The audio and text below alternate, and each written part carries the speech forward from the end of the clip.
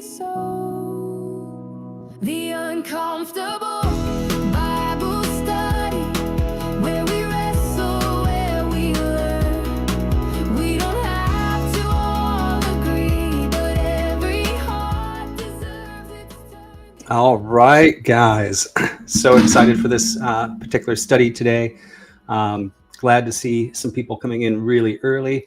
We've got Dog-Faced Dudes Deliberating, which I assume is actually our special guest. I'm not sure if that's the account he's on or if that's somebody from his crew. So good to see you. Thanks for giving everybody the update cleaner on the times in each time zone. We got Steelman, who came in number 2. I'm sure he's here because he's convinced that hell is in the Bible, and our study here is hell in the Bible? This is going to be one hell of a show. And how the hell is everybody doing? Hell or high water? We're going to make this a good show. I see we've got also Never Lucky Rubber My Ducky. He has been following us since the beginning. A lot of people have been following us since the beginning, so that's really been awesome. What is this? Grant's Grimity. Yes, we are live streaming. So we're here. Somebody may have noticed that somebody typed in all caps and the cap spot did not yell at you. So we're doing a little bit better there. I also see Patrick came in, and there's Marilyn. She's also been a longtime supporter. Karos Bandit. Also good to see you guys. So I'm excited that we're getting a good crew in here for the beginning of this episode. Like I said, it's going to be fun. I did want to highlight, since this is our 5th episode, maybe 5.5, because we did have a pre-episode. Since this show has started, we've had a Grillipus, Never Lucky, Rubber My Ducky, Average Debate Enjoyer, Sky Like Mine, Shiva, The Steel Man, On the Edge, Animated Effigy, and Comedy Debate Analysts have been pretty much here since the beginning and engaging in chat. So big shout out. Also some honorable mentions to, Benjamin. He's been actually watching before he's even come on as a special guest. Board Sergeant at Arms, Abe Dinkus, David, Brandon Mize, and Wicket Wally. You guys all also get some honorable mentions. So super excited to have all of you guys that keep returning and keep supporting the channel. So we've got some people waiting in the back here. But before I also point them out, I did post the Discord in the chat. You can scroll up to find that. I'll actually share that here. Where is Discord? So if you join the Discord, we've got some cool things going on in there. We do have our general chats, but we have the Tubbs section, and that's what we affectionately call the Uncomfortable Bible Study, which is our Tubbs study here. And I have been putting summaries of each of the episodes, categorized in episode 1, where we talked about the Bible.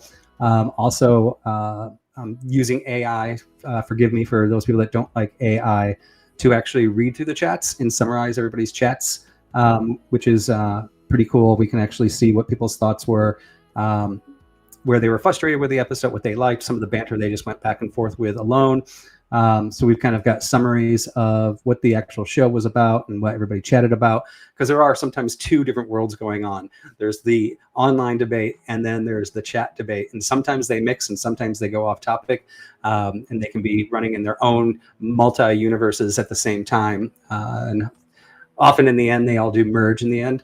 At the end of this show, we will open the panel again. I think that was pretty fun last time. I did have to step away, and I noticed it stopped, and I don't know why it stopped, because I actually don't have sleep on my computer. It doesn't go to sleep, but I'll try not to walk away this time, so that that open panel at the end can continue going. So I apologize for that technical mistake last time, but hopefully we've got everything a lot more situated. As I get through these episodes, we keep on getting better at them.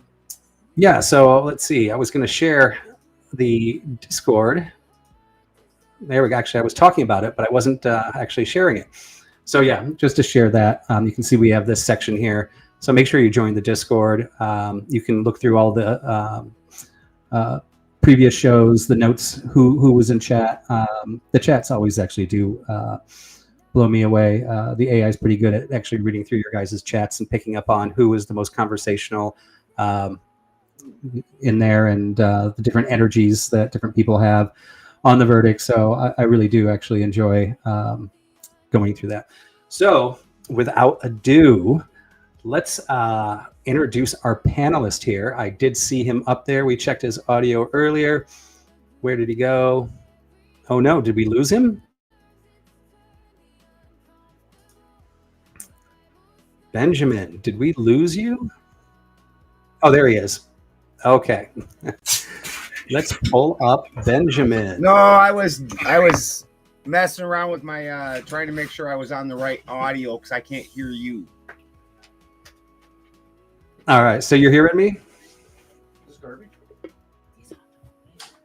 No, I'm on air, Dad. Dad, I'm on air.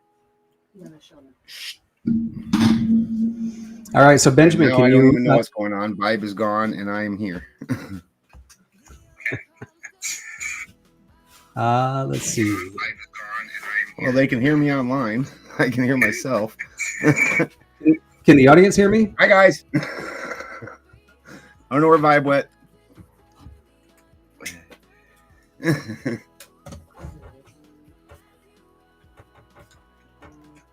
Okay, 1 second here. Why does this say there's only one participant? Let's see. Okay, 1 second here. Why does this say there's only one participant? There we go. Can you hear me? Still can't hear you. This is weird. All right. Average debater, can you hear me? Weird. We see and hear Vibe and Ben. Okay. So for some reason, they can hear me, but only Ben can't hear me. Let's just test with Cleaner here. Cleaner, can you hear me? Yeah, I can hear you. Can you hear me? I can, but your mic is really low, and I have you all the way up on this side. How about now? Ah, much better, much better. Okay. So this must be a Benjamin thing. We're just testing with somebody else. Can you hear me? It was. It switched my speaker output. I had to go find the speaker output, and it's not. I can't get to it from this page, so I had to back out and then go to the page right before you go in. All right, perfect. Yes, I pulled you up on screen, just you. I didn't actually disappear. I was going to let you introduce yourself. Tell us a little bit about your channel, Deliberating Dog Face Dudes. Tell us a little bit about you and like what type of value you think you're going to be bringing to this episode. I think it's perfect that you're on this episode because I don't know if people know like what your theological background is, but I do think it pulls in an interesting conversation into this whole thing. And anything else that you want to say. So I'm going to go ahead and hand it over to you, give you full screen, and let you do your intro. Thank you, Bob. Hi, all. I'm Benjamin Balderson. You can find me on Benjamin Balderson or Deliberating Dog Face Dudes. Also, any of our back information you can find on alanmarcus.com. This is a very interesting episode that's coming up here. Myself, I'm an Odinist. And I think as we're going to get into the episode, that there was a lot of borrowing from heathen cosmology, and then even from other things like Dante's Inferno, in order to get the representation of hell that we have today. There isn't a strict 1-for-1 where you can open up the Bible and go, "Yep, here's the description of hell. That's what the preacher said." That doesn't exist. So there's a compilation of different things that are getting put together. I'm known for doing alchemy and off-grid living, and I look forward to talking to y'all. All right, awesome. And let's bring up the rest of our panel here. I'm going to just do it in order in the queue here. So we're going to start with Cleaner 409. Okay. Hi. Hi. I argue things. It's fun.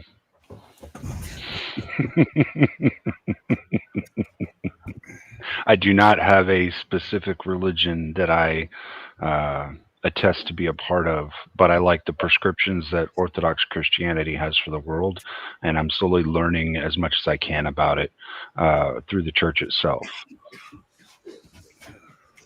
Very good. And I love debating with Cleaner. Anybody that hasn't checked him out, make sure you're following him. And you know, he's a good dude in that I think he has a very sensible sense of debate that I really look up to.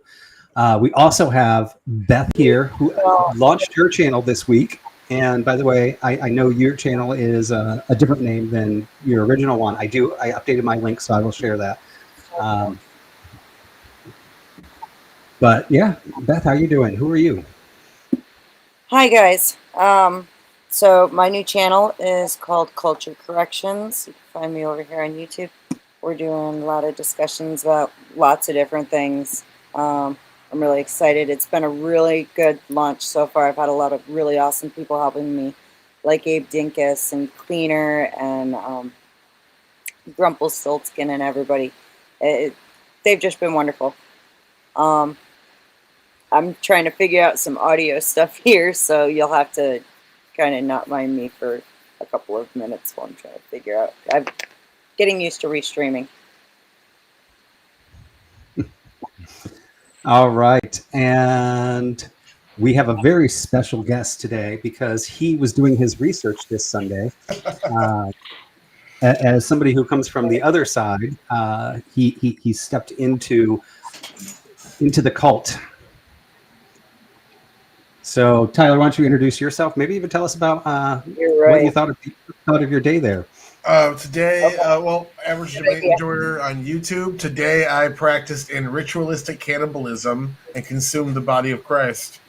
Although it was pretty nice, the whole thing was very serious, professional. It wasn't. And sorry, say there, Tyler. Beth, do you mind muting? Sorry. So yeah, the whole thing was nice, professional. Everyone was very kind to each other. It was nice. I just, like, not for me, but I'm going to support my wife. So that's all. It's a good time. But so today's topic is something I've been kind of waiting for. I have a lot of major points. So like aside from what we talked about previously, where different versions of under the Christian umbrella disagree on a lot of different things. Aside from that argument, especially morality being disagreed upon and what scriptures to use and blah, blah, blah. Aside from that argument, how hell is defined is even its own sub-argument beneath that, where even different groups disagree within each other.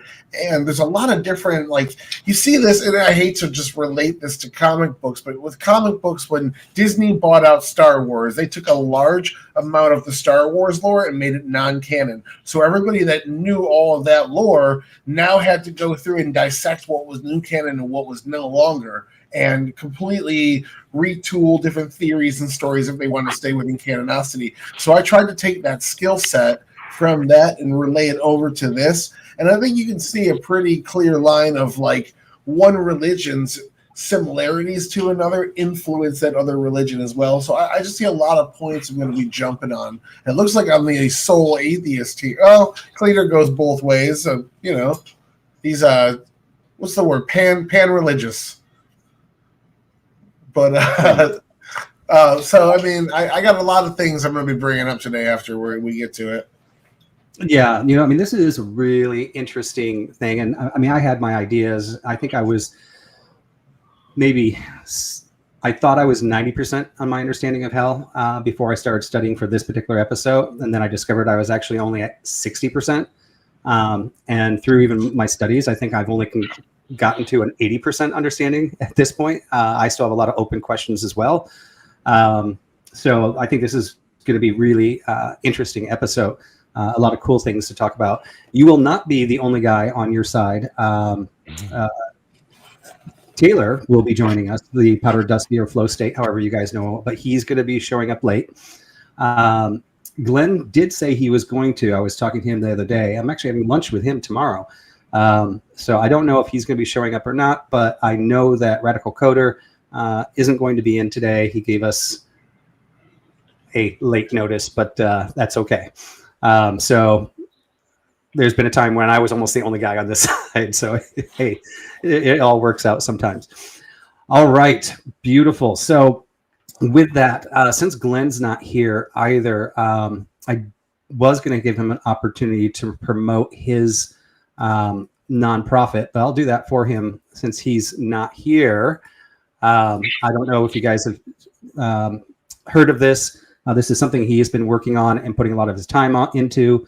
This is one of the reasons you may not be seeing him stream as much, because his finances and his efforts have been going here. It's called the Sons of Thor. Some people get a little confused because it is Christian-based.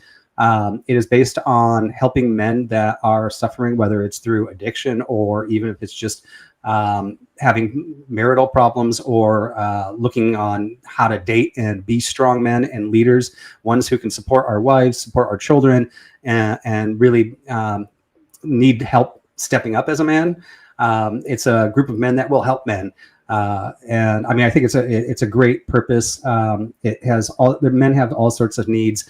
It really is based off of the ironing, sharpening iron, where one man that has gone through it and has stepped through to the other side can help that man that is trying or doesn't even know how to step over to the other side when he's suffering in marriage, when he's suffering in addiction, or whatever there is out there. It teaches men how to man up, how to take responsibility, and how to lead as a leader of a family and be a role model to their children. So if you guys are interested in that, make sure you check it out. It's a great purpose, and I really like it. That's why I'm meeting with him tomorrow. I really want to talk about this more and see how I can help him move it forward as well. So make sure you check that out. If he does jump on, I'll let him give a shout out on that in the end. Right, so I got that off my task list. I have one other thing here. So I think it's important as YouTubers that we support each other. We've got everybody that's on the panel today and some of the ones that aren't in the panel here. You've got me. If you're watching on another channel, please come over to mine, hit the sub button, and then go back to your channel and watch on your favorite channel. We need those subscribers. So, and I love seeing you guys in my chat, because I actually guide the shows based on what's happening in my chat. But I don't want to steal from anybody else's sites either. So if you prefer watching it in your favorite stream, stay there. We've got Benjamin Balderson here. Like I said, check him out. He's great. He was one of the first people to ask me to come on his channel when I first started streaming. So I am thankful to him for bringing me on. I had a great debate with them. Watched Ryan on his show the other day. Maybe that's why he didn't show up today. Maybe you scared him, Ben. So he didn't want to come back. I'm sure he doesn't mind. He'll jump into anything. That's what I love about Ryan. The new URL for Beth. Well, we got the culture correction here, 315. And then everybody else's that's on there. Make sure you check them out. I put them in the links in the description. If they're not in this newest one, go back to one of the older episodes. I always make sure they, after the episode, depending on who shows up, that I include those things. So with all of that, I'm sure everybody is ready to jump into this. And I know Steelman was telling me he doesn't think that I can prove that hell is not in the Bible, which is our number one question. And something kind of interesting into exactly what Taylor's claims were earlier. Yeah, we already did our special guest. My slides are a little bit behind. I think this is a really good looking picture of you, Ben. So I like finding AI cleaned it up for me. Nice and neat there. That is nice. Yeah, you look like 10 years younger right there. Yeah. Only have like 4 grandkids in that picture instead of 8. So this is what's great about having Ben on as an Odinist on the channel. So I'll admit it, the is hell in the Bible is kind of a hook prompt, but it actually has some truth to it. So I can give 2 really quick answers. The short answer is if you look in the King James Version, you will find the word hell in there, I think 56 times. You'll also, in the NASB, which is a more literal translation than the King James Version, you only find it in there about 13 times. And so then there's a question, and this I think actually goes back to the Greek version. I think they did this with the word Hades as well. When we're actually looking at the King James Version, which made hell part of the Bible, they took hell when they're translating the Greek versions and the Hebrew versions of the Old Testament, and they applied it 56 times to 4 different words in the Old Testament and the New Testament. Sometimes they translated Sheol, which is a shallow grave, to the word hell. Now, why did they change it to hell? Well, they stole it from the Germanic interpretation that most people knew, that there was something called hell. It was the realm of Loki's daughter, and its daughter's name was Hel, just one L. So Loki's daughter is actually hell. So when doing the King James Version, they basically said the best word for Sheol is going to be hell. But what I think they personally made a mistake on is then they also translated Hades to hell, and they also let me bring my notes up here of all the different versions. It's funny, I'm looking at the same things.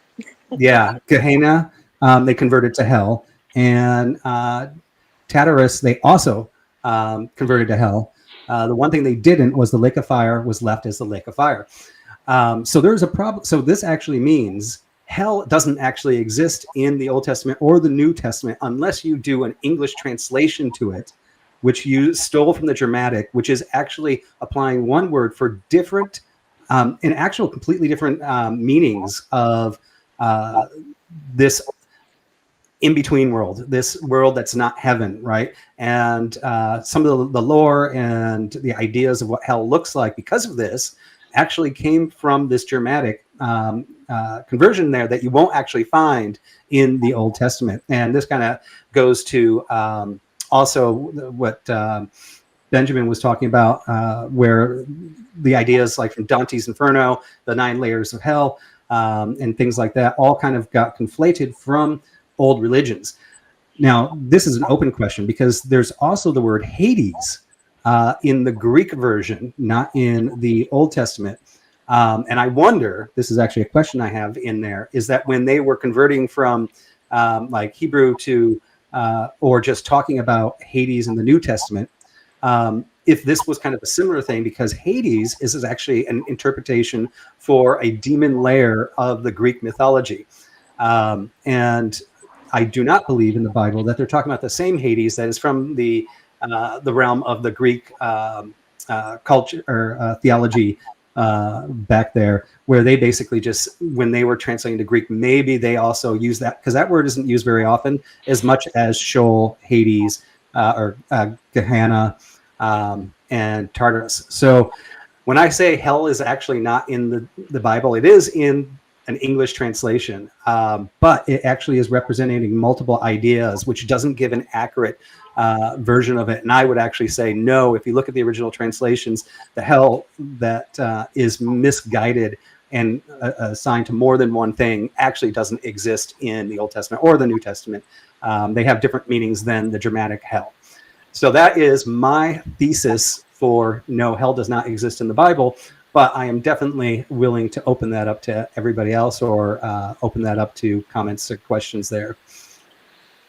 I had something when it comes to Sheol, and that is there's at the very least a belief structure that, and it's kind of referenced a bit in oh goodness, it's in Revelation somewhere, that Sheol is more of like the waiting place when we pass away. At least it was in prior to the crucifixion. That was where they waited. This is where Jesus goes down. He comes back up, and it says that, I've got to find that, actually. I'm totally unprepared for that one. My bad. But you know what I'm talking about with that, right, Vibe? Yeah. So I mean, this is actually an important thing, and this was going to be the next talking point as well. The 2 hells. So most people think of one hell, but I think it's pretty implicit in all versions of Christianity that there are 2. There is a final, which is the lake of fire, which is revealed in Revelations. During Revelations, when Jesus returns, Satan, all the demons, and everybody in Hades, or and you pronounce it Sheol. I was saying Sheol. Yeah, Sheol. Sheol. I'm gonna find that. I could be pronouncing it wrong when I was saying Sheol. So my apologies there. Everybody says it different. Everybody says Right. all the words different, so it's all good. But yeah, I mean, that's a good point. And I really think that's when we're starting to get in the meat, right? So I think all Christianity, forms of Christianity, believe that there is this in between, right? This would be, but what that is, because some actually believe, because Sheol is a shallow grave. If you look at the non-religious version of that text, however, in some instances, like in Isaiah, they do talk. It's more referred to as a realm of the dead, right? A place of punishment. And there is, I have this one too, but where the thief and the rich man both die. The rich man goes to hell, and the poor man is held in the chest, the bosom of Abraham, and the rich man can see him in his chest in Sheol, right? So this is kind of making an interpretation that when there is this place that everybody is just going temporarily, purgatory, right? It's this temporary spot. And then once we get to Revelations, there's the second hell where everything is thrown into the lake of fire. And the lake of fire can also be referred to as a place that was created for the demons and, the fallen angels, and the devil. But there are other references that you can look into that actually says this is the final destruction. When you go into the lake of fire, it's not a temporary spot. It is basically ending everybody that is in that waiting period. It's ending the demons. It's ending everything. The only thing remaining after the lake of fire will be heaven. Well, then you also, there is a kind of Christianity, or well, I guess you could call it Christianity, called annihilism, right? Isn't that where they actually believe that with the second death at the coming, that hell is meant to be a prison and a punishment for the fallen, for Lucifer, for the fallen angels, and that God loves us as creation so much that it would be more of a permanent ending to the souls rather than actually going to hell. So I think that's an interesting one. I've got to find my notes here on that one real quick. But have you heard of that one? No. So how many, like within you're saying we're talking about NTSB, right? I typically go from the NASB version. NASB. Okay.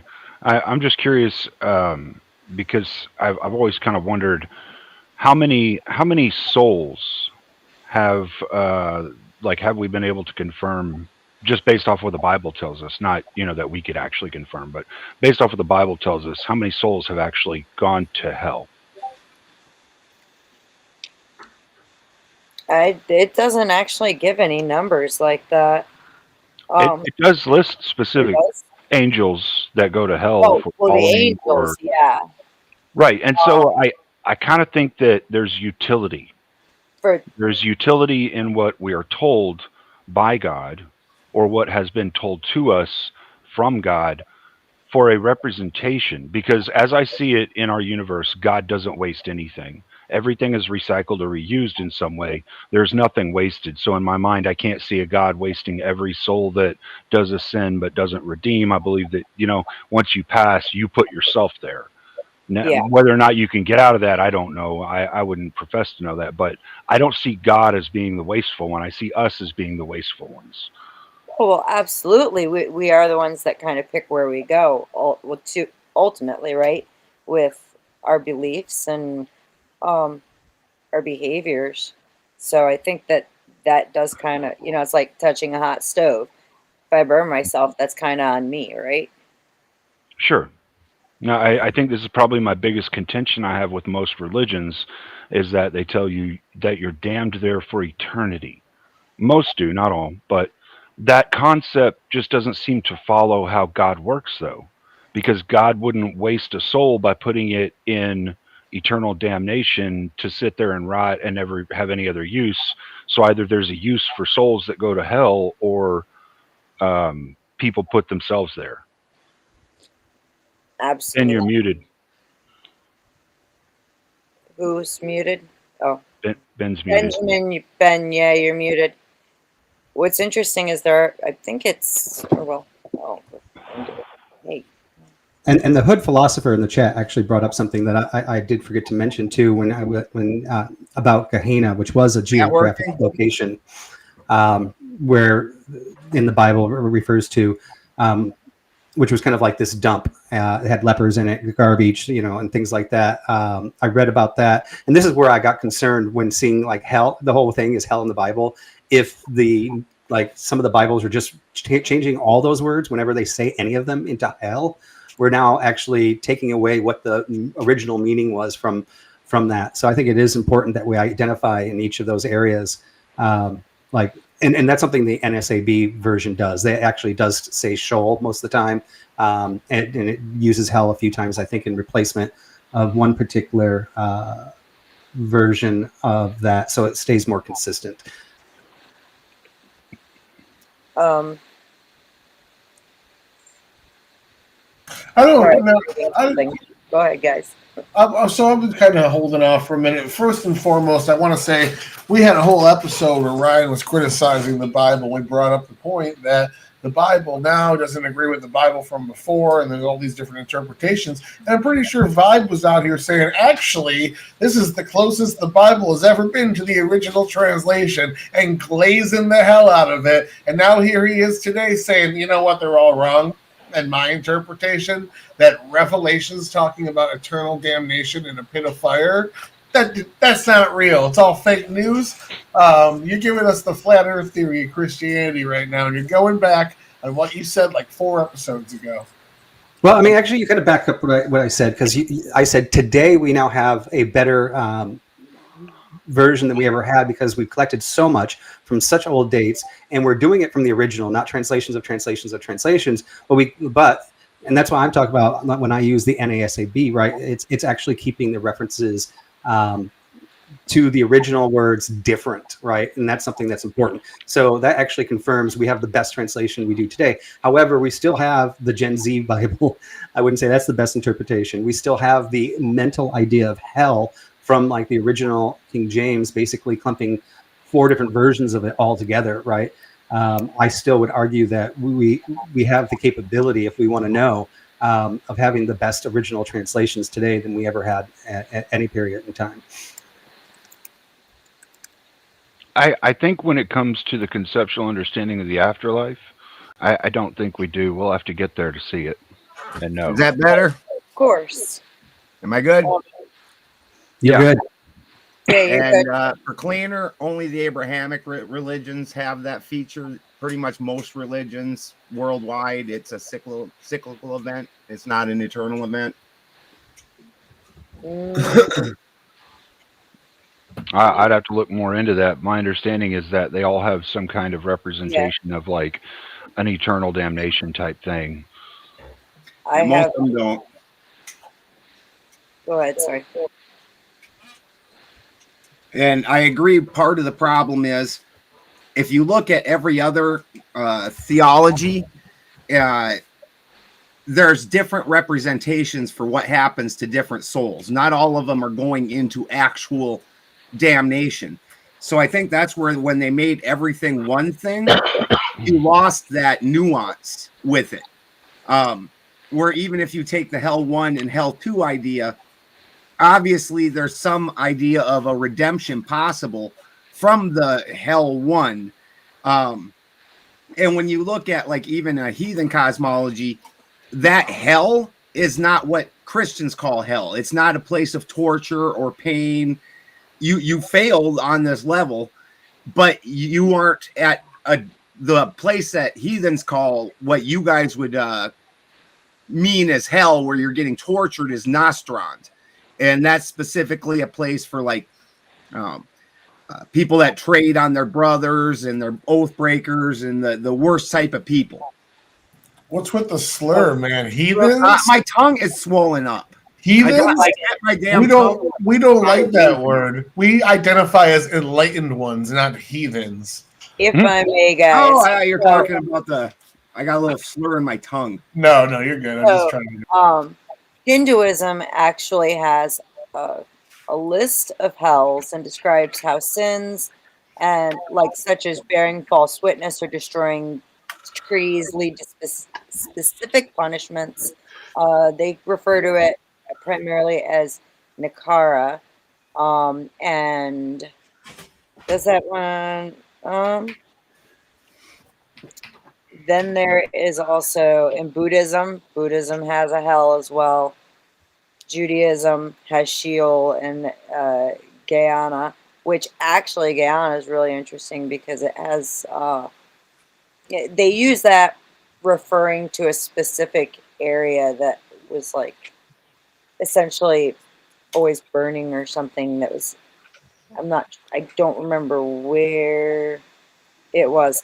But if you actually start looking at things like the Book of Enoch, in Enoch there is reference where Enoch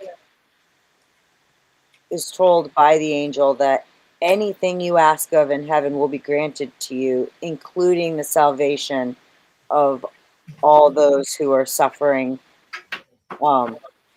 essentially in hell. But it's not, it's not put to be as hell so much. But Enoch has some strange ways of describing what happens after death. The thing I like about Enoch, though, is it doesn't try to say like while it says everybody else can have their salvation restored by somebody vouching for them or asking for it, requesting that. It doesn't say it'll be restored immediately. They may still have trials and tribulations in the afterlife they have to go through in order to get that redemption or that restored soul. So Absolutely. that's another. That's kind of the point I'm making here, is though that like we do not have. We have like the best understanding we can, which is like there's a good place and a bad place that people may visit after they pass, but we don't really have like the real understanding of it until we get there. We just kind of have our interpretation of what we believe is what's going to happen. By the way, to touch on what I had brought up before, see, I scrolled too far now. I have a touchpad, so I have to like touch it in order to scroll, and it drives me insane. The idea of annihilationism. It's the belief that after a period of punishment for their sins, the soul of unrighteous will be completely destroyed and cease to exist.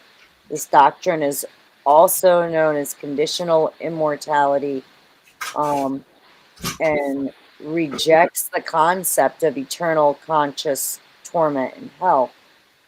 And it's actually held by multiple denominations.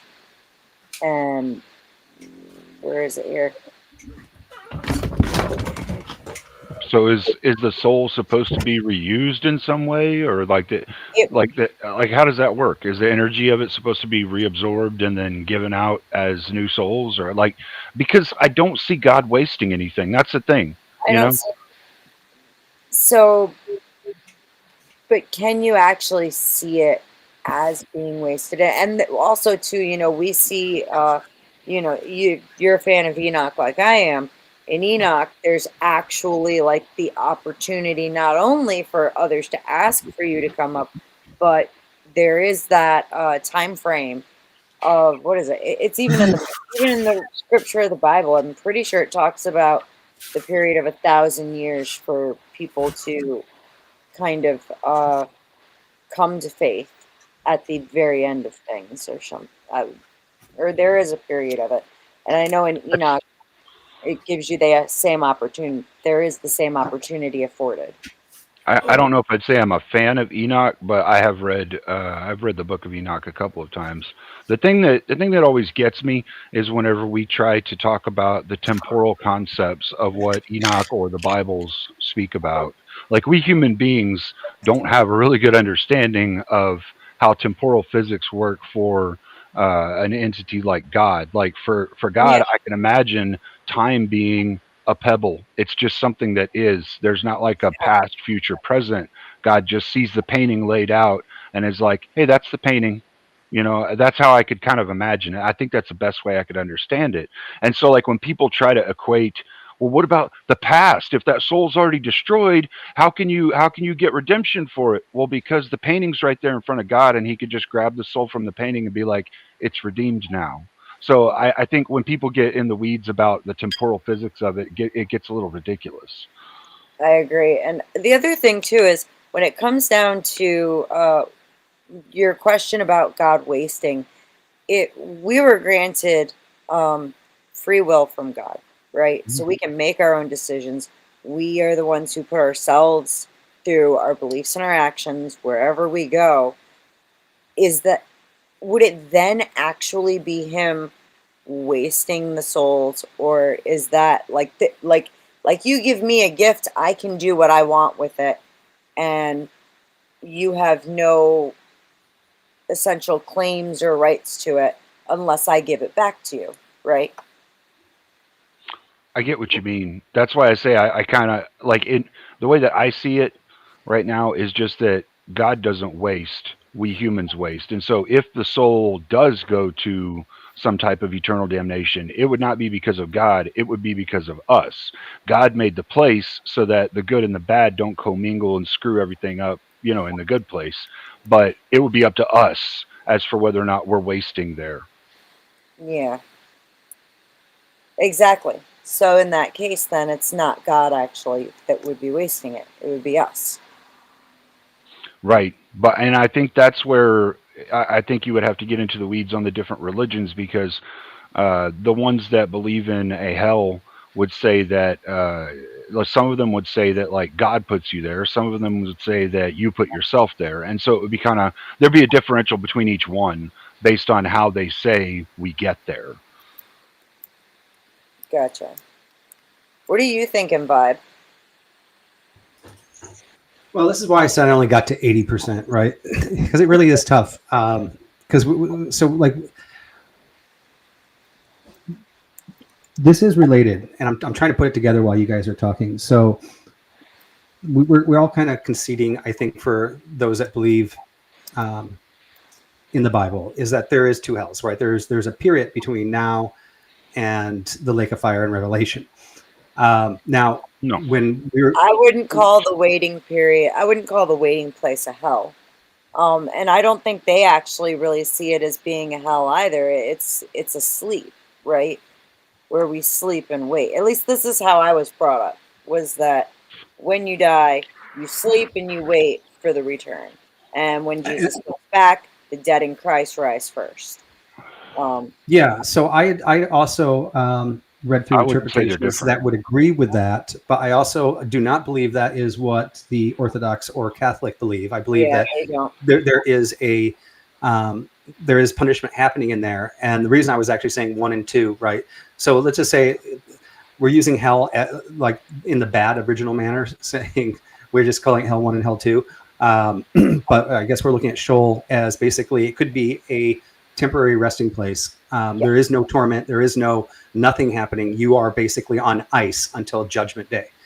I believe that there's another view that actually says that you are going to be punished during that period. And that was kind of what the whole thing with the poor man and the rich man was. Like, he's sitting there looking up, like he is conscious that somebody is immediately going to heaven, right? And then there is a question, are we all actually in limbo, even the people going to heaven? My understanding is those are going to heaven are there immediately. The hell part, the final destination, is a waiting period. Now, what's happening during that waiting period, I was going to bring up, could there be multiple levels of that, right? So, like when God was judging the two cities, he actually judged them differently. He said, therefore, what is it, Sodom and Gomorrah? He said that one is going to get a stricter penalty. Now, is that stricter penalty happening during Revelation, or is it happening in that waiting period? And now, does that give us two different levels of hell one, right? And there are multiple verses in the Bible that actually talk about different punishments for different deeds, right? And we even go to the point where we actually say the angels have been cast down for future judgment. So they haven't actually been judged yet. They may be thrown into the pit, or they may be judged not to be in there. So in the sense, now this is now I'm still working it out myself, right? And that's why this is a study. I'm not arguing any of these. I'm literally trying to sort it all out. But going to Cleaner's point, to bring it full circle, if nothing's wasted, is there this potential of basically everybody is executing their level of sin in whatever level it is, and at that point, if you actually finish whatever God finds justified, are you brought back into the system? Which is kind of the next topic I also was going to kind of go into, which is like, can you get out of hell 1 or hell 2, or are you forever there? And that would actually go twofold: one, going there as a believer, and two, going there as a non-believer. And what does that look like, right? I'm trying to consolidate exactly what Cleaner was saying. How can God make a perfect system that, you know, recycles everything and end up, like they always say, anything bad that happens, God turns into good? So how, in the end of the story, even if we don't understand it, can he make everything that was bad good? I know it's not the most put together, coherent thought. I kind of want to go right now. I want to go down a quick line of questioning. I was kind of holding off and letting everyone get all their other stuff out. So I've been looking into a particular line of questioning because you don't believe that there's a hell per se. So there is a period where after the rebellion, Satan is cast out into what's described as a bottomless pit for 1,000 years in Revelations 20. And he's there for about 1,000 years, and then for whatever unspoken reason, not in the Bible, it's in other sources, but I'm just going off of biblical canon here. For some unspoken reason, he is allowed to roam freely. He's no longer in that pit that of endless torture that it was described he was in. To me, that kind of is, it seems like a little bit of a mix-up between the New Testament, because it's originally stated he was thrown into the pit that the Jewish religion was talking about as Sheol. What was it? Sheol? Sheol, yeah. So he was thrown into Sheol, and then 1,000 years later just reemerged. But in later translations, he was bound to the lake of fire, and then just suddenly wasn't anymore. The only justification I can find is people theorizing because free will is allowed and God wants people to be tested, that Satan's necessary as a force to keep around, essentially, and was released. Well, I think that was what I was talking about with, all right, so there's going to come, my understanding, at least from what I was always taught growing up, is that there will be that period of time where, yes, he will rule over, Satan will rule over the world, and during that time, there will be the opportunity for more to come to faith and be redeemed. Yeah, that's my understanding. That's what I was raised to. I'm more going after Vibe's point, though. Like, if these places don't exist, where exactly was this rebellion banished to? How were they able to escape 1,000 years later and torment the living world? And why? Like, why do they still exist? If there's no hell, where do they go? And how, in a sense, do we not end up there based on your views, essentially? That I'm just looking at the biblical scripture that states it exists. So I don't know. I'm kind of trying to form the question off of all the shit I've been reading. Vibe, you want to take this one? No, you go for it. Which verse was it again? What was that? Which verse was that, Taylor, that you were talking about? I'm looking at a lot of shit. I'm going through Matthew, Revelation for different depictions of the Bible being, of Satan being released from this bottomless pit, as said in the Old Testament. 1,000 years later, is released from a bottomless pit. He's active, and Job mentions him, and other people. Like there's the Garden of Man. I wish I knew these names a little better. Where Jesus has a conversation with that was with God. Man, I'm all cross-wired right now, but I got a bunch of things in front of me. I can pull you out which one's which. But at the end of the day, it's Peter. Peter and Job both show that Satan's alive and active on the living world, and this is after he'd already been cast away to the pit. So at some point, that eternal damnation for Satan had ended. And what is yes? Otherwise, how the hell is he active? Nobody's been thrown in the pit yet, or the fire lake of fire yet. That has not happened yet. Yeah, no, that doesn't happen yet. That's the big final judgment. But what I'm reading is just after the rebellion, he was cast into a pit for 1,000 years. Is that not true?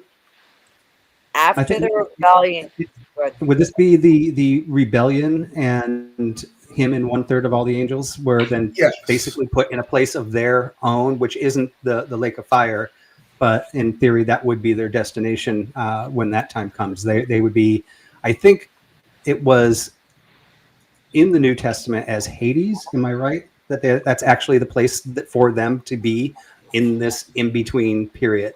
Yeah, so that they went to this purgatory we're talking about, then, is what you're saying. Yes. And if that's what I also kind of assume that could be it. If that's the case, then is it really purgatory? Are they awaiting judgment there? Yes. So, there is, let me pull that up.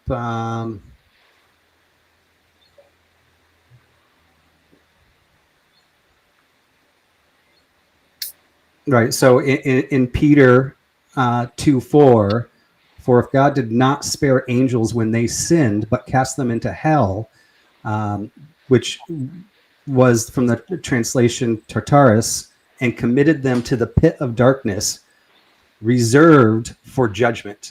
Now, I'm curious what you guys think that means, but if they're reserved for judgment, that means that their final destination is not necessarily, it's still reserved, right?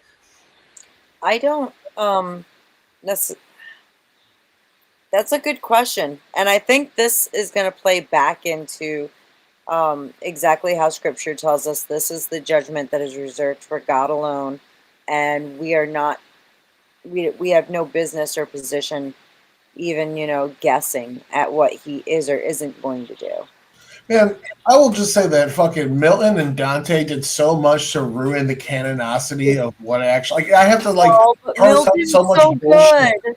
And even if it's good, it's still like fan fiction that makes it so hard to research this shit properly. Because I'm constantly catching myself quoting them and realizing I'm getting shit wrong.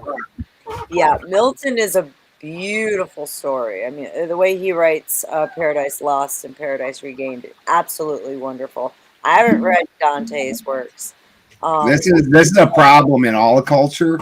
Believe it or not, more religious things are based off of plays and media, like Dante's Inferno. It's a divine comedy. It's a play, and most people's ideals of hell come directly from that. Like the whole purgatory idea. There's two hells in Dante's Inferno. The one more than that. I think there's 9, right? Well, there's let me talk. Sorry. There's a hell where people have basically already been judged, and that hell has 9 levels. Then there's another area that also has 9 levels, and that one is more things that you're able to redeem yourself from in some way. So, like as Dante's walking through that area, as he gets rid of his sins, the different guardians for each area wipe away the letter off of his head that's representing that particular sin. Where the other hell, there's no redemption in that one. But again, though, you need to remember you're referencing essentially what is fan fiction. Yeah. Well, that's the case. Most people carry that forward as their religion rather Well, I'm than curious. the Yeah, religion. they do. They do. Well, so I'm kind of curious, like, and this would be, I guess this would be an atheist asking this question, but when you said that's really just fan fiction, is that not what the Bible is? Just fan fiction in atheist minds and in the minds of some other religions? Uh, in their minds, probably. However, when it comes to Dante and Milton, they would be considered, far more modern.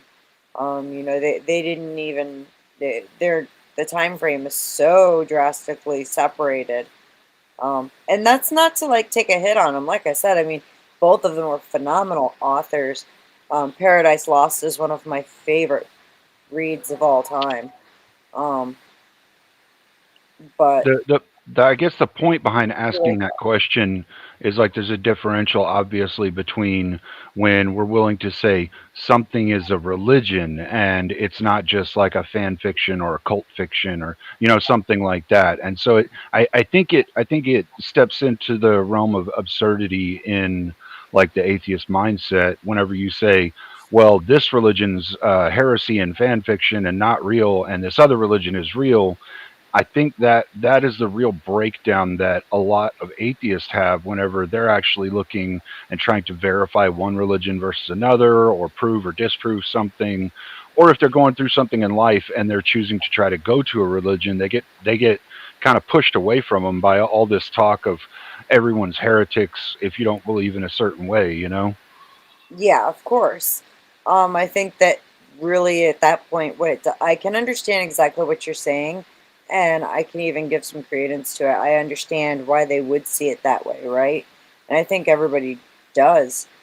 I think the thing comes down to the actual timing of when it's written, and the who knows who and the tradition that's been held up for thousands and thousands of years in comparison to when you look at writings like Milton and Dante, where they, there aren't churches that are created off of that, or traditions or rituals that are upheld. It doesn't actually follow the same suit. But I do get what you're saying. Absolutely. Excuse me for just one And second. I would disagree with that. I would say that more people religiously follow those things and know those things and worship those things than they do of anything out of the Bible. Yeah, I'm talking about from like the atheist point of view, looking at it or coming towards a religion. Like I could see why whenever everyone's saying, "Well, my religion's the right one, all others are heresy," or something to that extent, right? Like they would be kind of put off, and why the beliefs get so kind of muddied for them, and why they end up turning back away from religion. Well, again, most religions don't have that feature. That's a really very much an Abrahamic feature. A lot of other religions tended to play nicely together. I don't know. I mean, I like we've kind of seen through history, even outside the Abrahamic religions, religions just go to bloodshed and war. Some of them even annihilating entire tribes or villages, completely destroying everybody that ever believed in something, so that they could not have to compete with that anymore. So, I mean, I don't think it's completely restricted. I get what you're saying, though, that it's like there's probably nowadays a lot less of them that are saying that. But I mean, even within that, like the beliefs that we have an understanding of is like there's a good place and a bad place to some degree, and whether or not we have like a defining characteristic for each, because none of us have been there. We have like these frames that we set up to try and explain them. So I would state that a lot of those wars were just neighbors' war. They weren't particularly religious. Religious wars came with the Abrahamics because they want to be, that one in particular wants to be a monolith. That's not a feature that's in most religions, where that need to be a monolith happens. Like, as an Odinist, there's nothing in any of our works that say if you don't believe in Odin that you're a bad person that needs to be punished. Doesn't matter. It doesn't matter whether you believe in Odin or not. The way I'm supposed to interact with you is the way I'm supposed to interact with you. Your religious beliefs have nothing to do with it. Well, what would be the differential within your religion that says someone's going to go to the quote unquote good place or the not good place? We also don't have a polarity like that.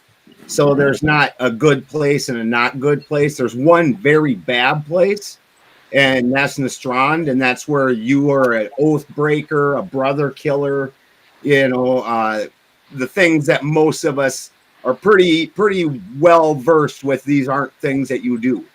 And well, that kind of sounds like a binary of some kind. That kind of sounds like it's not. So then from there, you have like our normal hell, which is just somebody who needs to go restart in this lifetime. Then we have the one that's most well known is Valhalla, and a lot of people believe Valhalla is heaven, and it's not heaven in any way, shape, or form. Valhalla is specifically for shock troops. So there's a Ragnarok. For our world, things are cyclical, and a Ragnarok is an end of an era and then beginning of an era. There's a war at the end of every era. They're the shock troops to go to war with Odin.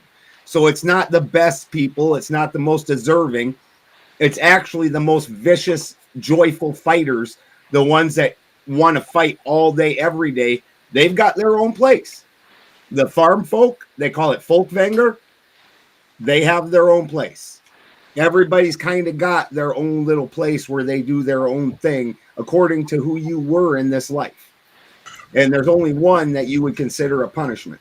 Can I challenge the statement that you were talking about non-Abrahamic religions being less religious? You can challenge anything I say, brother.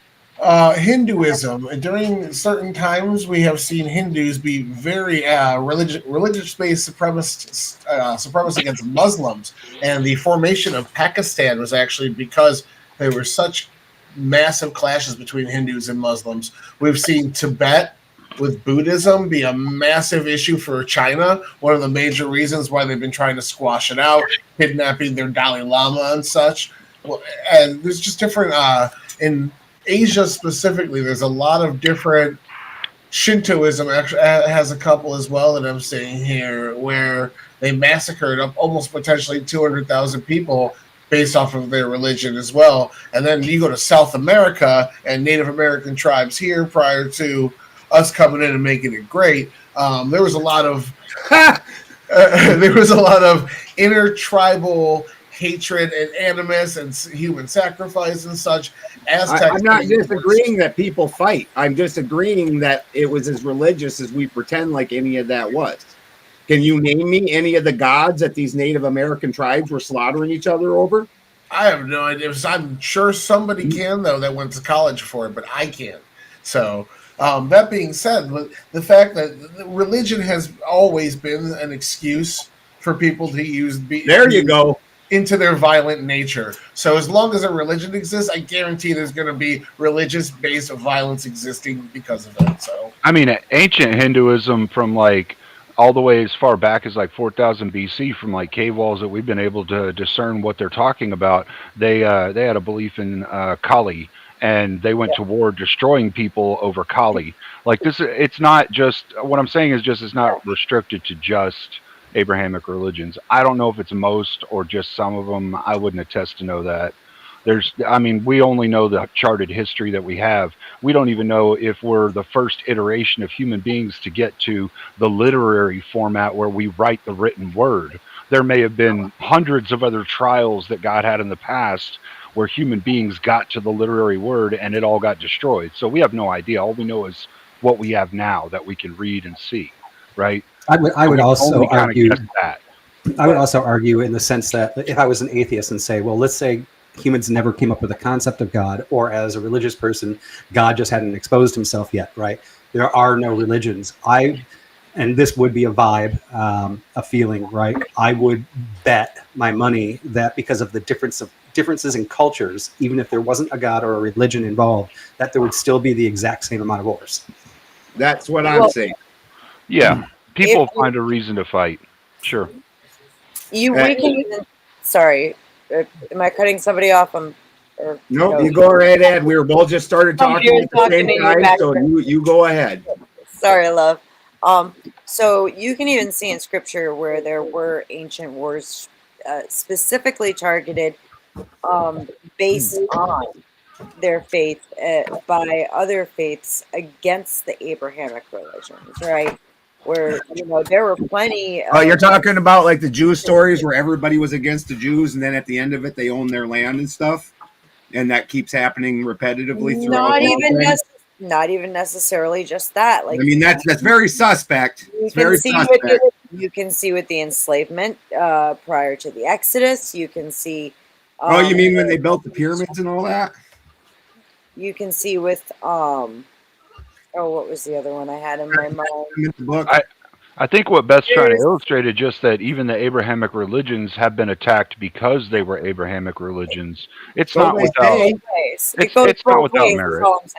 So they say, they still say that shit. And I mean, we do see it in the world Starbucks puts a mermaid on the cup, and the Abrahamics are like, they're attacking Christmas. My point is that it goes both ways. Just as how people love to claim the monotheistic Abrahamic faiths are constantly at war over their beliefs, we can see all the way back in ancient times where even ancient Egypt, which was polytheistic, enslaved the Hebrews. And other tribes did the same thing, even the Romans.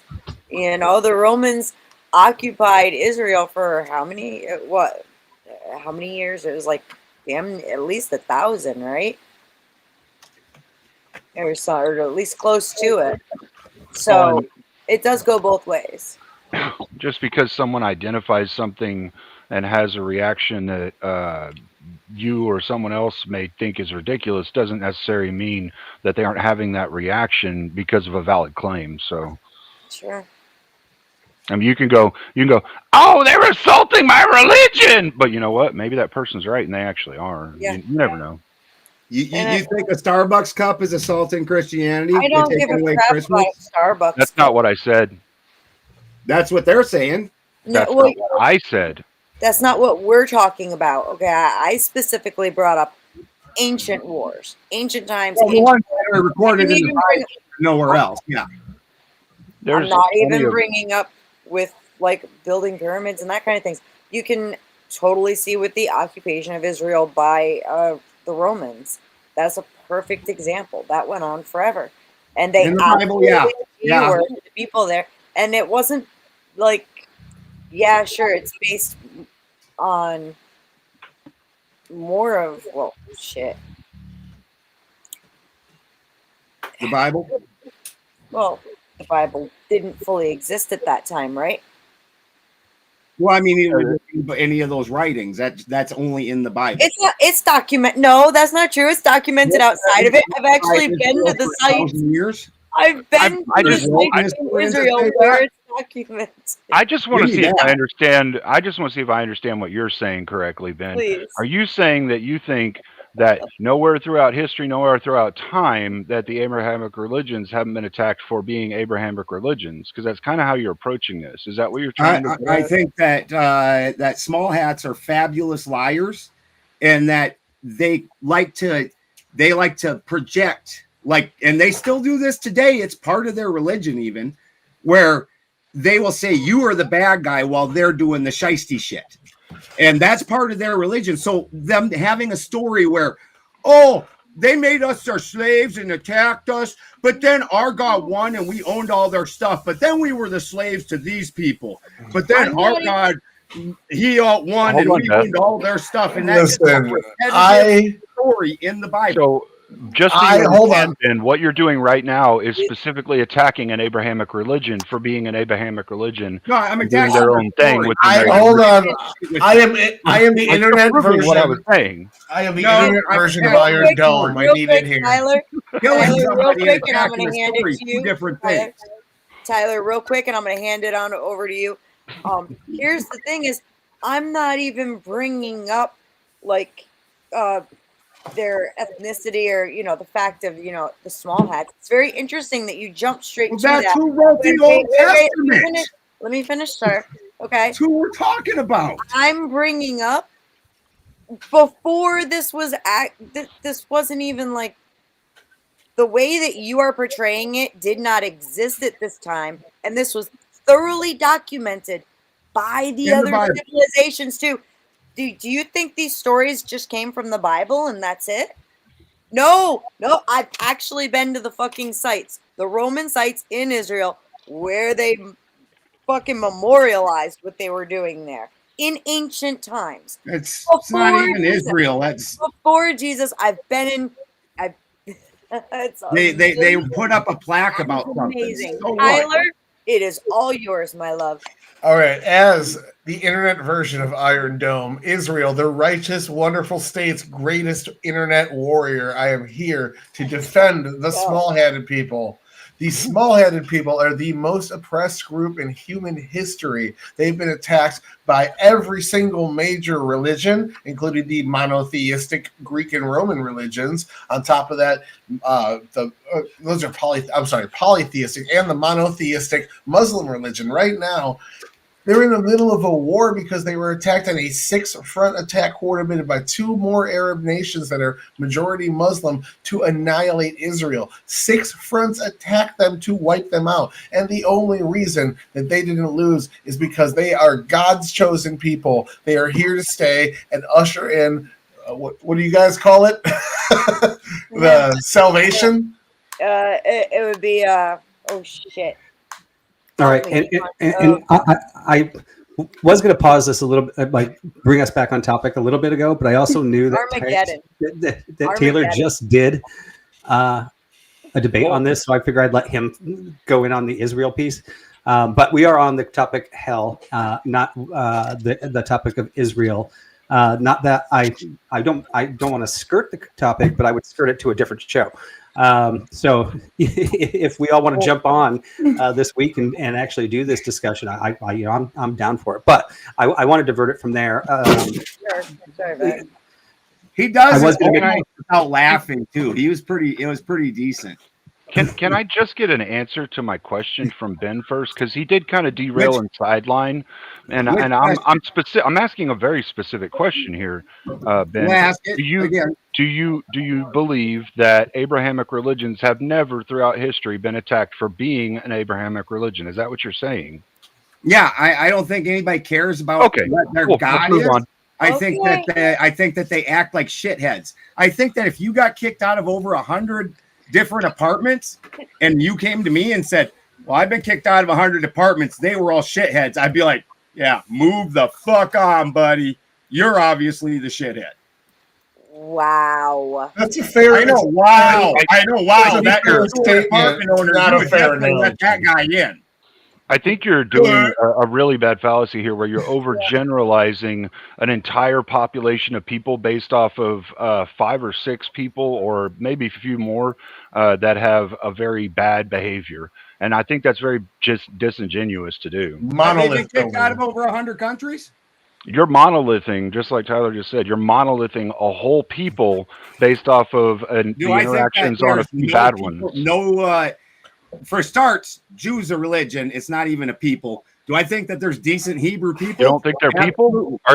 Did you just say Jews aren't people? Is that what you just said? I said Jew is not a people. He's going to Farrakhan. Open your ears. He's going Farrakhan.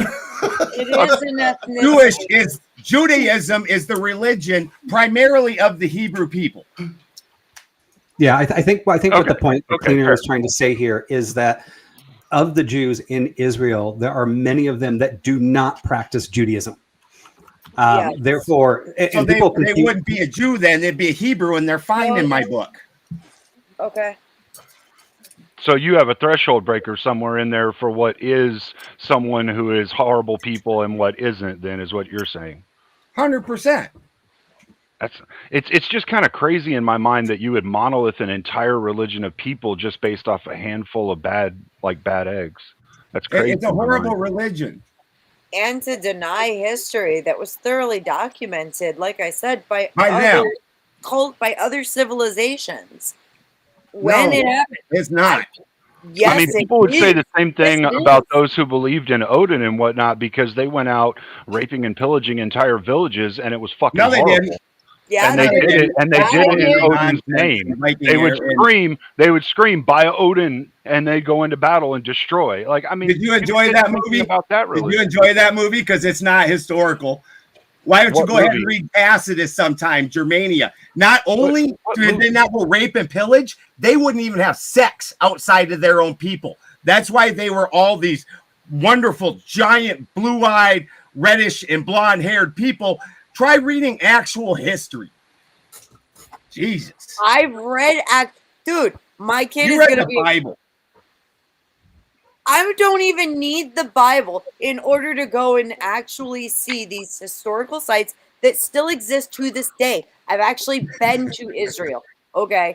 I've Yeah, been to yeah. the Israel that just started let's take existing Israel out of it. in the Let's take 40s. Israel out of it, Benjamin. Let's take Israel out of it. Let's talk about Egypt for a second, which thoroughly documented the Hyksos expulsion. And who were the Hyksos? Do you know? They were Semitic people from Israel. Did they go to hell for that? For expelling them out of their country? I would hope not, because then a whole lot of countries are going to go to hell for that. That's fair. That's fair. I wouldn't disagree with that. I'm not saying any of this. And look, Ben, it's going to hell. Again, that's not number one. That would be a silly basis to put it on, just because you kick someone off of your land. It doesn't even meet the qualifications for redemption scripturally. But even then, it's up to God. It's not my place or business to decide who is or is not going to hell or to speak on it in any way, shape, or form. Yeah, and Ben, I haven't read all of the texts having to do with your religion myself either.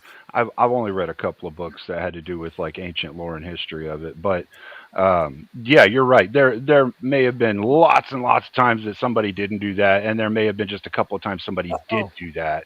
My point was just this: when you monolith an entire Did some religion, douchebag rape in a thing? Absolutely. Yeah, I get that. I get that. But that's what I'm saying. That's what I'm saying is like, just because you have a few people in a religion, it would be kind of disingenuous to monolith everyone in that religion as being a horrible person if you don't know if they're actually a horrible person. You see what I'm saying? That's what I was trying to get at.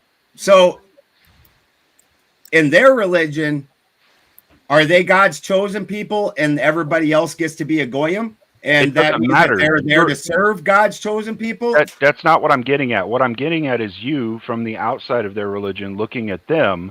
If you see somebody and you say, oh, well, just because of their religion, they're a horrible person, you're literally attacking their religion with your beliefs. Hold on, I just took a little dive into the Viking age between the 8th and 11th century, and there are documented times where Viking raiders attacked trade ships. They attacked kingdoms, and they intentionally desecrated Christian sites. They saw themselves as superior because they were winning all these battles against foreign adversaries. And in the Annals of Ulster of 821 CE, record Viking carried off numbers of women from Ireland in order to take them as female slaves for sexual purposes. Also documented the saga accounts, Laxdœla saga, mentioned using captors as you know, during the Viking era, they were primarily Christian, right? I'm just throwing that out there. And and prior to that, when they attacked holy sites, you can't leave out that the Christians burnt down ours right before that. Hey, they burned down each other's. On top of them, you leave out the cutting of Donar's tree. You leave out the cutting of Yggdrasil. You leave out the slaughtering of the Danesgeld. I'm not saying that there wasn't reasons for it. There wasn't an escalation. What I'm saying it wasn't because of Christianity. It wasn't because you had a different God. Excuse me. When exactly are you claiming that they were Christianized? There's been a heavy Christianization since 700-800 on. Okay. Yeah, I would say, Tyler, when were they taking people against their will? This was around 900. It's documented 821 CE. I'm not sure what CE means because I'm not a history nerd. CE is going to be modern era, and it's Okay. looking very much like it did not start becoming Christianized till 965 CE. Absolutely not. Yeah, these were Viking hordes, and they often would do offerings to Odin before battle. This is documented in Eabaigra saga. Sorry. All right, guys. I'm going to bring it back again because just like we weren't here to attack the Israel, we're also not here to attack the Vikings either. Sure. They did enough. I want the Vikings to be tough. You know, I like it. They oh were yeah, no. I mean, hey, these are all The great Viking era discussions, you know? wasn't about Odin though. Most of the Vikings were not even Odin. Didn't even follow Odin. The Christianization had heavily happened by then. All Yeah, right. we went on a weird Okay. road. So to bring us back in here, you know, we went through is hell in the Bible. I gave you guys my interpretation of that. We talked about multiple hells. This is kind of one thing that I hate about being a Protestant, my particular flavor is Baptist, and that's why I've been meeting with my pastor more often because of these studies, because I'm trying to figure it out. I do love it that like I can talk to an Orthodox person and they can say, well, I actually have no interpretation of this. This is what it is. Although I still kind of see that as their interpretation. I do not see myself as being educated well enough to make my own interpretation. But that's why I love having these discussions, right? And looking at all these different things and talking to different people, and even outside of our own religion. We started going off was when we were talking about like the fanfare canonization of the Bible, like with Milton and Dante's Inferno and things like that. I think it is a shame when I am talking to somebody and trying to make a logical, non-theological debate, but they know I'm Christian and they throw in some type of Christian thing about what they think I believe. The majority of atheists do have this conception that I believe what Dante's Inferno is, Milton, yeah, and even some of the Germanic or Greek theologies out there, all mixed in this hyper insane, non-real version of what it actually says. To be fair, that is what Dante's Inferno is. It's kind of a mush of a bunch of them. Yeah, but it also has made up stuff in there, you know. But here, I say that against atheists. Unfortunately, also in some of my own studies I do with men, I find that a lot of Christians have never been educated outside of that, and they also believe in these stories that actually are not part of the canon that we would consider official.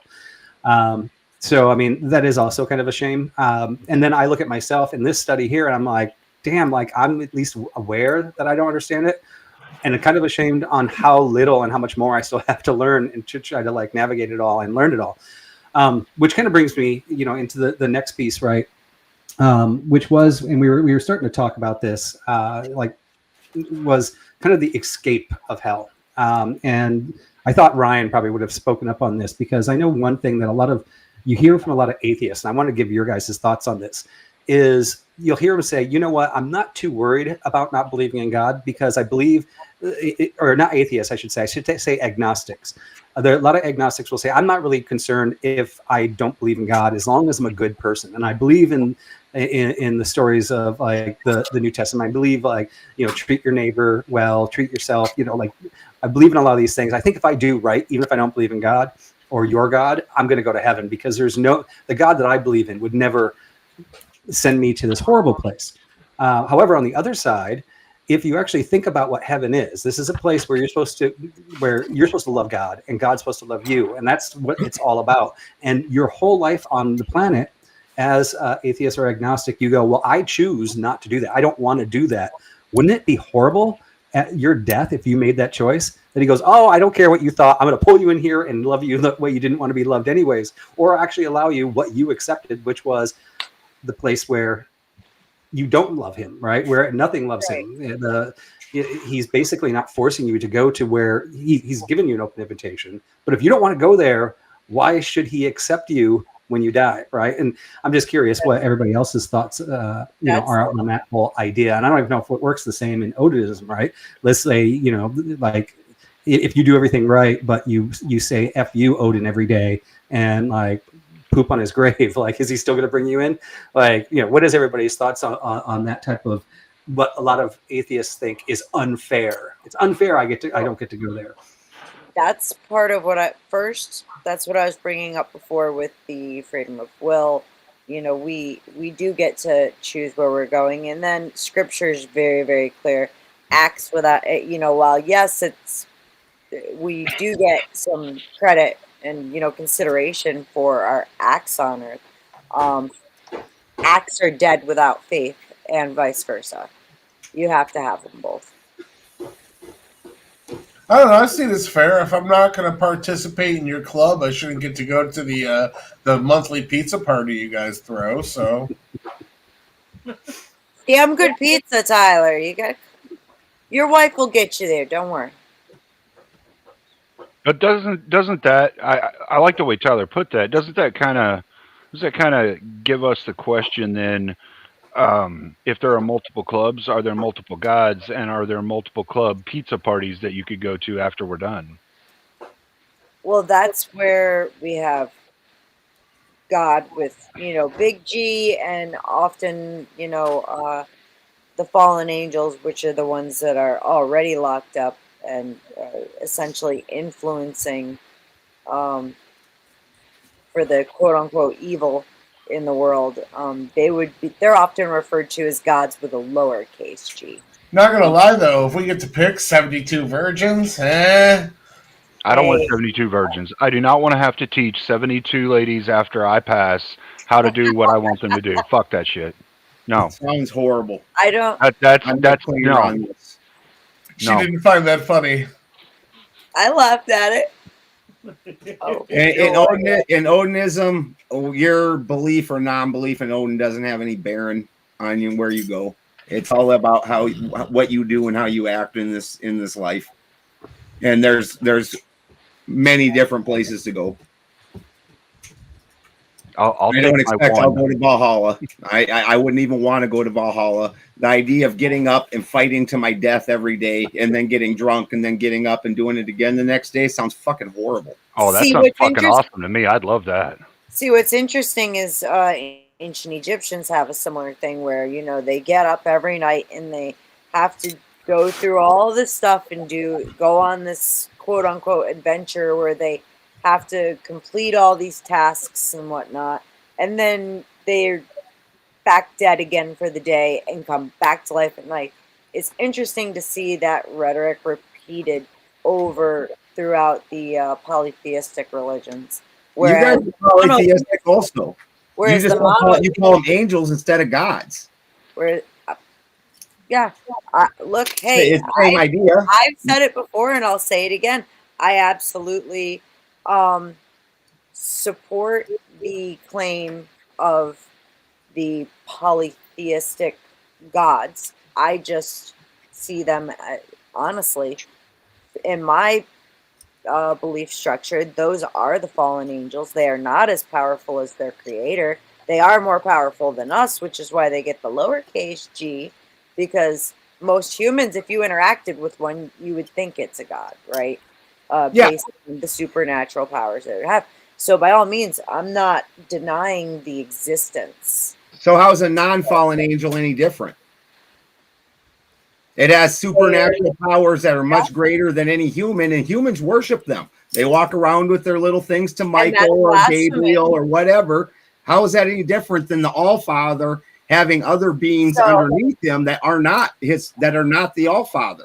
There is a difference between worshiping and, I guess, like calling on for help, right? Or believing that these entities will act on God's behalf to protect us in some way, shape, or form, right? That there's a huge. You have one head God and a bunch of underling beings. I have one head God who has a bunch of underling beings. How is it different? That's the thing, is it's not. You're still polytheistic. You're just using a different word. No, they're not gods. They're not gods. Just because you call them angels. Just because they You made up a different word, but they share the same I love how I characteristic. can't finish the sentence. Just because they have more abilities than we do as human beings does not make them a god. There is one God who created all of it. There's one All Father. Okay. Well, unfortunately, based on the stories that come out of the polytheistic religions and the structure of them, it's different. You know, you're worshiping my religion, my belief structure would say that you are worshiping the lesser beings, whereas Oh, we're aware of the way you guys see it. It's ridiculous. You know, it's ridiculous, but we're aware of it. And it's no different than our setup. We have Odin. Even if I'm partial to Thor, even if I'm very partial to Thor, Odin's still the All Father. What's interesting is God's still God. What's interesting is that What's interesting is that I validated your belief structure and didn't call it ridiculous. No, you're driven. Your supposition that yours is above ours and that ours is fallen angels. That's the ridiculous part. I said. See, you can say you validated it, but you validated it as being lesser than yours. So that's the ridiculous part. Yeah. This is. I mean, here's the truth. To you, ours is lesser for sure. No, to me, you're not. How's that? I mean, does Odin support that God is a sub? It's just from a different region. I don't care what the Israelites do. We're not talking about that. We're not talking about them. That's where this religion comes from, is it not? Is it not? Well, you have many people. And mine comes from Germania. Mine comes from Germania. I don't care what the Israelites in their thing do. You can hump camels and drink goat's milk and do whatever. I don't care. Cool. But the thing is, I didn't sit here and insult your belief structure. Oh, you did. You put it as lesser than yours. Welcome. That's that casual shitting on. I'm less casual about it. First of all, I explained passive aggressive, massive aggressive. I explained what my belief structure says without insulting you. But you went. No, you did. You passively insulted. Really? I just do it very upfront. I'm so sorry that you. Are fallen angels bad? Or are they awesome? Are fallen angels bad? According to are they the bad guys? According to my belief structure, yes. And my guy is one of them. The differential between a polytheistic structure and a monotheistic structure is that you weren't really saying anything fucking nice, were you? A monotheistic structure has a god, and then there are other beings under them that serve them, but they don't call them a god. A polytheistic structure has more than one god. That's it. That's the difference. It's how we look at it. You guys named yours Angel. It has the exact same characteristics. What's the point? No, they don't. The point is it's the same system. You just use a different word. Angels sure, we use different words to define different things. That's fair. Why does that matter? Not to define different things. It's the same thing. But you guys want to pretend like you're. You already said it's a different religion. You're not. Like you already said, it's a different religion. So it's different things. Like it doesn't matter. I don't understand why we're arguing about this. It's a semantic that actually doesn't matter in the context of hell. It definitely matters. How? It definitely matters. How is this the stream I'm late to? Same. And they're trying to make a differentiation. And I'm telling you, it's not. It's exactly the same. That doesn't make sense to me. It's not the same. You're saying that you have one religion, one head god, and then a bunch of under beings that aren't the head god, but are more powerful than humans. Can I hear what Cleaner was trying to say, please? Cleaner, could you please repeat yourself, dear? I was just saying, if you're saying that one religion that says it has multiple gods and structures its beliefs around multiple gods and one god being the head of all the gods, and another belief structure says it has one god and there are other entities that support that god, while those entities may be stronger than us, they're not gods, we call them something different. You're saying those two religions are exactly the same. Is that take out the word God? Right? I know this is tripping you up. Take the word God out. You have one all-powerful being and then under beings underneath that, and then humans. Guess what? We have one all-powerful being, head God. Then we have under beings that serve head God. Then we have humans. Same thing. I get what you're saying, but the thing is, words have meanings. I'm aware. Like this is the problem we have right now. And making up a new word for a same thing. It's not the same thing, though. Give you guys some superiority you don't fucking have. We're just repeating. It's not the same thing. It is. Can we welcome Dusty real quick? Tomato, tomato, tomato, tomato. No, same thing. Nope. Same thing. All right, let's all agree to disagree on this one. Yes. No, because we're just going to agree circles, to disagree. right? So, if you want to move on, we can. But I won't agree to disagree. But if you want to move on, I understand we can. I think this is ridiculous, but I won't agree to disagree. I do too. Because words have meaning. You're like, no, this one's a tomato. No, this one's a tomato. They're totally different. I'm just saying. I'm not saying either one of you guys have to agree or concede. I'm allowing you both not to concede for the sake of moving on. Because I don't see what it offers to this. But something that is great about this particular conversation is the next episode is the study of the Nephilim and can we define it, God? Giants, right? And this actually all goes directly into how we break down that system versus how you guys do. So, I mean, if you want to line them up the same, and we don't, that's our opinions.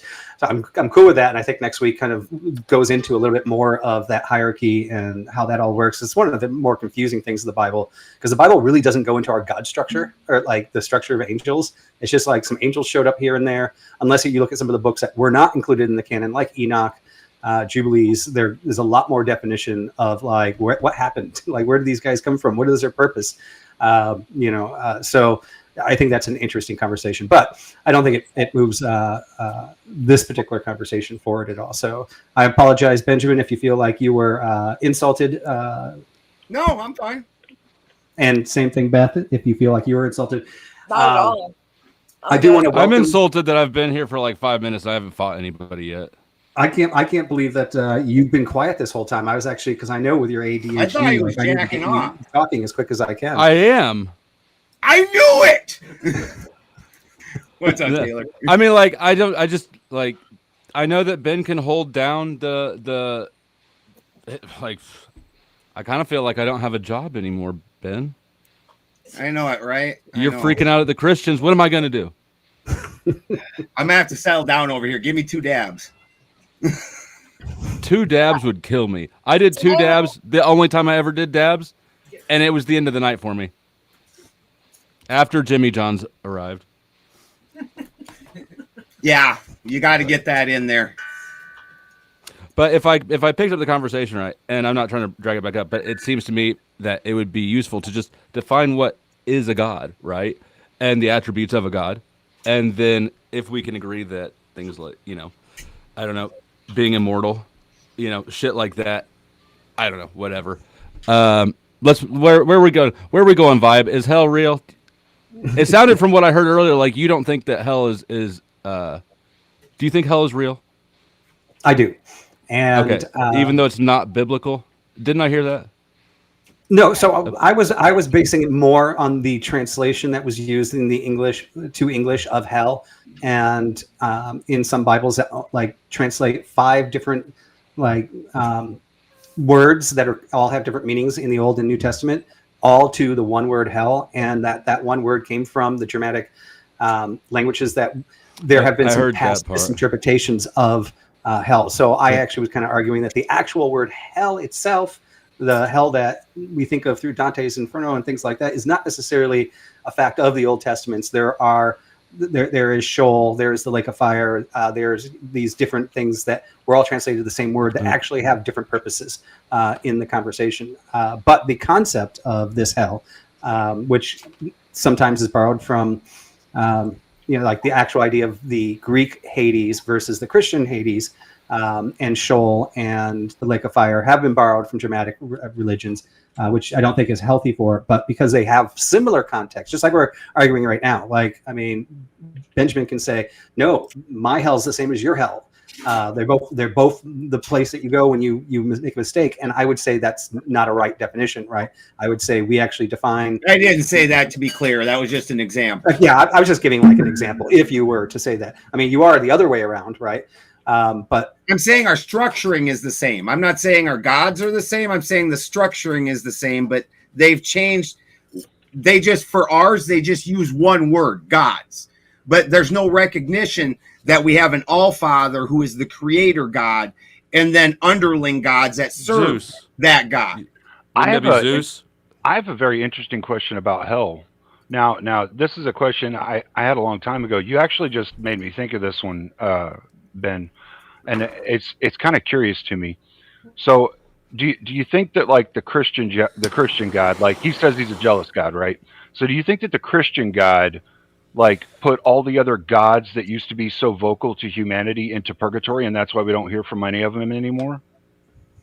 I don't hear from your Christian God either. So, I mean, yeah, he's a quiet God. He doesn't talk to us directly. I mean, all the time. Like, I guess there may have been some absentee father, but that doesn't answer the question. I like how you always dodge questions and don't answer them directly. Well, I'm saying I wouldn't expect to hear from any God. I've never heard of anybody talking. Maybe like the Christian God has talked to me. Do you think maybe the Christian God took all those other, I guess some people say false gods, I just say other gods, and put them in purgatory, and that's why we don't hear from them anymore. They used to appear to people. What holidays do you celebrate, Cleaner? What holidays do you celebrate? I don't know why you. I don't know why you think that the Jewish God. Yeah, I mean, you do Christmas trees, you do Easter bunnies, you do Halloween, Juneteenth. You're just in denial, but you're celebrating the pagan gods' holidays. I'm actually asking a question still, and you don't know what. It doesn't sound like celebrate. It sounds like you're taking a shot. You don't know what holidays they celebrate. I'm just saying, like the representation of the Christian God, right? The God that is like, jealous and doesn't want us believing in other gods. Do you think that like there might have been like some fight between all the gods, and like that God put all the others in purgatory, so to speak, and that's why he killed his son so he wouldn't have to stress about it? I'm curious. This is a genuine curiosity question. So I have directly interacted with Odin. He is active. Does he have less followers? Absolutely, than he did at the time. I think that the followers of these gods will interact with each other, kill each other off, and I in my opinion, there's their presence in our zeitgeist is driven by the followers of it. That doesn't really change whether it's there or not. And so the more followers you have, the more heavily that's going to be in the zeitgeist. So was that a yes or a no? No, it's a no. I said I've been interacting with Odin directly. He's not gone. Ah, okay. See, it wasn't a question. It was an antagonistic shot. No, I was curious. Cleaner. No, you're not. You're being a douche. Antagonistic. I'd have continued in on him and pestered him. Well, hey, Tucker Carlson was attacked by a demon. Let's talk about what day you celebrate as the Sabbath. Let's talk about what holidays you celebrate. Like the concept of hell is a pagan concept. Everything about your religion except for the name is pagan. Cleaner. What are you defining as pagan? Nordic, European pagan gods. Most of your ideas have been lifted off of us, and that you don't follow your original works. Well, see, and that was kind of my opening on this, was trying to separate what is talked in our Old Testament and New Testament from the stealing of the Nordic hell from Loki, and using that as the specific word in the English translation, because our hell doesn't actually line up with their hell. And Hades, right? I actually don't like that word being used even in the original ones, because there is also the Greek Hades, which is an underworld that is different than the hell that is actually described in the Bible. And then we have Dante's Inferno and Milton and things like that, where even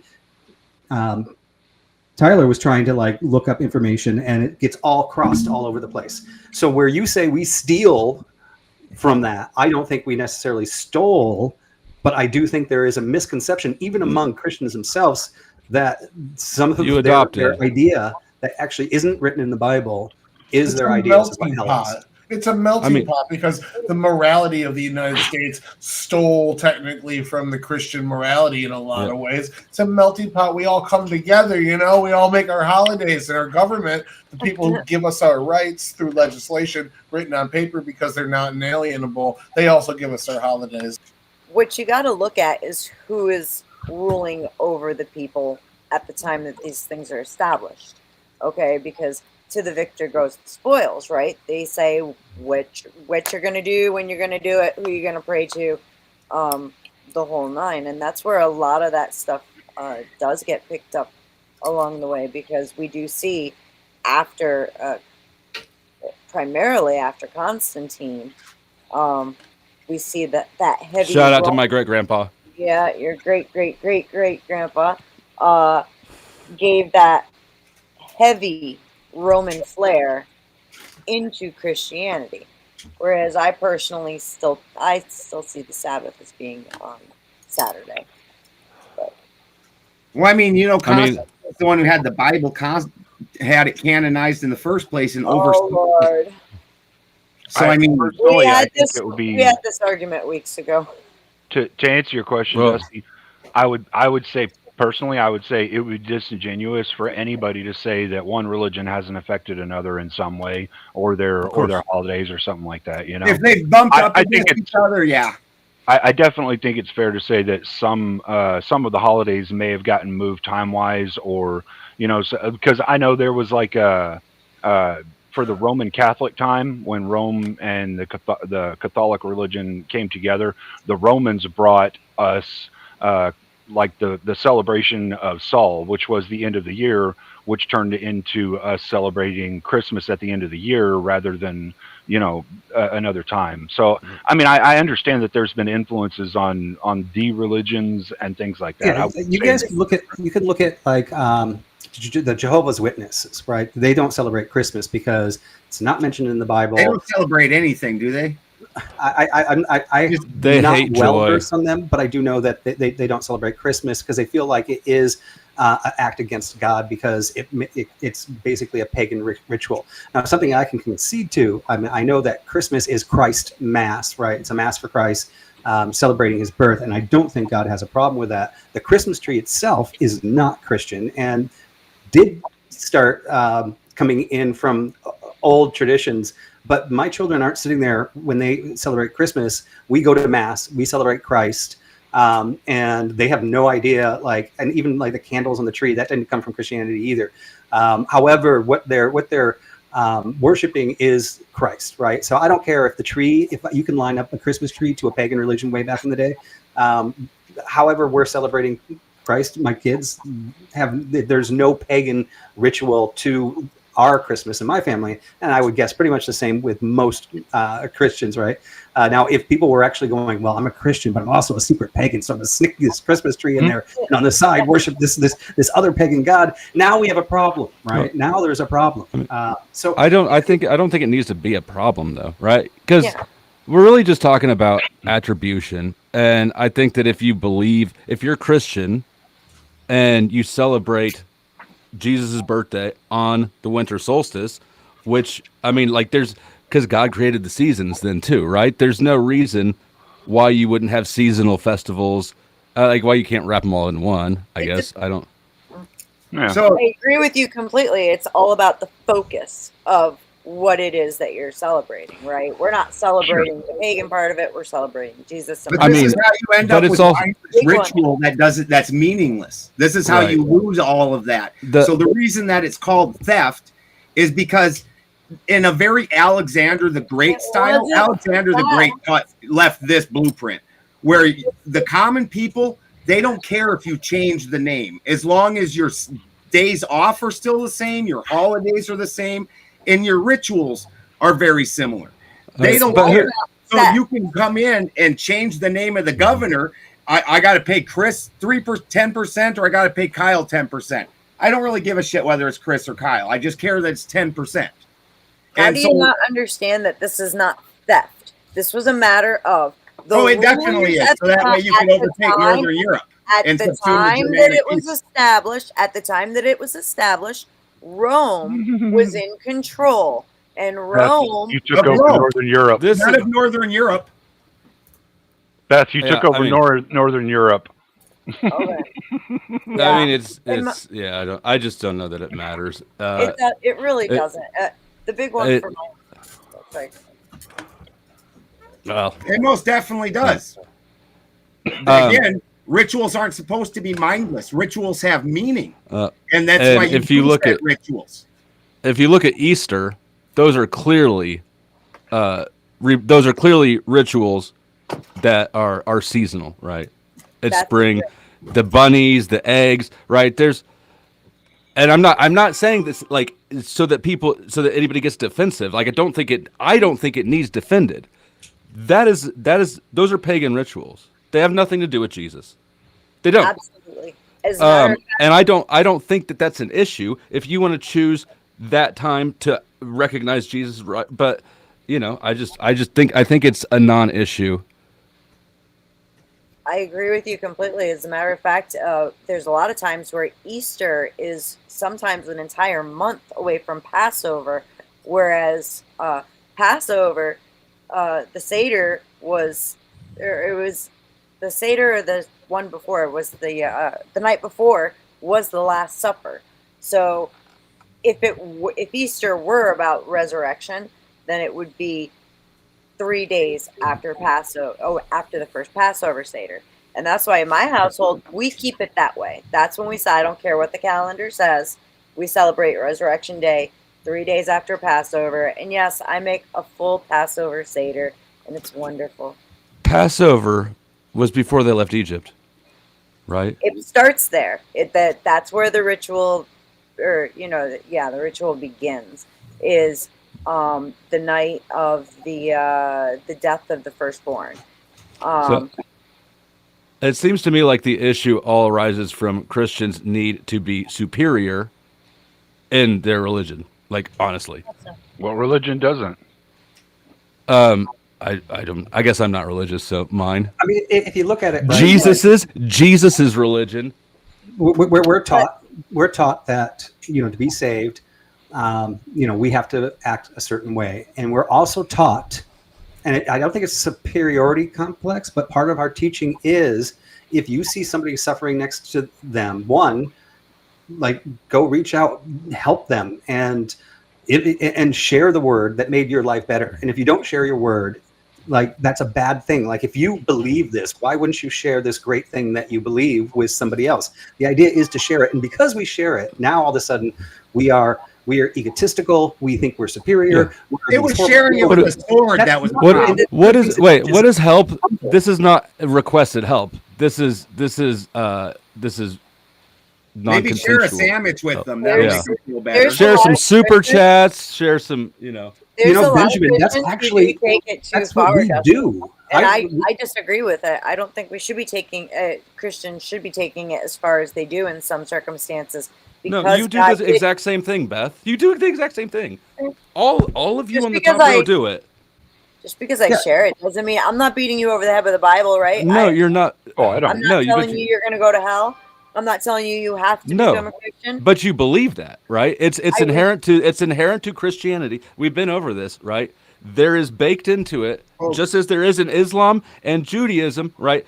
All these, I don't know about paganism. Maybe there is, maybe there isn't, right? It's baked into the fabric of the religion. There's a superiority complex. Absolutely necessary. It's not a superiority. It's a different perspective is all. It's not just a different perspective. They believe this. So from their perspective, if you don't listen to it, then you're fucked. Well, so from their perspective, to help you. From their perspective, we're going to be recycled into the torture forever because we're not as good as them, right? No, I don't. You don't want to do it again. We've been down this road. It's mandatory. The math doesn't math otherwise. I still stand by what I've said to you every single time, and that is that the ultimate decision at the end of everything, including, Well, I like know. the additional rain, is not my decision, and I have no business. No Yeah, shit. you're just Nobody shooting ever the saying it was. You're shooting the No. messenger here. Beth's just the messenger. She's just trying to Right. save your fucking soul. I'm, Even But I this, also I respect I you when know you that don't you're know. not God. Don't worry. I know that you're not God. What I'm saying is that your belief system inherently I is get one what of you're saying. superiority. There's no way around it. If you I get believe that everybody who believes different from you is getting scrapped by God, that's a superiority complex. I'm not offended by it. You don't need to defend the they're position. just I'm telling just saying you it the is way what it it is. is. They're just telling you how the world is from their belief set. And they're not saying they're better than you because they're just saying, hey man, Right. this is coming. They're saying unless they you believe listen. that God thinks they're right. They're You know, doomsday yeah. preppers. It's weird mental gymnastics. No. They're I more don't know. like doomsday preppers. They're like, look, this rapture thing's fucking coming, buddy. Look. We need to build you a bunker. We need to confess all your I'm kind of a doomsday prepper myself, and I know that Balderson is. I just can't keep chickens alive, but I do have clean water and 5 gallon jugs in the basement. We're ready for that Wait. shit. Does How Benjamin have can you chickens? not keep chickens alive? Do I what? Do you have Raccoons. chickens? Oh God, yeah. I have chickens, ducks, peacocks, turkeys. Okay, Friggin' I'll hit you up cows, offline because we're about alpacas. to Go build ahead. a chicken coop. So I need some advice because I've never done it before. I prefer ducks.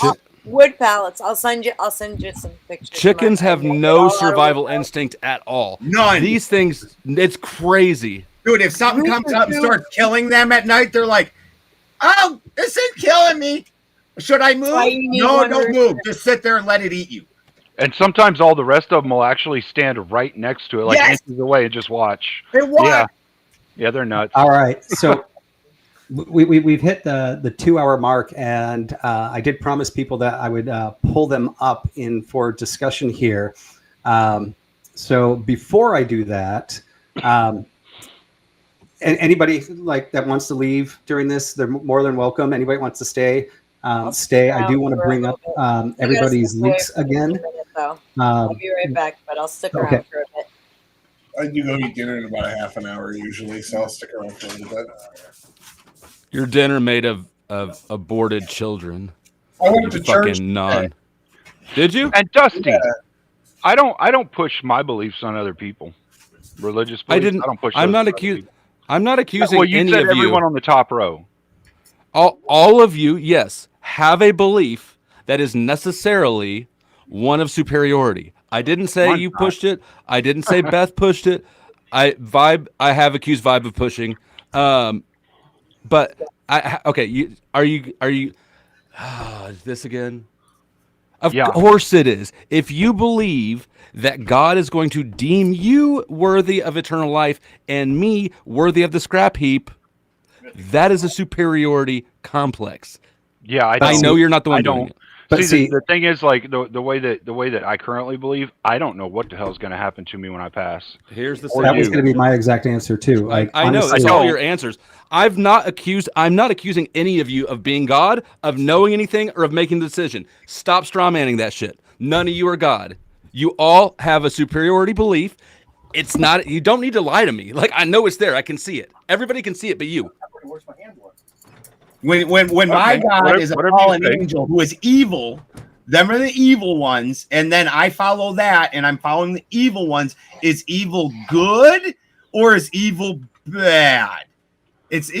We're the bad guys just by virtue of your fucking story. I think you're making a massive assumption that like I am of a specific Abrahamic religion and I'm not. Do you have believe Jesus prescriptions- is? Did Jesus die for your sins? I have moral prescriptions that I believe Jesus are die the for your best for us sins? to follow, but that's all I would attest to. Real easy test. Did Jesus die for your sins? I don't know. I couldn't tell you that. What do you believe about Jesus? Did he die for your sins, or is he just another nice dude? I don't know either way. Like I said, I couldn't You And Taylor, I mean- the way that I'm able to get by this, so scientifically, things don't just appear in one spot. Like you take a loaf of bread, you put it in a moist, warm area, mold starts appearing everywhere. It doesn't appear from one spot. It appears who's from- moist, warm area? You know, and you don't want to go there. Get a Okay. penicillin shot, things will grow. You don't want them to grow. Then it's worth it. Yeah, then it's worth it. Yeah, that's the extra. So I have no problem believing that the desert people over there have their weird jealous God. Cool. I have no problem believing the Native Americans have their God. When you look historically, the thing that anybody called the world was basically their travel area. It's specifically at one point in time, Rome called us the barbarian lands, and everything else was the world. The world meant the area under their control. I have no problem with the Greeks and the Romans having their own gods. They're not mine. My people are from Northern Europe. Odin was our god. You're not from Northern Europe, then I don't care. Cool. I've been to almost every religious ceremony I've had access to ever, and most of them I found call out. What was the question again?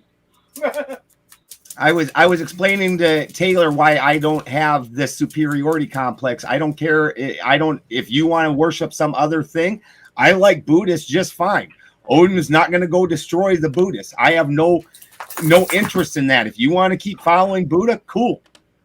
Fine by me. I don't think that Buddhism is actually a proper religion with a god. Well, but that's a difference. Yeah. It's a belief system. Yeah. It don't matter to me, and I don't find it superior. Now, my actions might be superior to yours.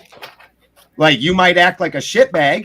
Now this is our actions. It's got nothing to do with your religion, and our religion does not actually buy us a ticket into heaven. Our afterlives, our actions do it.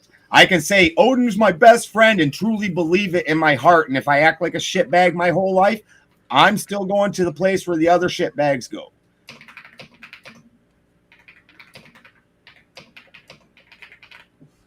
Hey, Do, Diligence, and Dub, can you guys cam up backstage first, just so I can make sure I'm not doing something unexpected? I can. We all know Duck. We all know. Oh yeah, Duck. And Duck. Which duck? Which duck? Okay. Cool. Thank you, Do. Oh, the interesting thing to me is, I'll just shut my mouth. Let me be peaceful. Let me bring the peace to these. Let's go back to Christians. that moist place you were talking about, Taylor. Let's go back to that moist place. Would that be the holy shit and the holy cow that makes the holy mushrooms that you can see Jesus through? If you take your two middle fingers, oh wait a second, that's no.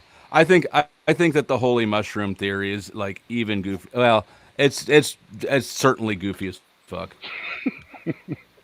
I think it's a little funny, Well, but part of the funny thing is though is you say that you don't you don't subscribe to this hell thing, and you think whatever you want, but it seems like you're really bothered, bro. Honestly. who are you talking to? I'm Doug? bothered that your mom started sucking my cock but didn't finish it. You're definitely bothered, bro. You are so bothered. Oh, low That grade would bait. bother me too, to be fair. Nobody likes blue balls. No, what?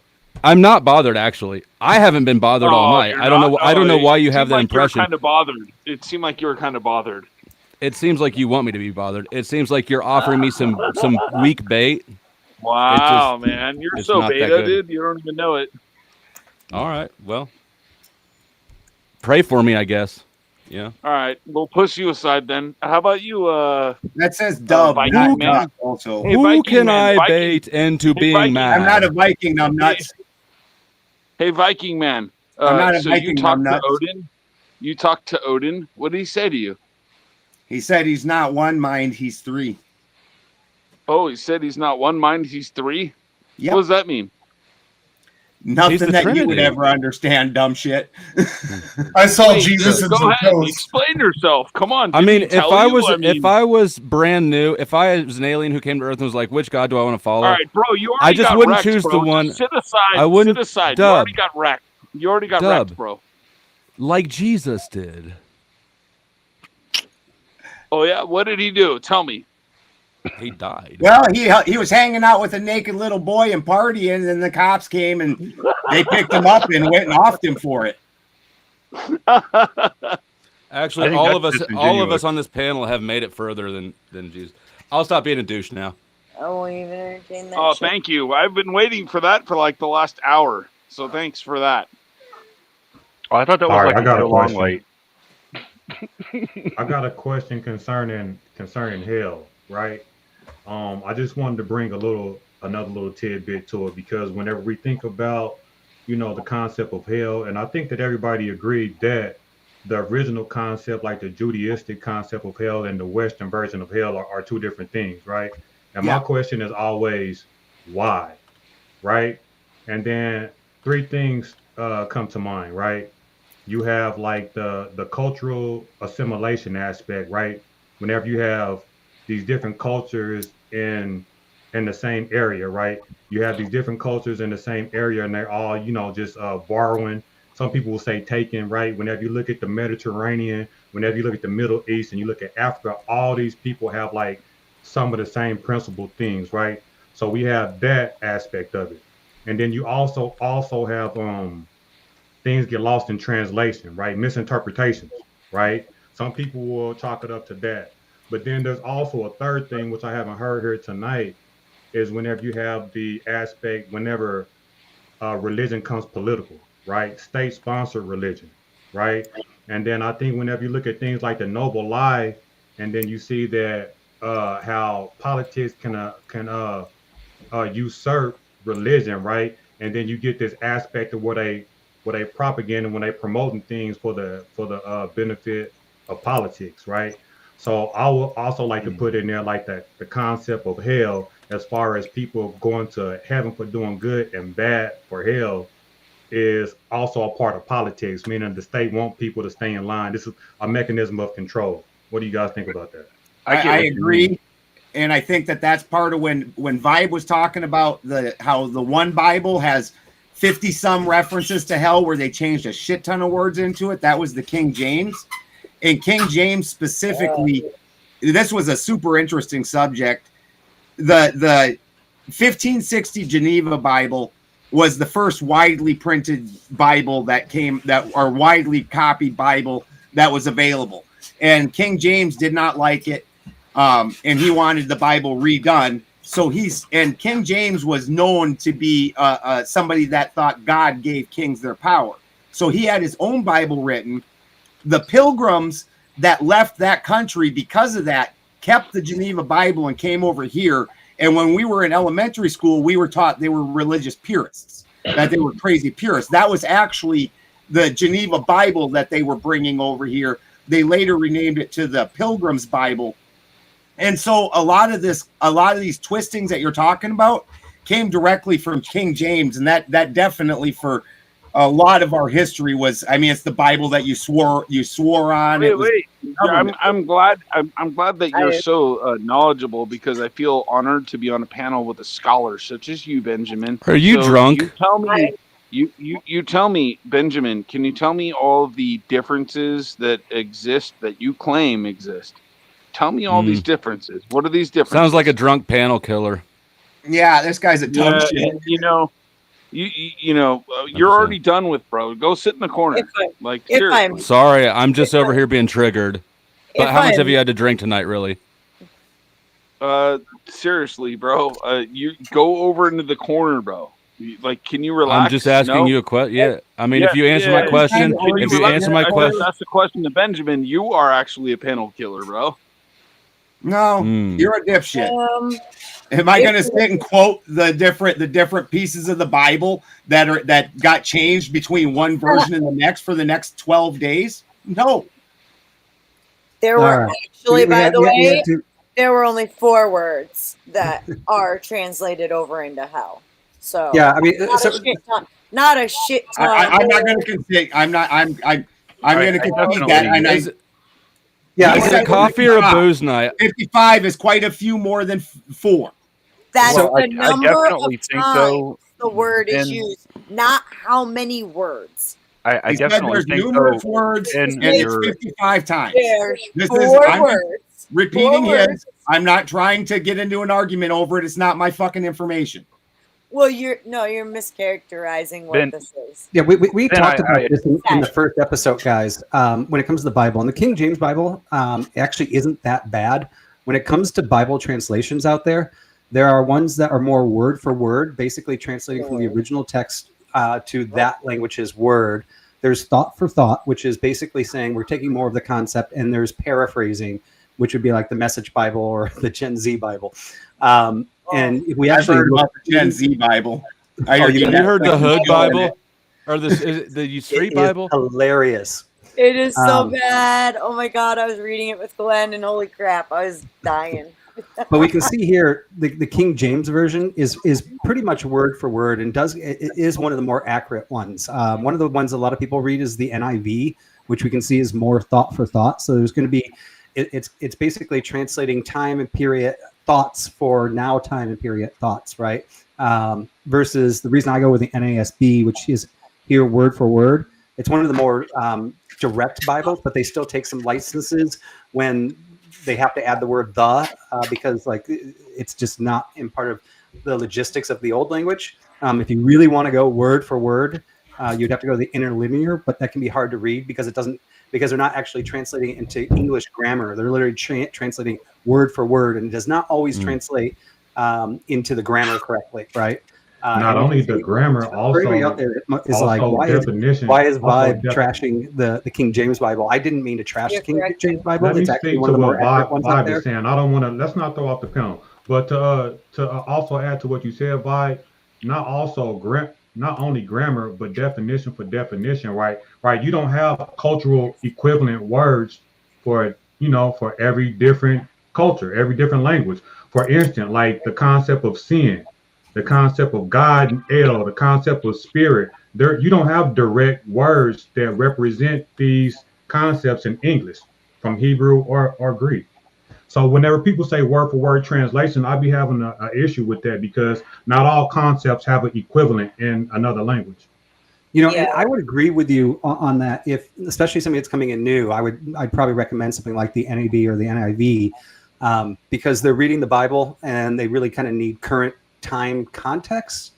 If you're going to read word for word, you need to understand when that book was written, the time period, and what was actually happening and what those things meant. So you can't just read a word for word, I agree with you, without understanding the context, because if you take the word for word in today's society, it's not going to make sense unless you understand what was happening in society back then.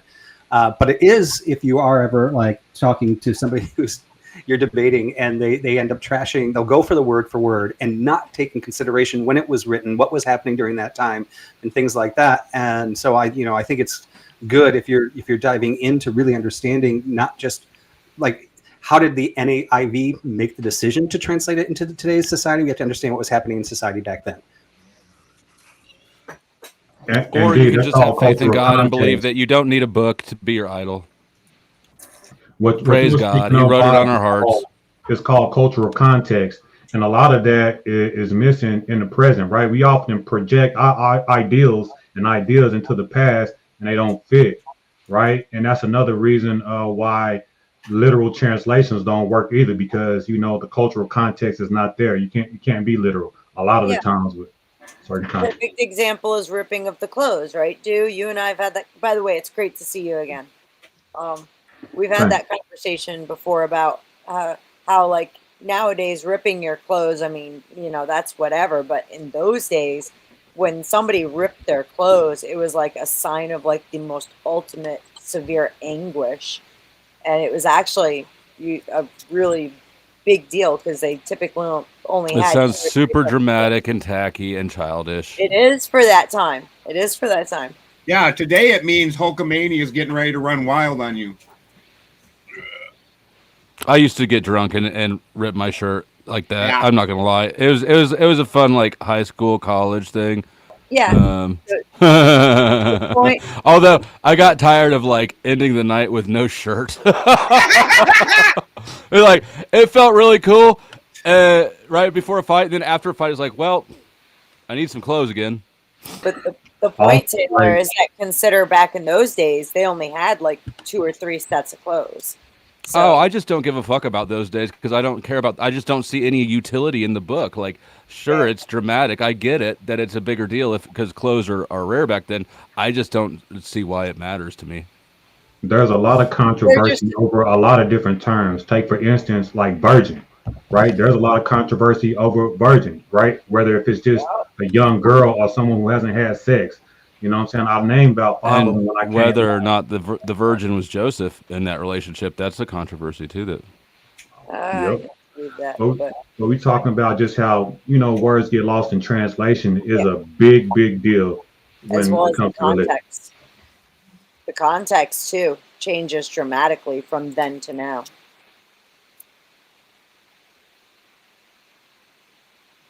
Well, I think the that's bias case with matters any too. old work. That's why a lot of them have companion works to explain those kind of things. So let me ask you guys on the panel. Benjamin, because rip your I think shirt so only they know you mean business. Benjamin was the only one to answer the My question. kids gave me For this the shirt. rest of the panel, would you guys attribute these like quote unquote misunderstanding of words such as hell, which is the topic? Do you contribute it to misinterpretation, right? Cultural assimilation, or politics and propaganda? I wouldn't attribute it to any one specific thing, but I would also add into the list a number of things. One of them being personal biases, which you've seen a lot of personal biases thrown at Christians tonight from Benjamin Balderson as we've had these communications that, like, Man, seem bear to have your triggered him. cross. Bear your cross, pussy. You're not Well, getting no, eaten I'm- by lions. You're just having to deal with some facts that angels are basically gods. Yeah, I'm explaining something that we're actually seeing I can't do Like, it there are biases anymore. as well. Damn it. There are a lot of there are And a you lot of guys things also that- have that- them. I You guys also I have never- them. You're I just much never more said that. passive about it. It's I like never when said them that. leftists do really Oh, shitty oh things shit! called The like Hulk is back. fascists and all these Pussy. other names, Oh, and then they're like, shit. when you get mad and call them names back, ladies will be I so didn't call mad. you names. I never said we You didn't. gotta clip that, No. Bob. Somebody Well, then clip don't that act shit, like please. I'm a dick just out of the blue. Said what? Nobody clip it. I had to use a knife. In all fairness, I do buy higher quality shirts now than I used to. So I'm going to need a super chat to replace this because, the stitching on these is stronger than... You did it to yourself. You did it to I yourself. was still thinking that was my I was perfect using- clip. We I was gotta using use that some when of your people rage for behaviors. it. I was using some of your behaviors tonight, Ben, just as an example for how biases can happen. That's it. I wasn't meaning to like say you're an asshole, or I wouldn't say anything like that. I was just saying we can see that like in some of the conversations that we've had, you've gotten a little heated about it and attacked some of the Christians in their beliefs because of your Well, they personal also biases. attacked me. See here again. Sure. Here's where you calmly pretend like you're somehow Sure. superior Nobody's and I'm this attacking raving you. madman. It's bullshit. Y'all are just Just assholes. because I explain what this belief Just structure because I said says. your God's a demon and he's gonna burn forever in the lake of hell and you're evil, Where I'm did still superior and Show nice. me where it said it. I'm Show me where I nice. said any of that bullshit. Show me where I Yeah, said you any did. of that. Yeah, you did. Show me. Yeah, you fucking did. Yeah? Clip it. And Yeah. Right. clip it and So bring it. biases I didn't say exist that. and they create conflictual problems within our translations as well. And yeah, I agree with with everything Cleaner's saying. There's like multiple aspects when it comes down to. I agree with like it. There's going to be some propaganda in there. There's going to be bias. There's going to be a mechanism in order to control people, and that's why some things are pushed more than others.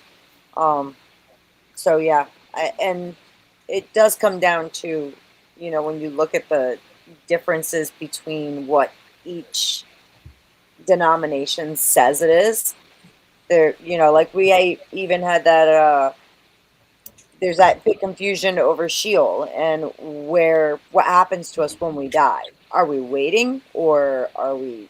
Some denominations say that you automatically go straight to where you're going. So God only knows. How about that? And in the meantime, man will use it to control one another. That's a fact. All right, so whose God is better? The one who wins. Yeah, I mean, Not we my obviously shirt. know that Benjamin's going to say his is, right? We're going to say ours is. We all have our beliefs. I think as Christians, we let other people have their beliefs. Benjamin made a statement that, well, as a Christian, you don't have to preach Christianity to help your neighbor. Just give them a sandwich. I know within my church, several people that do those things without bringing up Christianity or even telling anybody in the church that they're doing it. They're just doing it on their own. They're giving, to help things. Now, obviously we believe through our performance, like that. Hopefully, somebody will ask a question, and we will be able to tell them. Right? I know there are other religions out there that knock on your door and literally like put their We're foot not in there. blaming the Jehovah's on you. We're not Right, I blaming mean, them on you. there's definitely different ways that Christians go about it, and whether I agree with them or not, right? Like, it doesn't mean that I disrespect Benjamin. We've had good discussions. I don't think Benjamin disrespects me, you know. But the fact that I can definitely say we both think our God is better. That would be, I guess, what you're saying, Flo, is like, well, that means we're both arrogant, right? We both think we're better than the other. Even though Benjamin would actually argue he doesn't think he's better than me, and I'm arguing I don't think I'm better than him. I don't know. I mean, that straw man, I didn't say any of those things. All I did, the only thing I said is that all you Abrahamic religions have a definite superiority. I don't know if Ben does. He may not. Well, I was just answering your question in the end. You said who thinks who's got better, right? And I mean, I gave you an answer. Oh, okay, right, yeah. It was a facetious. I forgot to even ask that because it wasn't really a question. It was rhetorical. Oh, we got. But I do need to get some super chats in here for a new shirt because just rip mine. Yeah, tell some of your followers Just to come over went and sub fucking me Hulk too, mode on us. and they can go back to your channel. Hey, that man over there. He needs a new shirt. Yes, I need a new shirt. I did this for you guys so that you wouldn't have to spend another week being patronized by Christians who are lying to themselves and you. Oh, Dusty, that's so disingenuous. Yeah. So The irony, the fascinating irony is that the Christian, not just Christian, all the one God Abraham beliefs have people acting actually exactly Luciferian in pursuit of what they consider to be not Lucifer for sure.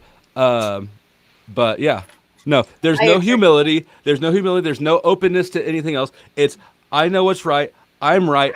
I've decided. You put the psychological gaze. I'm not saying any of you have said this. None of you have obviously said this, so don't fight the straw man. But the psychological perspective that you have to take to be in one of these religions is Luciferian. You definitely have your own bias. So I do have my own bias. I've been arguing, and it's gotten more and more skewed against Christians the more I deal with all you liars. I'm not. Yeah, but it's a noble lie, Flo. I agree with you that there are bad actors within Christianity. There's bad actors. No, you're doing the fucking thing now. Don't fight a straw man. Only address my words. Exactly what he was saying. What? I wasn't saying there was bad actors. Well, You saying that they are bad. I was saying the whole. They're bad. They're Luciferian. They're doing evil. Yeah. There are evil people who hold claim on. to be That's your assignment. That's your assignment. I actually don't think that enlightenment is a bad thing. Actually, what do you call enlightenment? When I say Lucifer literally means Luciferian, right? Keep going. When I say Luciferian, I'm not putting any judgment or good or bad connotation on it. I'm really not. I don't give a fuck. I think that all religious traditions have an interesting take on the reality that we live in. I think that some of them are more absurd than others. I think some of them are more abrasive than others. I think some of them have people doing the opposite of what they proclaim to be about, right? Which is crazy. But here we sit, and you don't recognize that you're part of the biggest religion on earth, but this is supposed to be Satan's realm, and you're lying on behalf of the biggest religion in Satan's realm. What the fuck are you people doing? Like, the cognitive dissonance is fascinating. I'm going to shut up for a second. Let me answer that. Now, I know the irony part of it, too, because like what Bob said, Bob was like, us as Christians, we let people do what they do. We don't have an issue with that. Well, I find that kind of like disingenuous, too, whenever Christians stamped out every other religion in order to get to the most popular, religion of the world. So you can say that now, but Christianity, Catholicism, Judaism got there with the sword. In nefarious ways. And that was wrong. I do not condone a lot of the actions that were taken within the early church. I think they were completely wrong. So, I mean, but I don't think anybody's putting that on any of you to disavow, right? It just is what it is. It's history. no, I'm just giving you my I'm opinion on curious it. That's what all. I'm I curious. just, I guess, I The assume that question nobody on the becomes, though- panel is actually for violent conquest anymore. I could be wrong. No, No, but what I'm Flo's kinda getting curious at, what what you, Flo's getting at is Hey, when, like, look at fucking when Israel. you can Yeah. ask certain questions, like, for example, what did Satan actually do wrong or immoral in the Bible? If you ain't got something to say about You know Ku Lane or something Yeah. like that, I want your Yeah, Irish yeah. ass to shut up. Yeah, don't worry. I'll make it quick, right? So it's like in terms of the whole aspect here, it's like that, like that's a genuine question that like Flo or Luciferian would ask, like, what the fuck did Satan do wrong? Satan actually wanted you to know morality. God didn't. God flooded the world. Satan didn't. God destroyed Job. Satan didn't. If anybody is the immoral one in the Bible, a fair question to say is it's actually that God figure and not Satan. That's what Flo was saying is basically like ironically like a lot of Christians actually follow Satan rather than follow like the proposed deity. Well, I mean that I get what you're saying, Teriak. I just think that comes back to the simple thing of like what makes a man a good man versus a weak man. A good man would be a man that's capable of doing things but doesn't. Much like the devil may not have been capable of doing those things, so that's why he didn't, right? Yeah, God Or wants he to wasn't a bow. douche. God wants you as a man to bow, but Well, Satan I wants mean, you when to, you're talking to about like rebel. the flood, So, like killing people and all of that, like maybe Satan wasn't The capable way that of I doing read- those things, but God is, and that's the only reason Satan didn't do more of that or more horrible things is because of When the I read capability lack. the Genesis, I read a warning about binary good, bad, black and white thinking. That's literally Yeah. what God was warning against, right? Don't, the knowledge of good and evil. Like, think about that. And I what's thought ironic, this was and gonna hold be on, let me say something, Benjamin. And what's ironic about that is that he created evil. Yeah. How do you create Yes. it and then yes, be the defender? because it. do you in order to have free will, you must be capable of doing evil. But the That is the angels cost of free supposedly will. didn't have free will. The angels supposedly don't have free will. So how did Yes, Where does it say that? that's what the God that's what the God of the Old Where Testament does that's what the God of the Old Testament would Where he does it does say not want that? you to have free will. Right. Whereas Where we does it know, say- ironically, all the Christians would say yes, we all have free will, apart from Yeah, the, where does it say that? Someone show Calvinists. me Yeah, but where it says they'll in the all say they have Bible free that the will. angels do not have free will. So yeah, I Sure. mean, let me answer Teriak's question on what did the devil do so wrong, and I mean, it does go to the free will thing of angels, right? Because the character of Satan was God's perfect creation, right? He created it to be like perfect in every single way. However, what he did to become fallen was basically he became Rebelled too against God. prideful, so prideful that he thought he was better than his own creator. He thought he could change all the rules that were set. He lost his humility and basically decided that he was going to rise higher than God's own level. His own pride of being so perfect and his own ability to have free will is what made him fall. Now, this is the same Yes. problem humans have. I'm looking When at we all think And we are thank- better than everybody else, what Flo is actually saying that we claim, he claims that we're superior to everybody else. When we have that type of behavior and we do not humble ourselves, we are falling for that same prideful sin that what let me originated respond to with. No, you're doing a Hold on, logical hold on, sidestep. Flo. You're Hold on, doing a Flo. logical sidestep vibe. I can't let you pass with that bullshit logic. For the record, So- real so quick, hold guys. Yeah, on. like Let me say one Satan. thing. Real quick, Basically, you're saying real quick. Satan is the bad guy because he rebelled against God. Oh, So God Lord. is good because God is good. It's like circular reasoning. But This I would is argue why- the Old Testament is written in a way to say this is a God you should not worship. The main This goal is of why it's the so Old silly, Testament right? would be to rebel You against have an such a figure. omni everything God, right? So you have a God that essentially created his own quote unquote problem. That don't make sense in and of itself, right? Yeah. Why would you, as Why a does it God, not? being an all loving Why would- everything, create strife and grief for yourself and act like it's an issue, right? Because it's really not an issue. Because if you are omni everything God, nothing has to be an issue, right? So you just said There's everything no is reason perfect. to Let be me fuck it up. jealous. Let me No, fuck the it up. problem Let due me fuck it diligence, up for everybody, right? You know what I'm saying? There's- Why? No, the problem Well, with no. diligence, if you have an all-powerful, all-knowing God, like you run into like logical conclusions where it's like free will doesn't exist. If you have an Free will- all-knowing God and the future's already written, then you're not making choices. You're just filling out a story. You're not an individual. You're just a slave. But this is why Christianity has been used and all religions have been used to basically enslave people. A slave obeys, a man chooses. And Eat in the some garden, Eve By chose. the way, I just found a bunch of verses that actually imply that angels do, in fact, have free will. So Maybe they that do. helps back up what It's you not said. a point I'm going to argue.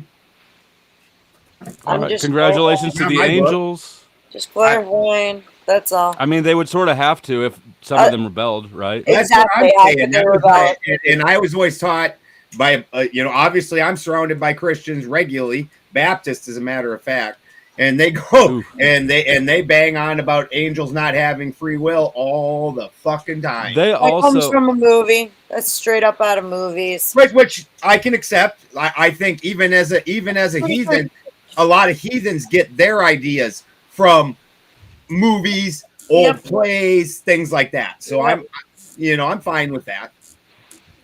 Who the fuck I is think that? you have to understand that, like, when you're talking about, when you're saying, like, why would the Christian God allow for the devil to do this thing if he knew the devil was going to do this thing and all that? You have to get into the deeper philosophical understanding that, like, everything that is in the Bible, everything that has happened is to give people an understanding of right and wrong, what to do and what not to do. So he did all that. So if those things never happened or never had a Wait. representation for happening, then we wouldn't have something to Back be able to up. gauge what we call good and bad. Where did that objective come from? You just not you. Yeah, shift the goalpost. Yeah. You just made that up. So original sin was a good thing because the whole point of everything is I didn't to say teach that. us. I mean, I'm trying to. What again, I the math said was, isn't mathing. So how did you yeah, get to the math? The math makes perfect sense. If you Okay. never have a conceptual understanding or representation of something, how could you understand that thing? Well, but That's we it. weren't supposed to have that understanding. That was the fall Yes. from grace. And then also, the people we saw doing those things was the one you're claiming is the good guy. No, Now, I never made a good or bad claim. And let me original shout question- out. I think you're being disingenuous yet again. I never made a good or the bad claim original- about any of no. it. I said, Let how me would explain. we It's know stating what the bad we guy represent, is not- this what is we how think you're is shifting good the or bad goalpost. This is how you're if shifting the we goalpost. don't have He- stories. I want to take a shot. Let me explain this real real quick, too. Let me explain. What I'm asking is, what did Satan do wrong or immoral? And you aren't able to give me one example of Satan doing something immoral, but I can say God flooded the whole world because he was pissed off, apparently, with his own creation.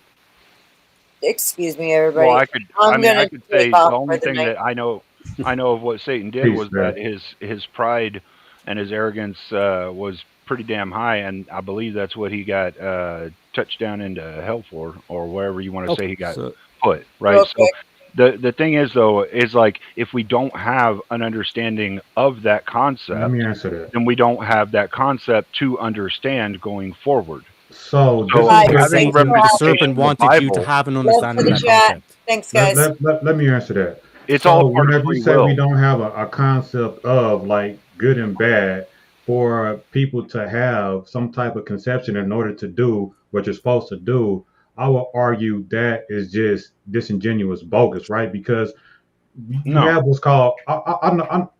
Let me say this.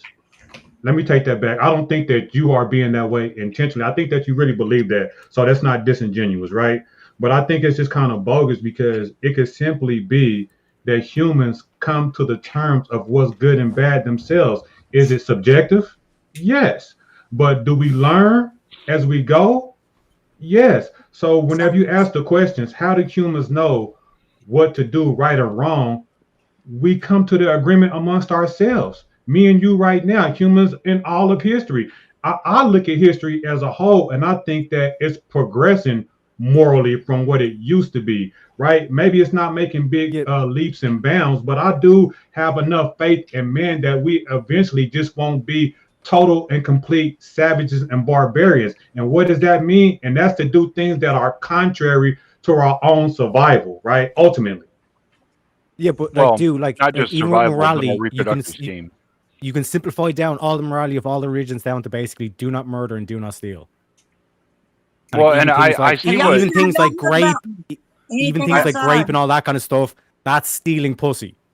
I get what So I once, get once what you look at it that I That get was what due awesome. diligence is talking about here, because what he's saying is basically like we have a social construction that we all have chosen and adhere to, and that is the thing that drives our morals. I don't necessarily disagree with that, because it could have been that throughout time we had touted God as the evil one and the devil as the good one. And that could have happened had we had a different phrasing of things, a different way of belief. So I understand what it is that he's saying. All I'm saying with this, with the understanding of these stories in the Bible, whether or not these happened, our beliefs, our knowledge, things like that, they're in the Bible so that we have these understandings of the good and the bad things that could be done, because God gave us free will to do these things. So if he gave us the free will to do them, and all the concepts are laid out and said, here are all the good things and the bad things you can do, you can choose which one is good and bad for you. And if you're in line with what gets you into heaven, then you go to heaven. If you're not, then you don't. It's not saying that it has to actually all have been. It is the prescriptions that are laid on us for what would be the highest net positive for humanity. So then let me ask you this. Could philosophy and parables suffice mythology? Right? Because it don't necessarily have to be the will of God and stories from God. Any stories will do. That's a Mythology good acts in point. the same way that you're talking about, regardless if it's true or not. That's what myth is, right? So you could Sure, I just would have say philosophy, mythos, and just parables, and could do the same thing. Well, I'm sure. asking, could those Yeah, suffice? I get what I get what you're asking, and that's very possible. However, I do believe we have a lot of that already within the biblical texts. Like they Exactly. do already have parables. They already have some things that are called myths. They have some things that are called stories. Like there's all number of that already But in there. cleaner. My, But my there's question enough to of it you so that is, you have a good framing of what you could do that would be considered good or bad. but what you missed is I'm talking about without God, right? Because you said these things already exist in the Bible, but in the Bible it includes God. But I'm saying, could we get to the place that you're talking about, right? To know what's good and bad with only, right, subjective myth, parables, and philosophy from mankind, and still have a generally good, quote unquote, race of humans or humanity. I would say anything is possible. I wouldn't say that it has a very high probability of success without there being like some kind of driving force behind it. That's fair. Yeah, but like to tie it back to the point with like the afterlife, for example, like I don't need God to prove the afterlife. I can just point towards that, like everything that we create was once immaterial. It was once a thought in someone's mind before it became physical, which means the immaterial is what leads to the material. And the problem with the Big Bang is like you'll always get to like you're basically saying that something came from nothing. But if you say there's immaterial as well as material, you're saying the material came from the immaterial. If we take But that concept, that means that because you were created by a woman, believe it or not, and a man, all that kind of shit. Like that means that not only do you exist in the material, that would also imply that you exist in the immaterial, which would mean this whole like afterlife thing. You know what I mean? well, I get what you're saying. I would say that I think there's a difference between ideas in the mind coming into That was my creation and being question. invented, and like the afterlife, and whether or not we are energetic forms in the afterlife or whatnot. There's a huge difference there. Yeah, but like for example, if you had a shitty life, but in that concept where it's like as soon as you die in the material, you go back to the immaterial, and then you just basically live the same life over again. Would that be a definition of hell? You know what I mean? Because like we're kind of like you see in the Bible, it doesn't really mention all this kind of stuff like brimstone and fire and the pictures that we see in modern day. like that would be kind of one aspect of a quote unquote afterlife, but it's just like life in general, where it's like you're reincarnating and living the exact same life over and over again. So if you have a Oh, miserable so like life, that to me like would somebody be just like keeps hell. living their life over and over and over and over and over. Yeah. Like the general I question don't you know. ask yourself is like, would I want to live my life again? And that's how you know whether or not you're in hell or in heaven. That's a Because if you're unique miserable and you're like, hypothetical I don't idea. want to live again, then you're in hell, buddy. I mean that's a unique hypothetical idea. Yeah, I never But heard like that that's what before. I'm That, saying. You can Question. extract that that was a out good of like perspective. that's the modern interpretation of heaven and hell. But I'm extracting that and kind of applying it to like a quote unquote secular view of like reincarnation or a different view to the afterlife of like you're an angel in heaven or you're a demon in hell kind of thing. Oh, I get that. Yeah, I personally, Rock star in hell, I don't Terry, think we're yeah. going to know. I don't think You're any a of us are going slave to in know for heaven or a sure. rock star in hell. I don't think any of us are going to know for sure and be able to answer the question for sure until we get past this life and into whatever the afterlife is. But I think that's an interesting question, though, Terry. Well, Yeah, that was great. That was a great point. Yeah. So What due about diligence. Bob? What is your whole thought on hell? Go ahead.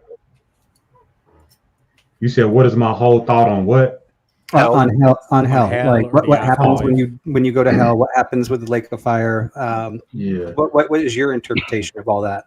My personal belief is that there is no heaven or hell. I'm agnostic, right? Okay.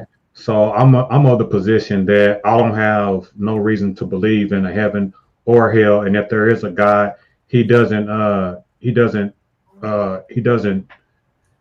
interact with humans. Like, we don't know it. If he is up there, we'll never know it because he doesn't perform any miracles. He hasn't let anybody know. I have no reason to believe, but I am open to it though, right? I am open to saying that it's plausible. I don't know if it's I think that it could be possible. I don't know if it's plausible, right? So I'm not totally against it. I'm 42 years old and I have no reason to believe it. So I'm agnostic. So on that agnostic side, right? I'd asked that question before for agnostics. You're like, hey, I'm willing for it to be there, but I don't see miracles. I don't see any of this.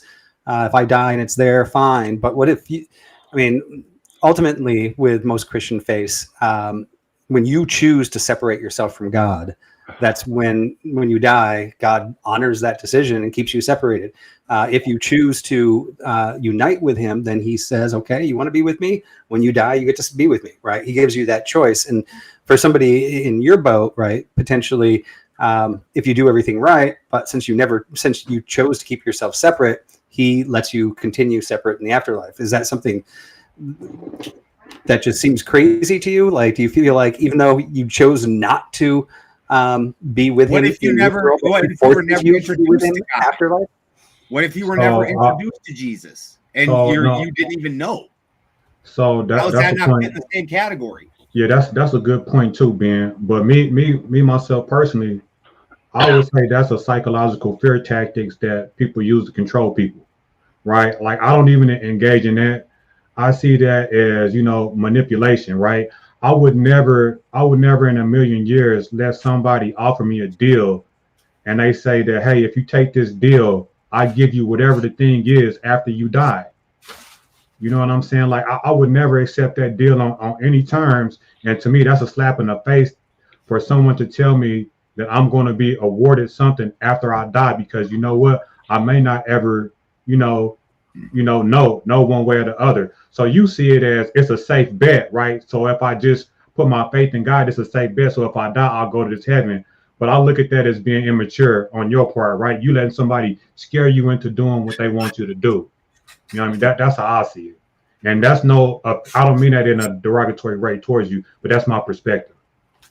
No, and like when you say safe bet, right? That's kind of like Pascal's wager. And it's better to bet on the right side. But then a Christian would argue that if you're betting and your heart's not actually there, you're just like, hey, I'm just going to pretend that I'm a Christian. I'm going to follow the rules. I'm going to go to church, although I still actually don't believe. You would still be not included in that, right? If you're just doing it to be a safe bet. And for Christians, I know it's like, I know Taylor is probably going to jump on me, calling me a liar again. But once you're in this, and like you said, you haven't seen miracles. There's these something called like it's coincidences, but it's like a very high. Once you get into the faith and you become fully like engrossed in it, you see these coincidences happening at a much higher mathematical level, like statistically improbable coincidences. Give me an example, Bob. He's talking about synchronicities. I'm totally down with synchronicities. Life. Give me an example, Bob. Everybody experiences this. But hold on, I want to know these highly statistical probabilities that's coincidental that you don't think is coincidental probability wise. Like, give me an example. Life. Life Life is definitionally, life is a statistical impossibility. According to Why who would that though? be? The According that conditions you, for life are there. just- Life appears. It's how yeah, it you works. just Well, hold on. it's not just about the preconditions. There are a number of things that go into it, and so without all of That's that, called create preconditions. life. That number Hold of on. things going Hold into on. it is called preconditions. I can prove that Not- wrong not right all off the of it is bat. Let me preconditional. ask you this, Cleaner. Do you believe that the universe is infinite or static? You mean like the universe as a whole, like all the black space, all that other bullshit? Or you're Yes. just talking about the matter that we have Yes. within our area, like what we can see. Yes. What do you? Yeah, Then- I think we're not able to see the end of it if there is an end of it. I have no idea though. So if you're talking about statistically speaking, if the universe is infinite, then it's not an impossibility. If something is infinite, then your number is definitely coming up. So I just proved that wrong, right? If anything is infinite, your number is coming. It's just a matter of time. No, Yes. no, Yes. you haven't disproved it. All you've proven is that there would have to be an intellectual life form in order to achieve some of the conditionals. Some of the conditionals could not be achieved with just matter. Hold on, Cleaner. Your claim was it's mathematically impossible, statistically speaking. I said And- it's statistically impossible based upon the conditions that there are required to create life itself, right? Like, Correct. so this is the understanding, all right? We've put all the matter into a little area to make life and tried to make life, but without the DNA coding, the chromosomal makeup, the genome, it doesn't fucking happen. So there's other things that go into it that create life itself, and without something programming that and putting that there is no life. Well, that's what we currently know. The only way we can do statistics is off of what we currently know. And as far as we currently know, we don't know how to program that into minerals to make minerals turn into organic life. you conflating two things. You are right. No, we I'm don't not. know how. Let me explain Yeah, why. you're Right. You are right that we don't know how to create life from elements, from chemicals, from abiogenesis, from chemical to where we at. You are right about that, but that don't mean that it's not a possibility, right? Because No, you're saying it that. does. Hold on, Cleaner. Let me respond to what you say. Just because you we talk don't know about how to do statistics, it something, is. hold on. Just because we don't know how to do something doesn't automatically make it an impossibility. You have to agree with that. And then also, if we start from the Big Bang, and somebody said something from nothing, which that's not what the Big Bang is. That was Tariaq, right? But if we take the Big Bang, which is something, into something bigger, right, and then we believe that it's ever expanding, then it's just a matter of time because everything that's needed is already there. It may not be in the form that it is today, but the elements, right, the principal elements that we need for everything to form today is already there according to the theory. So even then, statistically speaking, it's a possibility. No, it's not a possibility. What you're misunderstanding is I'm saying it is a statistical impossibility. If we do not know the thing that is needed to create the thing, then there is an element missing we do not know, and so statistically speaking, we cannot do it yet. So if we can't understand how something was created, then there is an impossibility of us creating that thing or being able to see that thing being created randomly Now you're switching without there it. being evidence or From data. life just happened. Before you were saying life was impossible, Right. and now us creating life is impossible. Exactly. Which position are you holding? No, I'm telling you, it like based off what we understand, life just randomly fucking happening is a statistical impossibility. Absolutely not. That's The not condition- true. the preconditions Yes. for life appears. If you Right. let your bread get wet and moldy, or What wet makes and warm, life appear? mold's What gonna makes life happen. appear? And what makes that mold appear? We don't Yeah, I know, mean, but that don't mean it's a clear sport. thing there is It's a DNA has possibility. already- Preconditions. What creates that life in that moist area is a spore or something being there that already had DNA coding inside it. So if you have zero DNA coding, if you have no coding inside anything, that means you have nothing that is alive yet, right? So if you have nothing but minerals in this little biome that you create, and you put some water in there that's nothing but pure water, and warm it up, and it's moist and it's wet, it's not going to make life without That's because something minerals being don't have there, carbon. without something being there that already has a DNA coding in it. Minerals There don't has to have be the the coding. necessary requirements can- for life. You can have a you have vacuum. minerals in your I'm body. sorry, Things will appear. is carbon not a mineral? Is carbon not a mineral or an element? No, of any carbon's kind? not a mineral. No, it's not a mineral element of any kind. If you, It's an element. Yeah, you're it's an element.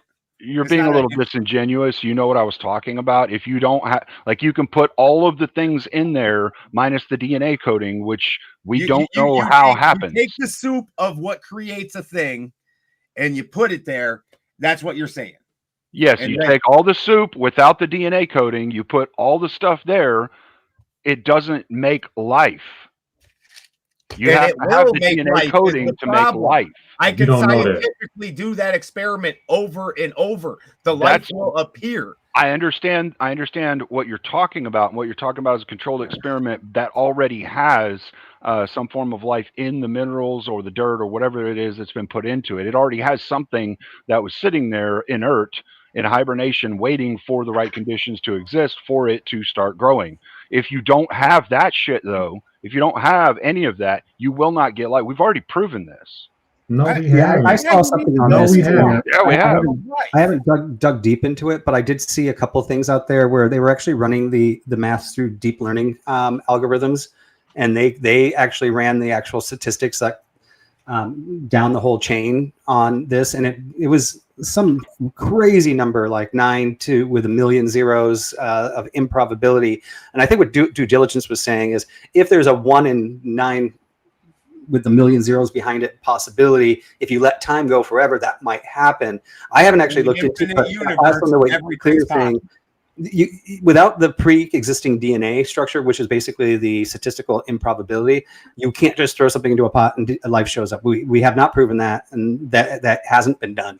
But I haven't researched enough to actually look into how much of that is had to start here at some narrated point, or right? not. You know, like the original life had to appear, right? So this is you and Cleaner's problem, because y'all say, and this is when I talk like at y'all like this, I don't want y'all to take it offensive, right? But whenever you say we haven't proven that yet, like we don't know everything, right? There's a lot of shit that we don't know. So just to say that we haven't proven it in the lab doesn't make it an impossibility, right? There's a lot of things that we don't know in science, like the Big Bang Theory is still a theory, right? It's the most prevalent theory, but a theory nonetheless. So science doesn't claim to know everything. Nobody doesn't claim to know how life started, but we know that life started, right? Like you can, and the thing is with y'all believe that God started it, right? And I am, more natural aspect. I think things will occur this is something people do all the time too. So, I mean, due diligence, I had mentioned, I'd heard what Cleaner was talking about. I haven't researched or studied to see like how factual based it is or not. It might be super fact. It might not be. I don't know. But the difference between what you believe and I believe is language, right? You would put an X on the unknown, and we put God on the unknown, right? We both, but sometimes scientists go, well, Christians just say everything they don't understand is God. I'm like, well, scientists say everything they don't know is X, and they try to solve for it. On the Christian side, so I mean, we're both doing the same thing. And on the Christian side, in God, I think there are more things we're going to learn. And I think he smiles every time we see how he made these things work. Like he created us in his own image. And as we learn more science and as we understand these things, and it seems like often the further the more we understand science, there was a popular movement with the scientists where they're all atheists, but they came up with this new term called intelligent designer, because like they kept on running to this X. This X was saying mathematically, X can't just be a formula of random chance. It looks like there might be some sort of intelligent design in here. We still don't know the answers. And I mean, but I want to look into the study. I want to see how accurate these simulations that were ran that actually came up with these statistics. So I'm not going to defend or deny that particular truth. I found it really interesting. But I do have somebody new here too, Freedom Grower. May I respond to what you said before you move? To speak up on. And to be fair, the Catholic Church came up with the Big Bang, so. Yeah, the Big Bang isn't the most prevalent theory actually anymore. So It's let me actually one of speak the to minor what theories. Bob said before we move forward, right? The difference between us is like semantics, right? It sounds good, right? Because you said when science doesn't know, they put X as an unknown, and then Christians do God of the gaps, right? But what's unfair about those are not equivalent, right? Because when Christians insert God, y'all know it's not unknown. Y'all saying God is the cause. So you're right. Christians insert the God into the gap, but then it becomes unknown, and science keeps it as an unknown. So I don't think those are equivalent.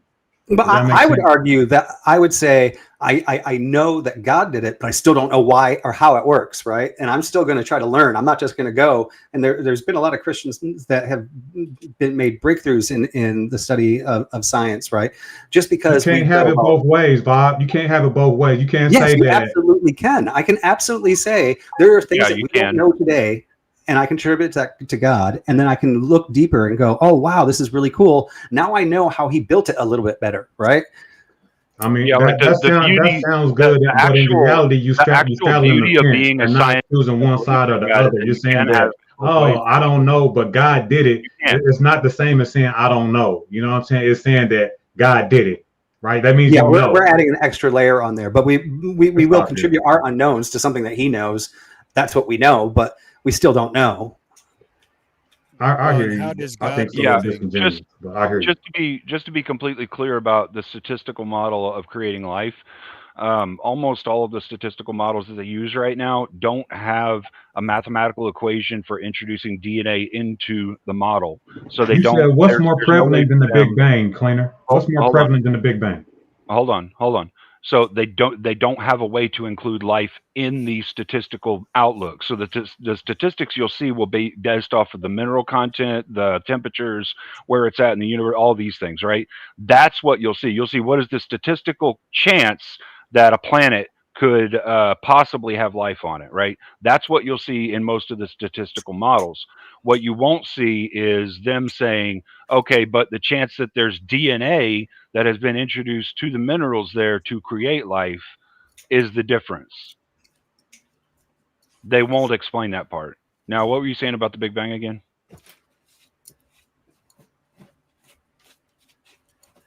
What is the chance that You there's said that the DNA Big here? Bang is not the most prevalent theory for the universe anymore, and I'm wondering what is. I'm not 100% sure where we are right now. They were going towards one of what do they call it? The recombination theory, because of some of the things that they found with the James Webb Telescope. Hold Would on, this Cleaner. would this You be said that a the Big Bang is no longer the prominent theory anymore, and then I Right. asked you what is. You said you don't know. Yeah, I don't know which. Yeah, I say I don't know because it kind of changes week to week right now. There's different theories that are being tossed around right now. The Big Bang is no longer the most prevalent one. There's like a That's recombination theory where they think that like we periodically according to all who though? I keep heard what you're on saying. expanding and collapsing. There's another one that says that everything collapses into black holes and black holes create galaxies. And But the I mean, question is, there's a are ton of them these right more prominent than the Big Bang though? These are now. competing theories, but which one Right. is more I prominent? understand that. For what it's worth, and I'm not promoting AI as being a great thing, but for what it's worth, just simply typing in what's the most prominent creation theory in physics, it says the Big Bang theory. Of course it is. Of Yeah, course it is. that's not accurate though, because right now Oh, my with the goodness. data they're finding out, the Big Bang itself could not have happened. According to who? You got to say a source when you say these things because it just sounds like you just talking. Yeah, sure. You can look at a lot of the NASA data that they've got. They actually have citational research, and they can show you the different websites and links. I've gone through some of it myself, and it's really interesting. The things that they're finding on the Webb telescope actually show that, like near the center of the known universe, things aren't behaving the way that they should be behaving, as far as what we understand of physics. Like they look much younger than they should look if they are at the center of the universe, and they should be the oldest things that there are, like because we're seeing them from that time frame because of light, right? Yeah, And but the rays coming. that don't. So Yeah, you are right. But those just change the timeline of the Big Bang and no, say that no. things can form. Hold on, things can form either faster or slower but it doesn't Yeah, no, discredit the Big Bang as a whole. it just actually messes does. with the timing. I'll explain it. I'll explain it, DD. This is some. This may be going way off topic, man. But like, so what they're finding is like at the middle, there's things that are super fucking young, and then right outside that are things that are super old. And so they're like, wait a minute, how the fuck does that work? Because that doesn't make sense at all. And so they're like, well, the Big Bang couldn't have happened if this ring that's right outside that is super old, but the shit that's in the middle is super young. It doesn't like it's got our scientists baffled right now. And so the Big Right. Bang is actually Hold on. So stay right there. Stay right there. All that says is it means that things can form later or sooner. So you adjust the theory. It doesn't mean that you have to discredit the whole. Don't mean you have to throw the baby out with the bathwater. You could just say that some universes form more later. Some things form later than we thought. So you don't have to throw out the whole theory to accommodate Is for this that. just a two-person communication, or am I? No, Freedom, you have not talked With yet. liberty Feel to- free to speak up and say what you got to say, to bro. get on in here? I'm just curious. Yeah, you how got to do we get know where elbows the- up, bro. Elbows up. How do we know Gotta where get in the the pit. center, the center of the universe is if we don't know if it has an end? Well, we take an estimation based off of redshift, blue shift, and where we believe everything is at. They've got lots of algorithms for how they. Why do we believe walk that if on we like don't 10 know it has like- an end? No scientist can say with certainty it has an end. So how do we know the center of something that we? Yeah. don't So know I mean, essentially, where or how it has an end? Same thing is like you can see where a bomb lands because of the explosion radius. You can estimate where. Well, no, cleaner. So, I mean, essentially, That's ridiculous. there's two things at play here. So, if we're looking at like a Big Bang or a big type of theory, we do know that things are from the galaxies and stuff are moving in our universe. And I say our universe, not talking multi-universe, but in our universe of space, is expanding at a rate that, just like Cleaner said, where we can see the shift.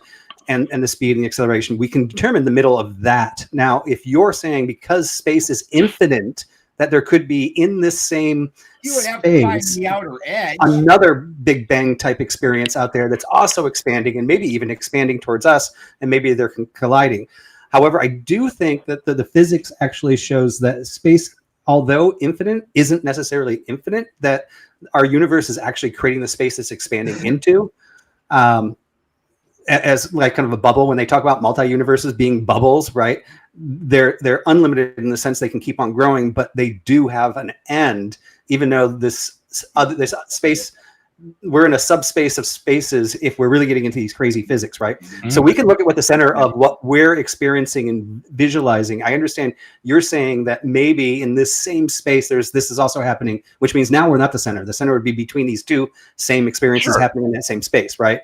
That's where I think freedom's going. But I believe the physics actually show that's not possible, because I was asking this question in college. So I think we are probably pretty accurate, but we could be wrong because we've been wrong before. Sure. I mean, yeah, but that's you fair. can't pinpoint where reality started. You're telling me with absolute not certainty. Reality. We're not saying reality. We're saying beginning of matter. The universe, no. right? That would be the beginning There's a of difference the Big between. Hold on now. That's disingenuous. There's a difference between the beginning of reality and everything exploding outward from the middle. Okay, there's a very huge difference between that. The beginning of reality would be when all matter in our three-dimensional universe came to be, whereas what they're calling the Big Bang would just be an explosion of matter that was already there that created the universes and galaxies, like all of the stuff that we have that's going on in the universe, right? There's a difference Both would there. be material in essence, so you're No, because reality, the beginning of reality would be when things came into being without some material form. It has to be an illusion of form at some level. So that depends on whether you're talking. Yeah, that would I would largely agree with you that it takes something in the three-dimensional realm to cause a three-dimensional explosion. When you're talking about matter versus the beginning of reality, there is a difference, though. The beginning of reality, and this is the thing, is like reality is like, do you equate reality to our first historic representation? Are you talking about the beginning of all things matter related? Are you talking about what do you call the beginning of reality? Because that's a different topic.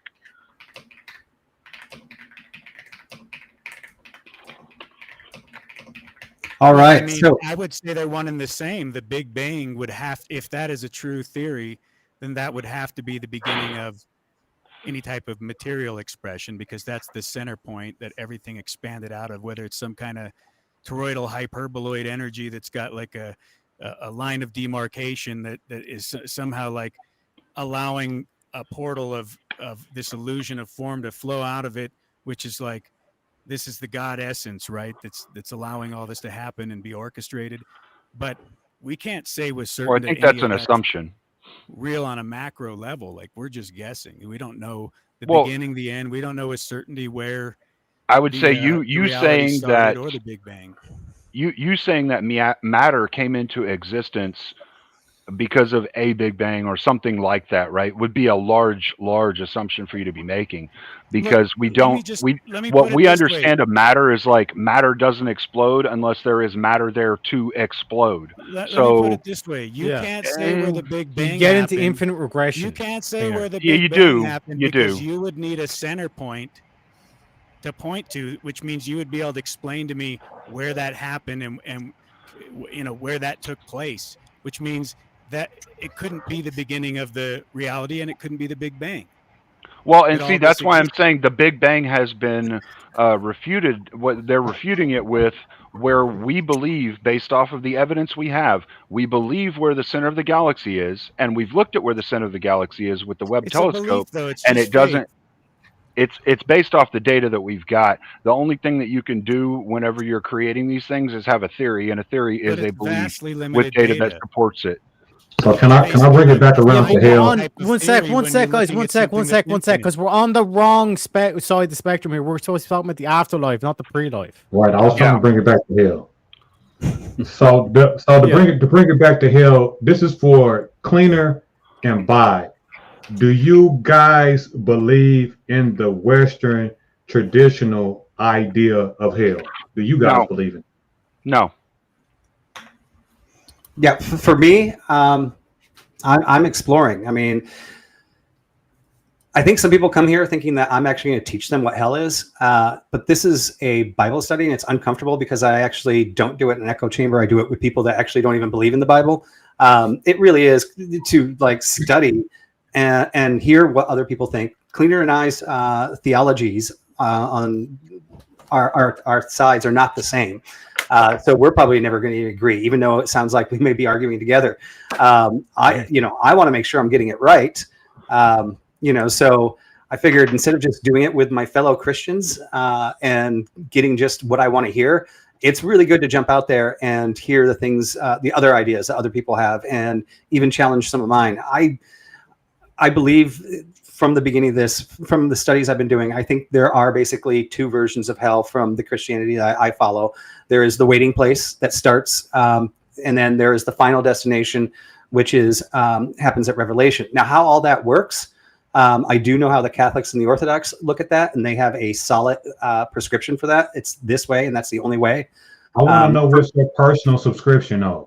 I know you said nobody knows, but you being obviously Christian Orthodox faith, and a Catholic would say they know, right? I'm on the Protestant side, which and what is your ideal of hell? What is your ideal of hell? From what I'm looking at so far, and I still have to meet with my pastor on this and find out. From what I'm seeing right now, it is a sleeping. Basically, the first version is Sheol, which is you go to, and it is the waiting place. And then there is the lake of fire, where basically everybody's thrown in there at the end. I am still trying to figure out the right interpretations for that. Makes me sad. And so I can't give you my exact one. If you called your hell 1 purgatory and your hell 2 hell, because most people, when they think of hell, they just think of the eternal burning in the purgatory. Yeah, and what's happening in that purgatory is somewhere that I'm not 100% on yet. And even actually what happens in the other one, whether, like I said, whether everything is destroyed that's thrown in there, or are they put into eternal damnation where they have to live out eternity suffering, right? How long have you been a Protestant, By? I wouldn't say the Orthodox would say that they know what hell is like. How long have you been a Protestant? What it would be like, I guess. They probably wouldn't say that, but they they have an understanding of what was taught, I guess, by Jesus, right, directly, that this place does have like hell and fire or what have you. You'd have to ask a Orthodox priest. How long I'm have very you been a interested if Protestant, it's Bob? all hellfire like that, because like in Dante's Inferno, We don't want to answer. there's actually it's concentric rings. So each layer is a concentric ring. Some of the layers are dry land. He wasn't asking about that though. Some of them are wetland. And the very center ring where it's the worst is actually ice instead of fire. Yeah, and we don't believe in Dante's Inferno and that. And 10 years do. I just was didn't have the opportunity to answer your question there. That makes me sad, man, because like, is it really that complicated? You know what I'm saying? Like, if you have the word, right? You have a pastor. You've been in the faith for 10 years, and you don't even know what your version of hell is. Like that really makes me sad. Like, for you and for me, like, cause I'm 42. You know what I'm saying? And I don't. But let's say I chose a religion right now. You've been in there for 10 years and can't even say what is what. So you don't know where you're going and how shit works, and it's just sad to me, man. It's just really sad. So it's an exploration, right? When you're on the Protestant side, because different Protestant religions actually have different interpretations, and to me, that's frustrating, right? And so, you know, when I'm looking at what the Orthodox say and what the Catholics say and the different Protestant religions, I also, because God gave me a mind, like to actually just look at the book myself, because maybe I'm not lining up with the correct prescriptions, right? And, you know, I'm taking a look at I'm looking at it myself. I'm looking at, you know, does this line up with not just the way I want it to be interpreted, but with the way it was supposed to be interpreted, what was actually written, whether I like what was written or not.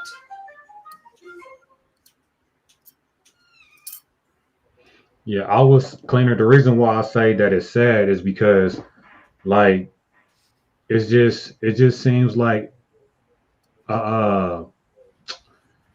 it just seems kind of hopeless to be involved in something for 10 years and really not know, you know, what the outcome of what I'm in this thing for, like, is, like, one way or the other. Like, you have a belief, and you have like a person that's supposed to show you, and then you also have the book. So like he said, he has a mind, he can read it for himself, but he don't know if his interpretation is right. And then you read somebody else's interpretation, you don't know if they right, you don't know if the pastor is right. Like, what hope do I have, right? He been 10 years in it and he don't know which way is up. Somebody like me is like, yeah, I might as well stay where I'm at.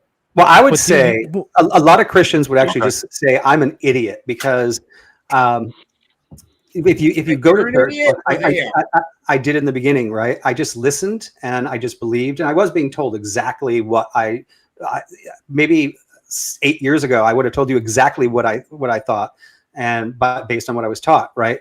But then me being an idiot, I'm like, I actually don't want to just trust the words. I want to go to some Bible studies, and I went to the Bible studies, and you know, we started digging into different like studies and things like that, and I wanted to start digging into the book, and that was like 5 years after regular studies and just going like section by section or certain verses and things like that. I'm like, I really want to dive into the book. And then I started diving into the book, and then all the things I was taught, I'm sitting there, I'm like, I always use this one. When I read Numbers, I started adding up the numbers. I'm like, the numbers don't add up. And then I had to look up, why don't the numbers add up in Numbers, right? Now I'm actually diving into this thing that I was believing blindly, right? And actually, when I started reading the NASAB, I actually started having more faith when I actually started reading it. But I was like, I have questions, and then I started digging even deeper. And then 8 years later, I'm like, okay, now I'm gonna make this conscious decision to read a chapter a day, and not just read it. I'm gonna research it. I'm gonna look up what the different theologies say. I'm curious about these things, and I finished that, and then I'm like, okay, now I want to discuss it. So I'm 10 years later on basically following blindly versus now jumping up and like going, you know, I really want to look at all these things. I don't think it's a sad story, and I think it's the path that God put me on. I don't know why, like it's this particular path that I'm going on, but I actually have been excited by it, and learning, you know, to not just trust the word, but actually understand the word feels better to me. That's yeah, fair. to inspect your faith, kind of go deeper into. But my faith hasn't gotten weaker, even though I found things where I didn't understand it. Like before, when I just was blind following, right? I had faith. I feel like through exploring and even finding some of the holes that I found and having to research them, I feel like through that whole thing, I've gotten stronger. But you know what's strange to me? Why did you go full in on sola scriptura instead of just say, hey, I'm resonating with this book. Let's study this. Let's learn about it. You know, there might be something here. This, you know, is strengthening my connection with God. Why did you have to go all in and say, this is a perfect book? It's infallible. It's inherent. It's the divine word of the Most High. And I know with certainty it's the only authority on God that exists out of all the ancient texts. Like, why did you choose that as your, you know, identity in Well, Christ? I would say, how do you know that he actually said this is the only interpretation, or like any of that? Your question got doctrine. Just Protestant doctrine. Your question got very hyper fixated on a very specific type of person and mentality, and I don't think I've actually heard Vibe say any of that in the past. Fundamentals of the doctrine, just the foundation of the doctrine. Yeah, I mean, ultimately, right? I'm going on. I chose Christianity over the other ones, and there is a reason for that, and that is because we do have an historical record that we can go back to. If we look at Jesus as that key point, right, in his resurrection as true and accurate, he taught from the sola scriptura of the Old Testament, right? And if he is part of the Trinity and is God, he would be. That piece would be right. So I don't have to worry about how easy or how accurate I can go in history and looking that stuff up. But we do have records, and even the secularists all actually believe that Jesus was somebody that lived. We have better historical records for that stuff versus the things that spun out of that, like Muslim, which actually was years later after Christ, doesn't actually have doesn't line up with the Old Testament. So I mean, that's what they taught you in the Bible study, right? No, this is stuff I've researched on my own. If you'll entertain me for just a minute here, I just want to ask you one question.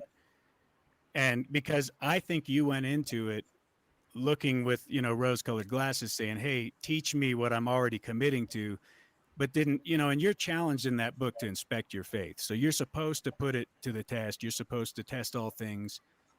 Why in the Old Testament, if Christ preached sola scriptura, does God send a bear to maul children for mocking a man, when Christ said, hey, if you harm one of these children, it would be better for you to have a noose around your neck and sink to the bottom of the ocean, loosely translated, of course.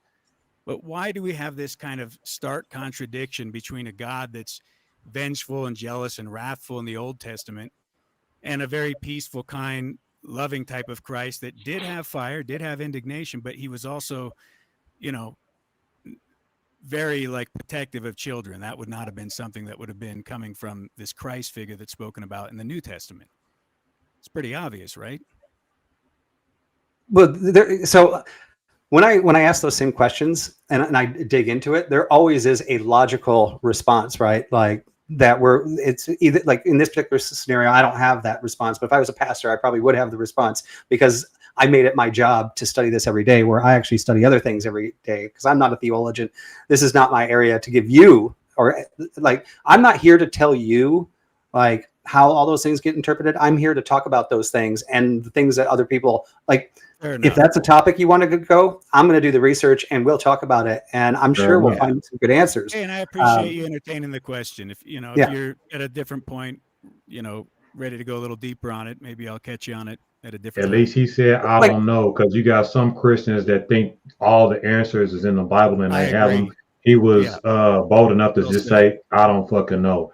And that's good enough. I set up episode 7 to be Noah's the flood, right? Because this is in that philosophy that people talk about. That does not seem like that's God's nature. And because I'm not a theologian and I don't have all the answers and I have to look this stuff up, I figured, we'll dedicate an episode on that, and we can look into it and we can learn about it, and I can sit there and go, oh crap, this actually doesn't line up, or I'll go, oh, I see where this lines up, and here's the answers to, or these are the answers I got out of that same question. right? So in this particular one, I dug into hell, and I thought I knew 80% of hell. I said this at the beginning. After doing all this, I'm like, wow, there's actually a lot that I missed. A lot, when you're going over all these topics from beginning to end over 3 years in the Bible, like it's easy not to put them together. Then when you look at one like hell, it's alone. It gets and Rocky's got why hell. It gets a lot more interesting where I'm like, I did miss some pieces that I didn't like I don't understand. I am asking those questions. So, it's fun to entertain them and talk about them. And like I said, to jump on here and have you guys like drill me on it, it's not an easy thing to do. No, much respect though for being up here and be able to say, to talk about your faith and try to, stand on the things that you can't stand on and the things that you can't. We just have great discussion on it. So I commend you for that. I'm here having a great time. So I'm not trying to drill you. You asking me questions, I'm asking you questions back. So I'm having fun. So, Yeah, I wish I had all the answers. I'd love to jump on here and just tell everybody this is how it works. That would be really nice. It wouldn't be a study anymore. It'd just be a lecture. But to the idea, right? I forget how you phrased it, right? But you was like, you, right, believing in what you believe in, you have a place to go after you die, right? And me, according to what you believe, I don't. The thing is, between me and you, I don't see that as a negative thing. Like if what I believe was true, that if I died and it was just over with, there's nothing, right? I just think that, like, for me, this is how I look at it, I believe that men are uncomfortable with death, right? Like men have a hard time dealing with, if they're gone, there's just nothing, right? People, humanity in general, have a hard time believing that when their mother died, it's just over with. You know what I'm saying? That's a hard pill to swallow. It hurts, right? And then whenever you think about it, 3,000 years ago, 2,000 years ago, to where people were quote unquote primitive, right? A lot of the world wasn't even literate, right? So you have to come up with these, comforters to make people feel better about death, right? Before you had technologies, before you had abodes, and humans were just outside, right? And the night come, right? Imagine man being outside with no shelter, right? Like, what do you think? You got to look towards something else. You know what I mean? Like, I'm talking about primitive man, right? You know what I'm saying? You had to come on. And I think that these are like primitive artifacts that have gone on with us, right? That God of the gaps thing, right? So I'm okay. You know what I'm saying? With man being like, once you die, you just gone. I don't feel like that I didn't have a purpose or that being that since there is no heaven or hell, then there is nothing to look forward to, that you shouldn't do good acts. I think people have that in their mind that if there isn't a heaven, then you shouldn't do good acts. But to me, that's an immature mind. That's the mind of a child, right? People are looking to be rewarded for their good acts and to be punished for bad deeds. But mature men don't look for rewards for good and disciplines themselves in order not to do the things that are, negative towards them and society. What do you say to that? I know that was long and drawn out, but that's what I believe in a nutshell. You know what I mean? Like, does that make sense to you?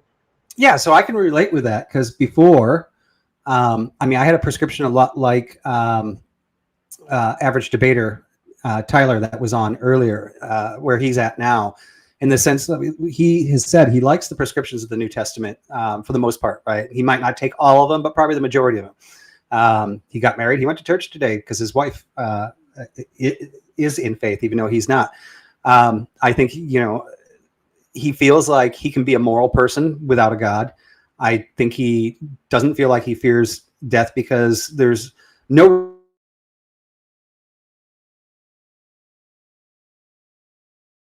it would suck to be alive or after you die and know that you're dead sitting in the ground. But since that doesn't happen, then death actually isn't even an issue for you once you die. Now, as you were saying, for like me, and then you kind of put in there like primitive man, like we don't want to have to face that death, and we don't want to think about our relatives being completely gone. That's kind of pretty. I used to have those type of thoughts when I jumped into the religion. I really kind of was sitting in there for my wife in a sense, until I started listening and started reading and started like getting into it and starting seeing things change and starting to feel it. And like, now I'm on the other side, right? So I used to be you. I totally get that. Like I see the arguments where Christians say, well, there's no way you can have any purpose in life, without God. And I can kind of see that if we want to. I think you can have personal purpose for yourself, maybe a universal purpose. I don't know, but there's it's tough to get out of that higher purpose without that God, and you see that a lot more once you're in the faith. Although I'm not going to say that every agnostic can't have a higher purpose without their God. Unfortunately, when it comes to faith and being in the religion, once you're on the other side, you're like, oh, damn, like I didn't get it. And there's almost no way for me to give you a proof or a theory to tell you that, where we are. And I know that Taylor would probably say, well, it's all just mass brainwashing, right? Or Benjamin will say, well, we all get that when we put our minds into that mindset, regardless of the religion, right? These things happen when you start getting into that. You can have all those philosophy takes, but being in it, I can see it, but I can't necessarily explain it. So, whenever you say that it's somebody's take, right, that you're being brainwashed, whenever you voluntarily go to a place every Sunday, sometimes Wednesday, right, and they literally indoctrinate you, right, sometimes singing, dancing, chanting, clapping, praying, and you go every week for your whole life, that's not somebody's, that is what it is. You are actively volunteering yourself to be brainwashed, right? When somebody is preaching to like going to school. Indeed, that's indoctrination. Like I don't see the difference between the two, but at least in school, right, they're trying to teach you like math, something that's practical. Not to say that the religion doesn't, but I'm talking about the dogma though, right? Let's talk about the dogma aspects of it when dealing with, heaven and hell, spirit, and all the intangible stuff, right? The metaphysical, the spiritual side of it, right? You're actually volunteering to be brainwashed like every week of your life. Like that is what it is. I don't think that that's perspective. I think that if you're going into somebody's, abode and they are intentionally trying to indoctrinate you with this specific philosophy, then that's literally the definition of brainwashing. And then you have the ritual, right? The repetitive nature, the habitual stuff of it, repeating the same things. You have the crowd that kind of like brings you in and kind of like, and if you go against it, they'll ridicule you, outcast you. Like these are, that's why the critical thinking is so important, right? So I would really encourage you as you do your journey, seeking and testing all this, look at the contradictions in the Bible, look at the contradictions in the accounts of Jesus, and there's so many stark contradictions that pastor will kind of glaze over and, well, we don't understand everything, God's a mystery. You'll see if you really put it to the test, it'll become glaringly obvious that these pastors are not willing to look at the actual validity of their claims. I think that depends on the religion, what you're saying, Freedom Grower. In some religions, they will kind of glaze over, I'll say that. But I have noticed one that I've been actually listening to quite a bit, because the times that I've asked a question that one of the clergymen couldn't answer, they've said to me, you know what, I don't have an answer for that. Let me ask someone else and I'll get back with you. And they actually get back with me and answer the question. And so I understand what you're saying, though. I do think there's a large majority of religions that'll do that. And also, as far as the brainwashing thing, due diligence, I think that's a little disingenuous to say that all religions do that as well, and that is necessarily the environment that you're in when you go to study a religion. Not every religion forces you. Some go, okay, well, here's what we believe. If you choose to believe it, then cool, you're a member of the club, so to speak. And if you don't, well, then that's fine. There's other places for you to go. So I get what you're saying, that can happen within religions. I don't think that's all, though. Yeah, but like a lot of it comes down to like getting wrapped up in God.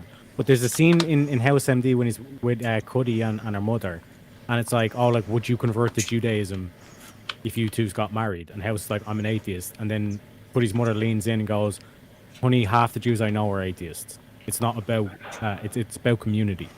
So it's like that whole aspect of like gathering as a like neighbors and all this stuff and going to the same church every Sunday is supposed to bolster like morale and kind of like friendliness within the community, all this kind of stuff. And you're typically on the same page because that's the whole aspect of religion, where it's teaching you some sort of like ethic system. Now, is that ethic system actually moral or immoral?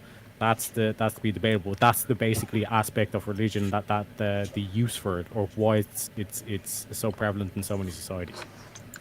And to the brainwashing aspect of it, I didn't say all religions. I was talking about Bob in particular and the Abrahamic traditions, but let's talk about Christianity in particular, right?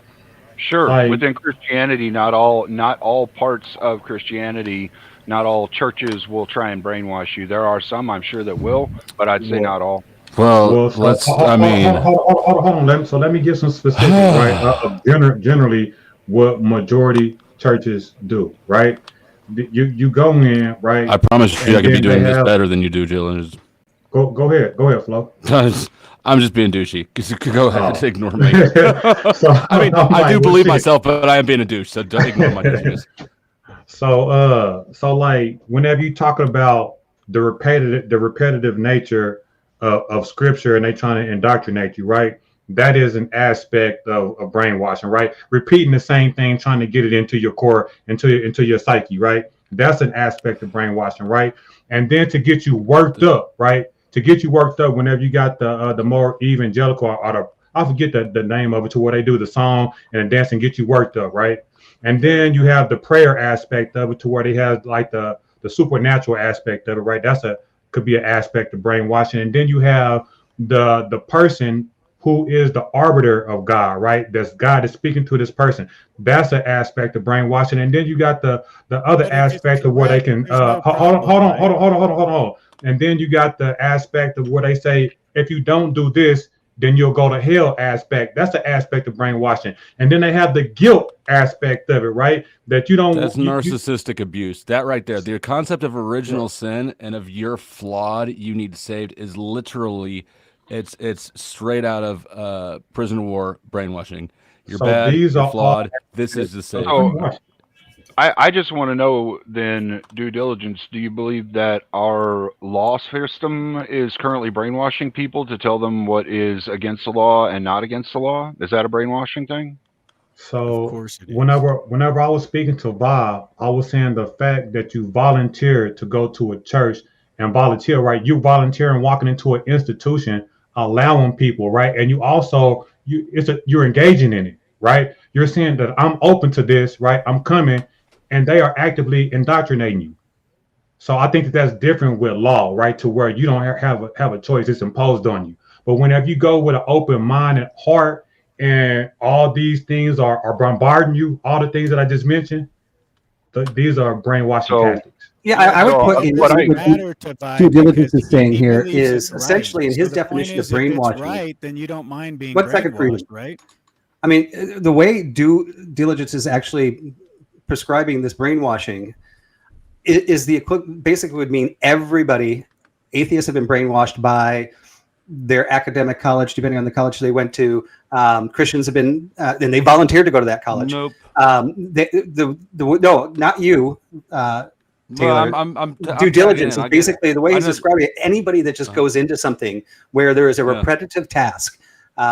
Where you go to your sports games every Friday and you support your team and you show up to these same classes every day and you do this, right?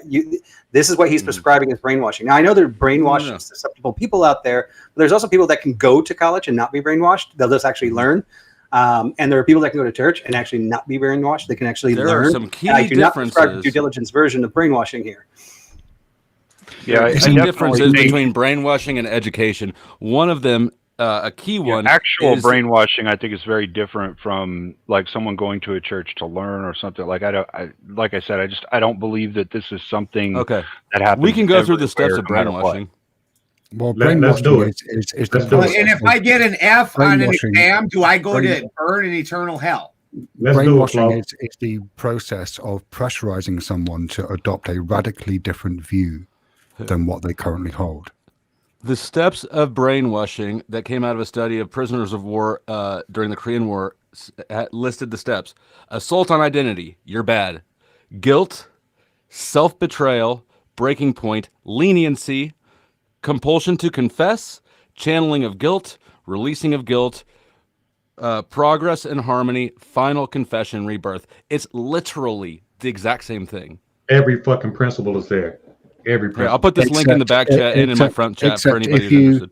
If you already have a belief, If you all heard that, he God, takes the back and front. if you already have a belief in God, if you already Well- have a belief in Well, God, Shiva, you can just be let me finish open a though. sentence. Can I Oh, finish but- my sentence? If you I have a belief, apologize. if you have a belief in God, and then you go to church, then they aren't pressuring you to adopt a radically different view, which is what brainwashing is, right?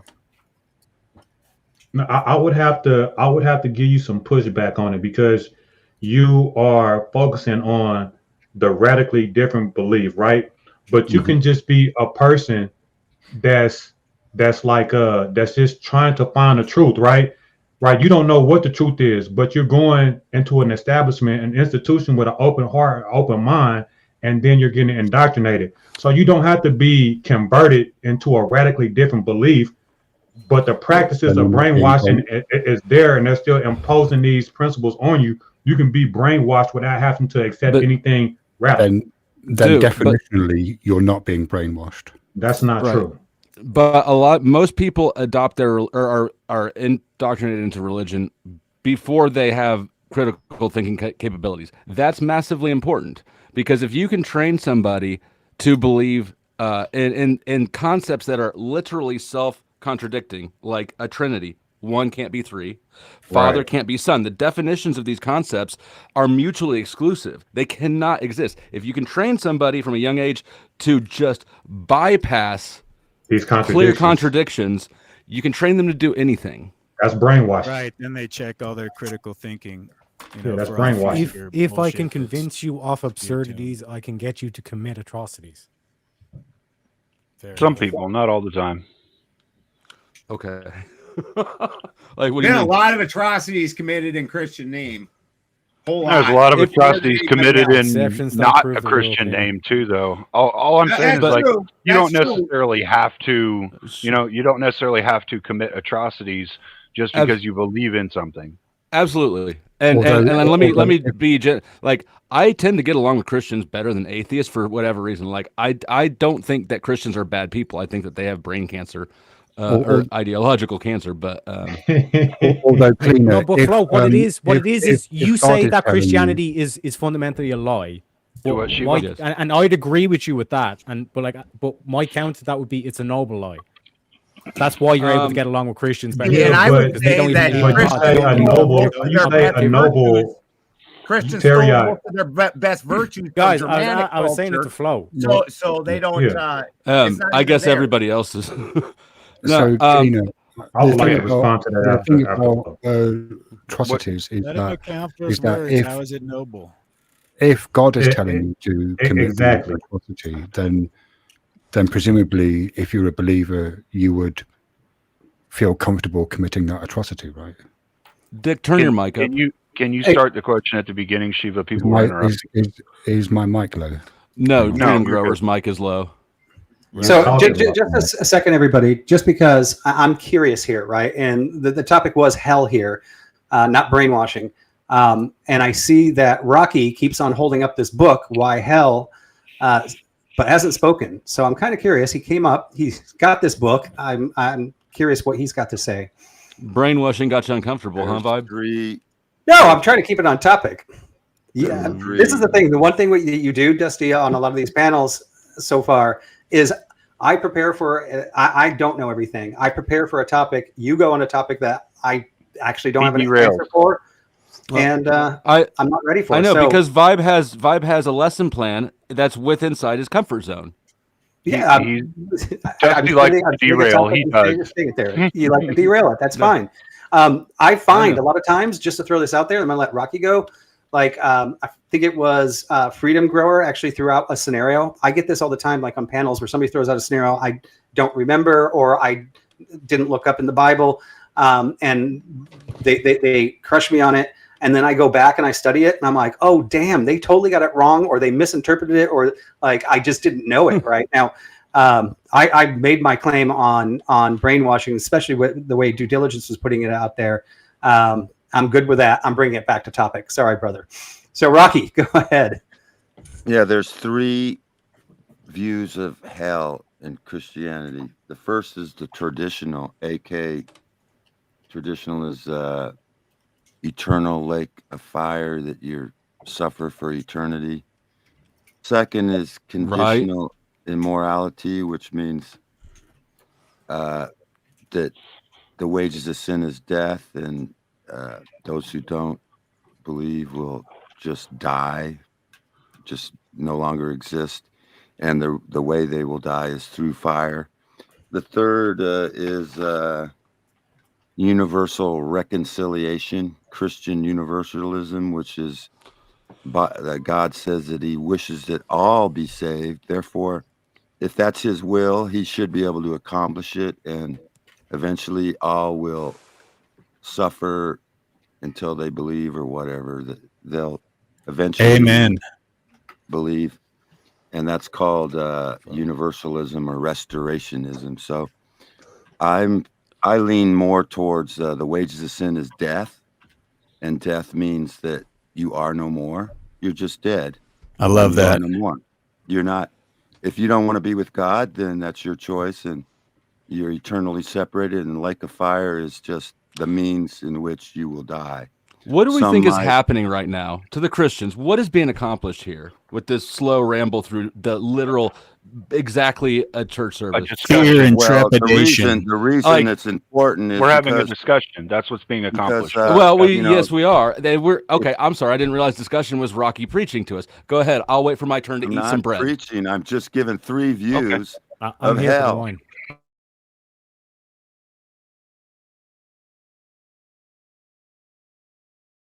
Upon scriptures that some people misinterpret, but all I'm saying is, if you go around telling people that the wages of sin is eternal life in a burning torment, who the fuck is going to believe that that's the character of a good God?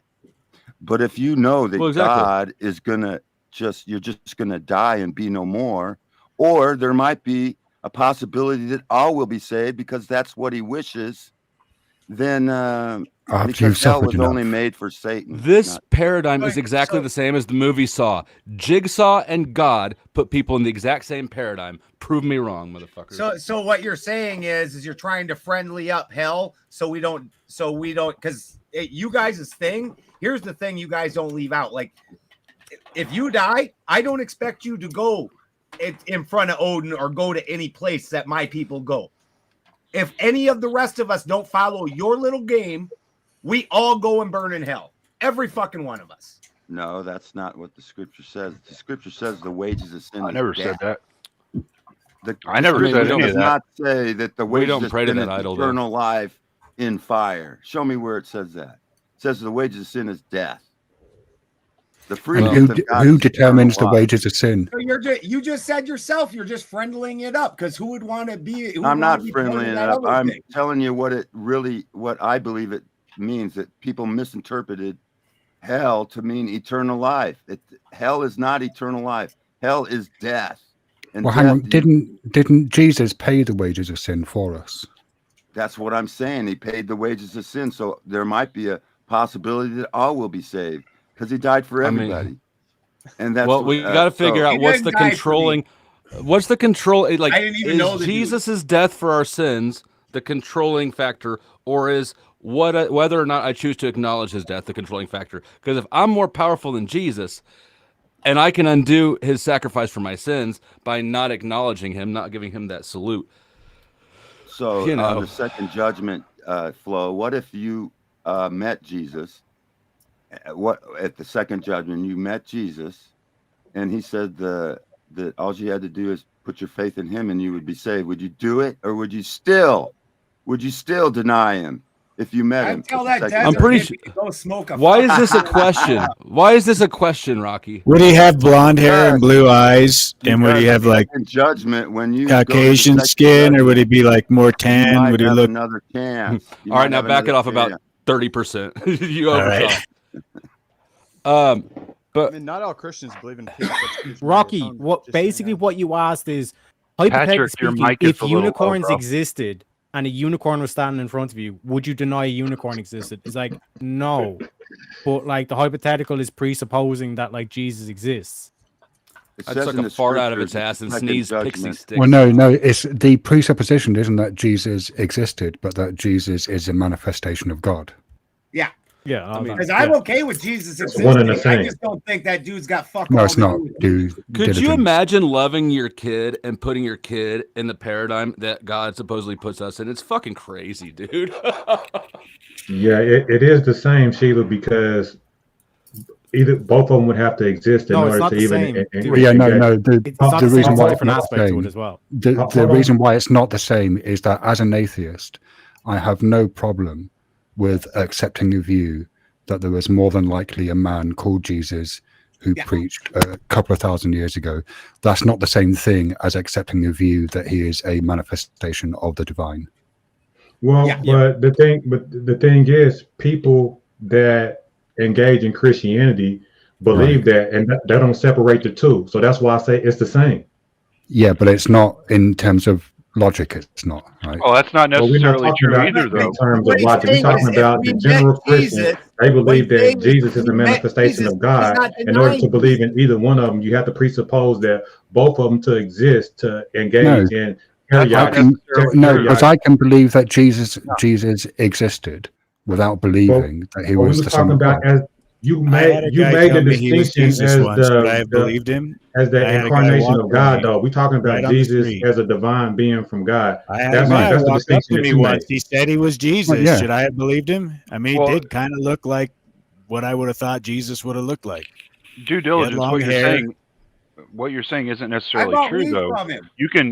You can believe in something that is still a moral positive for people, what you would consider a moral positive for people, without believing in every little thing that goes into what creates that moral positivity for people. All Yeah, right. but Why we're is not it a talking moral? about. Hold on. Hold on. Why But is we're not talking Christianity? about moral positive. We're talking about Jesus as a literal being and incarnation of I God. stepped away and I came back to the due diligence show. Why Shut is the fuck up. is We a talking belief now. It's system the flow show. a moral positive that gives you a blank check to sin, and all you got to do is just check that acknowledgement on your way out, and you're good to go? How is that a moral positive? That's not a moral positive the way that you're framing it. The hypothetical that you just created and the framing that you've got right there would not be a moral positive by itself. That is how is what's inaccurate about that framing? Well, you know that's not the way the pastor spins it Well, either, right? Because he's going to tell you, well, you can't actually just go forth and sin, or but you're these not are the truly me- in the faith, or you've fallen from it. There's a Sure. number of scriptures to support But that. these too. are the mechanics of Christianity, right? But There's also, one way. but also, if Charlie It's one of the Manson contradictions, I'll tomorrow give you that. truly believed in Jesus in his heart, he's going to heaven. And a guy that's never hurt anybody and doesn't, he's going to hell. So how does that fucking make sense? I mean, He y'all loves you, are shut all up. listen. Y'all are all painting very narrow pictures and very hyper specific hypotheticals to wrong? try and prove Was points. I wrong? It depends on the No. religion you're talking about. Yes, in some you're absolutely fucking Christianity. ridiculous. Yeah, Hold on. actually, Well, I'll that's all say we it. can do is I don't mind divide saying What is it. the the requirement micro for getting of into the heaven? What the is issues, the you one know. requirement to get into heaven? The one. You have one. There- What is it? You eat the elephant one bite at a You're- time. You're actually being very hyperbolic again, and yet again just narrowly painting things into Is like there one one way to condition. heaven? There's- Can you Hold on, earn Ben. your way Hold to on. heaven? Hold on, Ben. Or is Ben, there one way? Jesus, let me help. Jesus said there's one Jesus quote that talks about how to get to heaven. Jesus prescribes one single thing.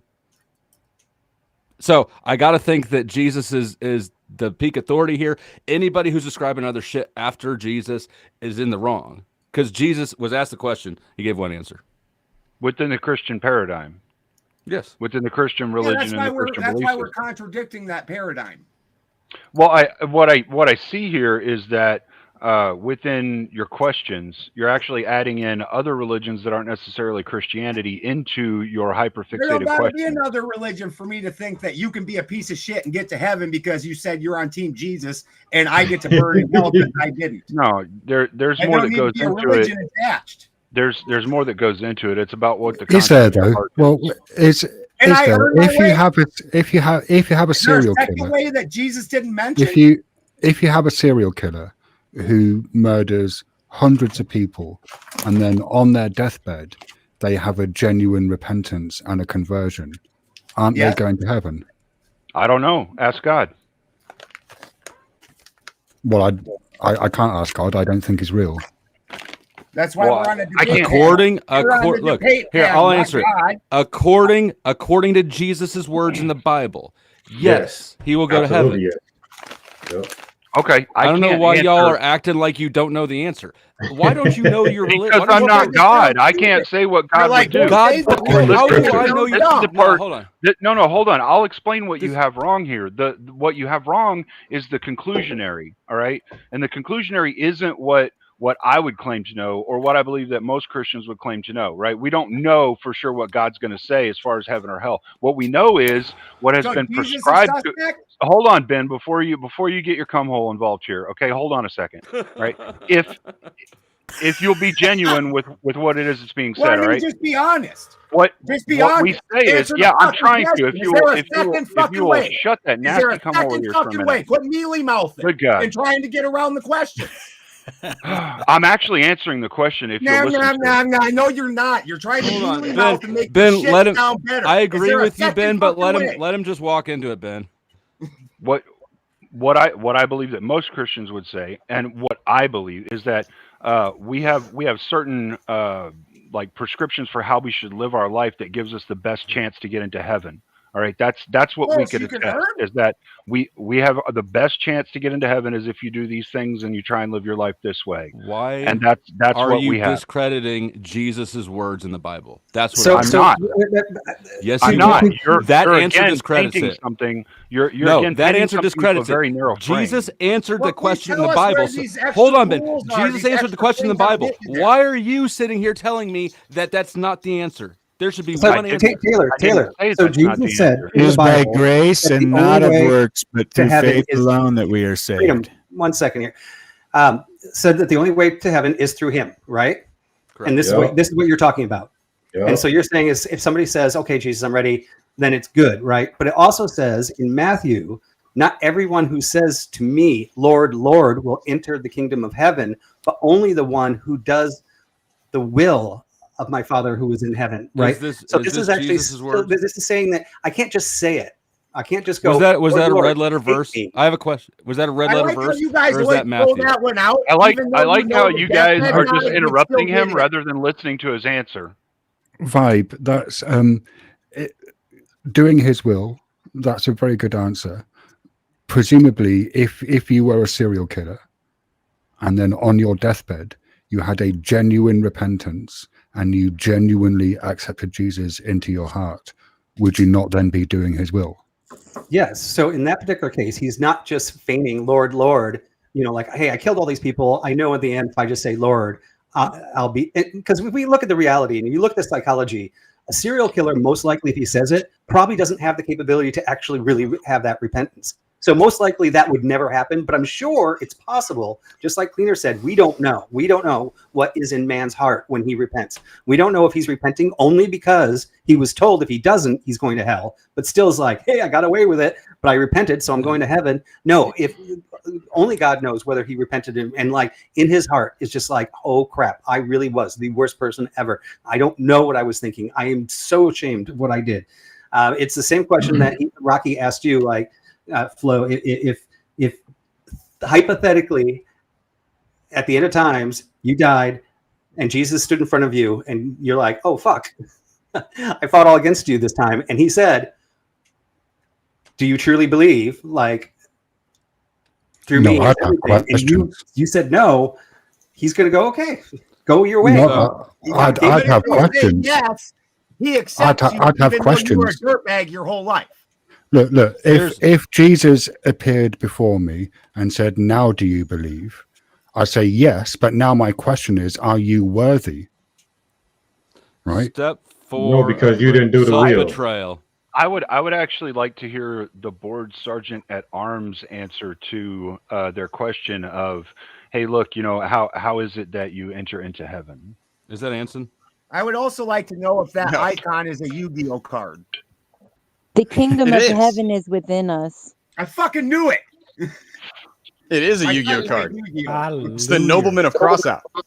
The words and prescriptions portrayed by Marilyn on this panel do not necessarily reflect the opinion of this panel, but we love her anyways. I'm about to blow this whole thing up. I'd kind of like to hear the board sergeant at arms take over. But by the way, you guys, before anybody else types up, I do just want to throw out there, I've got my kids and wife coming home soon, and we're going to eat dinner. So if a hot topic comes in and I say I'm out, I'm not running from the topic. I'm running because I do have a responsibility as a man to my family, my wife, to always put them priority over this channel. But I will try to keep it going as long as I can. So to answer your question, God would be Cleaner, very disappointed in that. To answer your question, Cleaner, Orthodox soteriology generally relies upon theosis, and this also hinges upon our view of the Trinity as well, which is having a essence and energy distinction. And so God has an essence, and he also has an energy. What you participate in to have theosis is essentially, I guess the Protestant word would be sanctification. You essentially try to participate with God's energies, i.e. his goodness, his grace, his self-control, his patience, his kindness, etc., love, all these things in the world. You participate in his energies throughout your life, i.e. you become glorified. And that is essentially how you are trying to work together. A lot of the saints, like when they die, for example, or on their deathbed, they will say, my only regret is that I did not have more time to repent of my sins. And so it's really an ongoing process. It's not a one-off thing. I will agree with Vibe or other people that have said this, though. I can't judge the heart of other men. I can just tell you what the normative means are according to the teachings of the Orthodox Church. But yeah. So this is what I'll say to that. It sounded really good, but you don't have to have no divine being to do quote unquote good, right? We can arbitrarily, subjectively come to what we discern as good and do that and be doing the same thing that you're saying in principle and not have no heaven or hell. Right. So you're saying that there is some higher level of good that only God can bestow on us. If you want to believe that, so be it. But you got people who don't and doing just fine. Flo is a hell of a man. Tariak is a hell of a man. Fucking Shiva is a hell of a man. Right. I'm sure they do good deeds in their everyday life without believing in some divine entity. Right. And without the expectations of a reward to going to heaven and a punishment for going to hell. So to me, shit, you could say we are the more mature man because we don't have the expectation or the punishment for doing the deeds. We just doing it because we have enough sense to do what's right on our own, from our own cognition, from our own hearts. And that goes for being too. It's not about a seeking for anything necessarily higher or a fear of death. It's more about humility. Because God said you have to fear him. You have to fear God. It's about respect, though. That's not about fear necessarily. But you have to fear of God according to Scripture. According to Scripture, I mean, I don't have to fear of God. I'm not afraid of him at all. What I'm trying to explain to you is that it's about humility, not necessarily about pride or anything else, and me telling you what you should or shouldn't do. Pride is the fount of all of the deadly sins, and humility is the fount of all of the good things in the world. So if you're showing those humility, I can't say if God's going to accept you into the kingdom or not. That's not for me to say if God's going to do that or not. I will say that it says that you should partake of the Eucharist, and Christ will abide in you. I can say that it prescribes that you get baptized, etc., and so on, according to the things that I didn't cite them first. You cited them first. You cited my scriptures first. So humility is the cornerstone you cited of those things, virtue. and that's what they tell you to do. Is crazy. And also, cutting out pride is crazy. I think that humility as the cornerstone of virtue is, I mean, just steal straight from Nietzsche. It's slavery morality. It's morality. What about the expansive virtues? That's a constrictive virtue. Somebody's got feedback. Marilyn, you've got echo going on. Crazy Yeah, feedback. Try to let mute me if you're not see. speaking, kind of Let thing. me see if I can figure it out and change it. Is that Mute your mic worse? while you're trying to figure it Yeah, out. just mute when you're not speaking. When you're not speaking. Damn it. Okay. It got worse. So what are you saying as Yeah, you far were as talking about humility and Nietzsche. pride? Humility as the cornerstone of virtue is it's a constrictive mind state. Humility, it's meekness, it's fear, it's small, right? What about the expansive virtues? What about if you're doing something, if you believe in what you're doing and you're doing something good, why would you want to be meek in your application of that good to the world? Why wouldn't you want to be expansive in that? Pride is the expansive. Right, Yeah, because you would be I did prideful good in because they believe expanding. that pride is a negative Hold thing. on, I want to hear his answer. I know. Yeah, because you would be risking being prideful and expanding that, like being expansive upon it. Oh, doing more good things? Isn't compassion also Oh, expensive? horrible! God, don't do more good works. Because Oh, kindness prideful shit. is other regarding, right? So it's necessarily expansive. I mean, if You we could just do more consider good things without necessarily falling prey to pride, though. Like, I mean, you can have confidence Who's without saying being it's prideful great? or arrogant. Pride is a You can wonderful hold on. You can have confidence and be proud of something without being arrogant or hubristic. And I think that even hubris, I think, would be more useful than humility if we're gonna base somebody's being out of one of these mental states. well, I guess think let me also ask it there's like a difference between being proud and being prideful. You can be proud of something without being prideful. But we're splitting hairs here, right? They're still both worlds apart. Yes, from you are. being, I agree. From being You're splitting humble. hairs with your No, what wording, I'm saying is being humble and submissive is a world apart from being prideful or proud, right? Those two are pretty close together on the spectrum. So you don't need to split that hair. Well, humility is not necessarily a negative either. Just to throw that out there. No, it's not. And I think that a certain amount of humility is the cornerstone of wisdom, honestly. To Would that be recognize the your own same as saying fallibility. that it's the cornerstone of virtue? No, I don't think that wisdom is a primary. Absolutely I don't. not. What Flo is saying is that like like humility can be a virtue, but it's not the only virtue. But a lot of Christians just hang all their hopes on humility. That means I'm a good person. But just because Indeed. you're weak does not necessarily mean you're a good person. I mean, just But because I don't think Humility is not means weakness. Yeah, humility is not synonymous with weakness. A system. You guys understand Anybody. a cornerstone is only part of a foundation, right? Right. A cornerstone is just part of a foundation. You have to have all. I mean, parts it of the sounds foundation like to it's build the it's building. the part, right? That's that where was you that was start Satan's from. that was Satan's Cornerstone is where you sin. start the building from. Okay, maybe it was not a perfect analogy. Let's not get No, lost it in the wasn't. straw man, no matter how much you No, want to go there. he made a good point. Oh no, it's important. It is important to define it correctly because that's where you start, and you go outward from there towards all other virtues. You don't just like submit to that one and only that one. And I that's all you understand have it was to do. an imperfect analogy. I think that you understood what I was trying to convey without getting lost in the analogy, right? Yeah, I think where I would disagree is that I would not agree that humility is the cornerstone of all other virtues. I would say that generosity is. Fair. I can't disagree with that. I mean, would say- Jesus said it was love. I mean, I think it's the golden rule is always the foundational principle for me, right? Do unto others, that you want to do to you, however the shit go. But the golden rule is the foundation. Can we be gentlemen and let Marilyn have a speak since she's been muted since she's not talking, but doesn't have a chance? Lord Jen. Good Lord, you're asking If you for have insanity. audio issues, have you fixed your audio issues, Marion? Lord of mercy. Now we can't hear you. You're lighting up, but there's no sound coming through. I know it's the greatest conversation I've ever had with her. I got you guys. Here's the translation. I am God. We are all gods. Everything is okay, guys. You don't have to worry about any of this. And there you go. That's what she said. Yeah, Do you thanks, think- Marilyn. Thanks, Marilyn. But you you don't. think That's what Jesus said, though. You mock it. That's literally what Jesus said. And it is what Do you think that Orthodox Literally what he go said. through, That's go through a literally whole what he said. series of things in order to become God. Do you think that there might be an issue with the morality of a being that creates hell? Yeah, That's what I think said. it definitely hold on, throws Shiva. some Let's shade take- on the loving thing.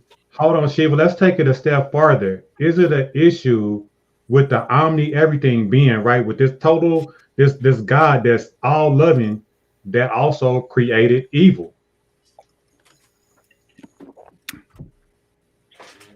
Like, I wouldn't Yeah, say that's a he very didn't good create, question. according to Orthodox theology, and I'm not an expert on this, so I'm speaking somewhat out of turn. He didn't necessarily create evil.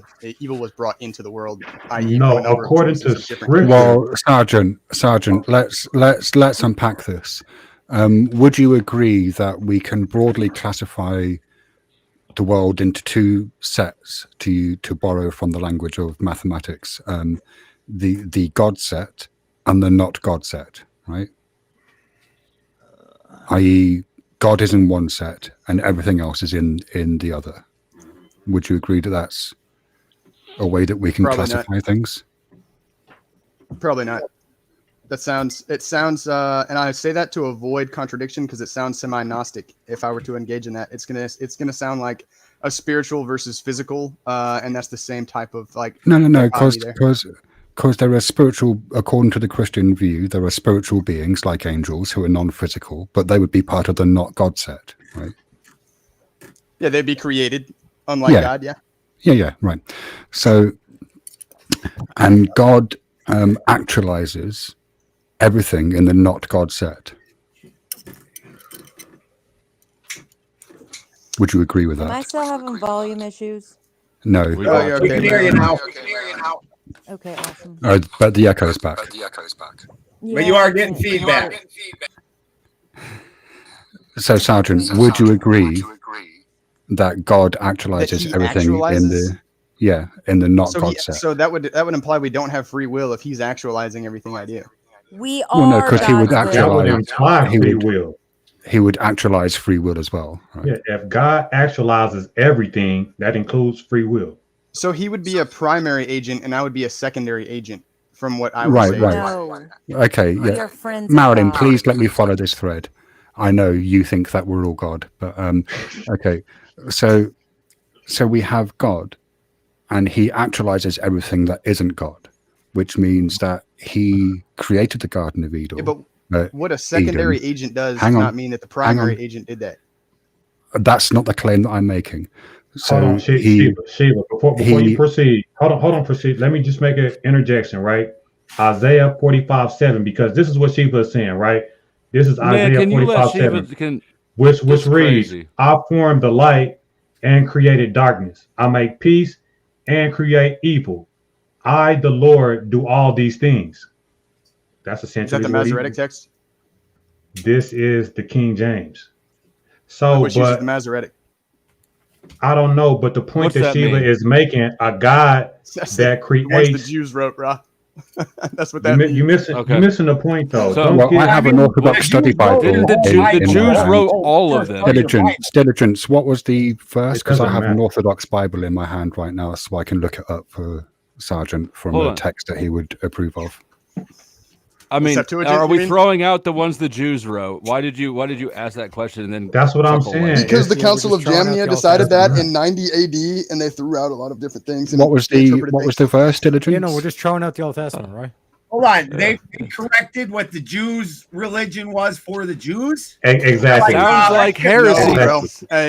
That's really Exactly. disingenuous, bro. So what they did is post How's that Christ, which is 90 AD. disingenuous? Hey, listen, bro. You I'm didn't even explaining. accept I'm answering yet. your question. You started yelling stuff. I'm answering what you said. And I want to That get back to Christ the Garden of came, Eden. there was thing at some obviously a point. lot of things that happened. Their temple gets destroyed, right? 90 AD, they have to have a council. How do we combat this Christ thing that just happened, where he predicts the temple's going to get destroyed, dude dies, comes back to life, etc., and so on? How do we correct all this and make all of our scriptures make sense? Oh, we just edit things to make it so that the Christ stuff looks less plausible. That's the same. That's how the point that Protestants even Shiva- have a different Shiva is Bible than the making. Catholics. I'm explaining to you how the Catholics and the Orthodox have a different Bible than the Protestants have.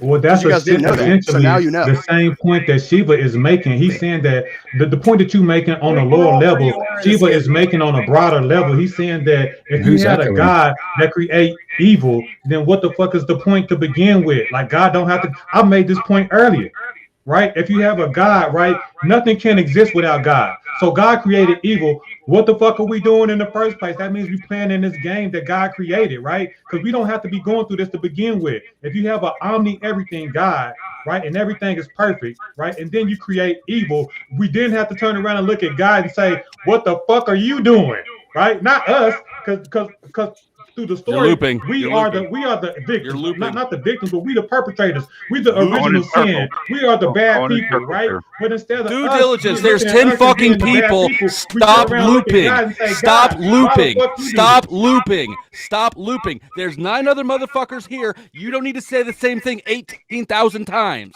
Okay, I Shut can, your bitch I ass can, up. Ain't nobody hang doing on, it. guys. Shiva, Point. dude, Shut your ass up. let me address Shiva here for a second Okay. on unpacking this actualization, where you're basically determining that, like, let's say God created the universe. He is the actualization of creating the universe, Yes. and he maintains Oh, it. He drugs maintains right now. every atom, every molecule, every action, everything like that is what you're saying. However, that goes against free will.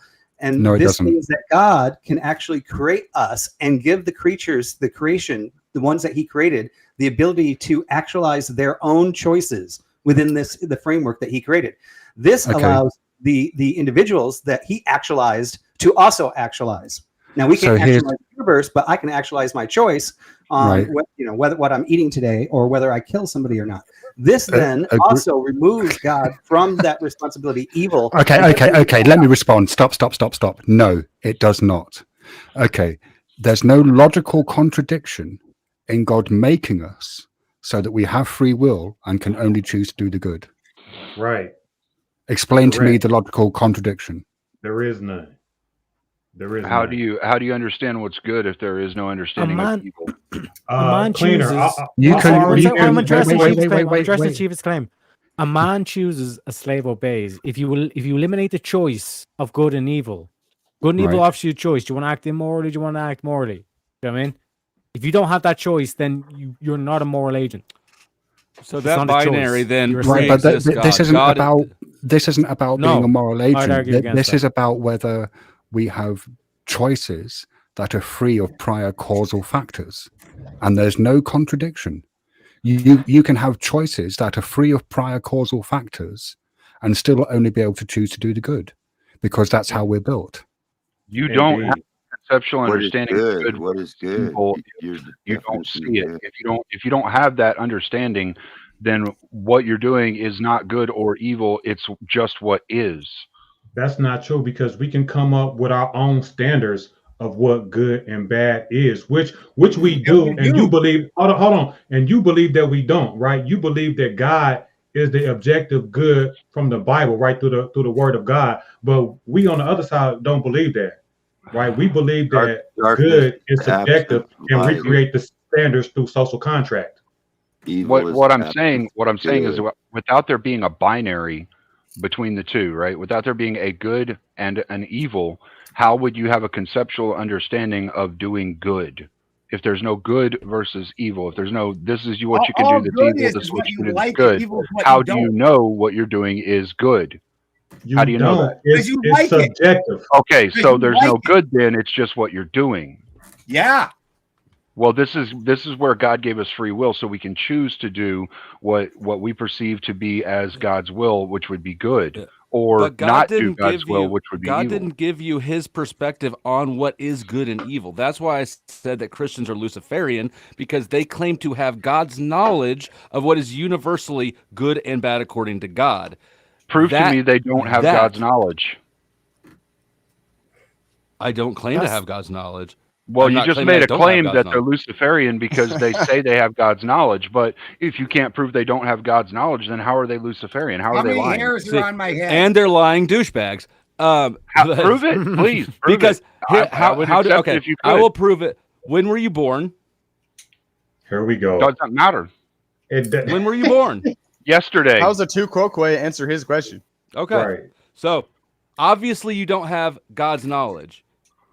How? How do you know that? How do you know I wasn't born onto the earth? Because with all you're a God's knowledge? human, I'm a human. I recognize We've heard another you human. talk. You can What I'm you saying can is try prove look, to you me can that try you to have drag me knowledge. down into gas. You can try to gaslight me like Christians like to fucking do because they're devious little shits, but it won't work. You're not It was proving just a anything. bad analogy, Flo. That All was you're proving bogus. is that I was born yesterday. That's it. Yeah. That's literally all you're proving here is that I was I born mean, yesterday. you're You're not asking me for an proving- absurd You're not question. proving whether or not the religion Okay. actually knows Here. what God wants us to do. What am I holding in my hand? What am I holding in my hand, God? I'm not God, so I couldn't tell you that. Fucking exactly. There we go. I just proved it. That doesn't that you're not proving You just proved that he we don't wasn't have God. information from God. I just All proved you're you don't doing- have God's knowledge because that's what you wanted. I'm What not am I God. holding in my hand, big brains? All you're proving is I'm not God. That's what you asked me to prove. No, I didn't. I asked you to prove how do you know the knowledge that Christianity has isn't Flo from was God? high. That's not what you said. Yeah, it is. And that's You that's said, not "How what do you said. know No. that I don't said have all of what- God's Mo- knowledge?" Bring What back he those said was- goalposts, what he said motherfucker. what he said was Christianity is Luciferian because they claim to have the knowledge of God. Well, And you if- said, "How do you know I if- don't have all God's knowledge?" if- And then he asked you, No, what's I in his didn't. hand, I and you said couldn't how. answer. I said, can you prove that Christians don't have God, the knowledge of God? Can you Yeah, prove that's that? what Can he You said. asked about you. Can you prove that? You said you. And then No, he asked you no, what he has in his hand. You no. said, "I don't know, but God knows everything." I asked You don't have him, God's can knowledge. he prove Triggered. That that Christians don't have God's that knowledge? Bruh, Yeah. you were perfectly happy answering the when you were born question because you asked how I know you don't have God's knowledge, right? When I gave you a better example, now you're moving the goalposts. No, Way to you're lie for moving it. God. You're I'm sure he appreciates it. And lying about what he Because said. you want to say that because what you're trying to do is paint me into a situation in which I'm claiming that I have God's knowledge, which I don't, and I wouldn't Yes. make that claim. Yes. I'm asking you. Christian- I'm asking you to prove to me how Christians don't have God's knowledge. Can y'all hear me? Yeah, go Now we ahead. can, yes. No. Because I believe we're all God. And there is not one question that you have asked that is impossible to know. Not one question. Even every hair on your head can be counted one by one. Absolutely Who said nothing. it couldn't? But they can. You can. Like it's Who said it? possible. It's not Who said they impossible. couldn't? Who said it couldn't? But Do you want you're to play act- the what am I holding in my hand game? What am I holding in my hand, Marilyn? But you know what you're holding in your hand, and you are God. No, he is the carburetor is part of the car, but the carburetor is not the car. I'm No, just the a dude. Yeah, that's God exactly either. what I was getting at. The carburetor's not God either. You are God. The object in your hand is not God. I am you not are God. I am my part God. of that, but I am not But the Marilyn, totality. I I don't- knew it was coming. I don't know what's in your hand though. But who fucking cares? It's my dick, Flo, and you knew Ah. that. We were talking dirty in the backstage. It's irrelevant. It's absolutely irrelevant. It's not. It's demonstrating that none of us are entirely God. I think that I God kind of is agree with your all-knowing. concepts if I heard I them never- explained more in depth, but we are not the God, right? None of us are individually the God. None of us are all powerful or all knowing. Why This aren't we? was fun before it descended into chaos. You guys have fun with Maryland. I'm out.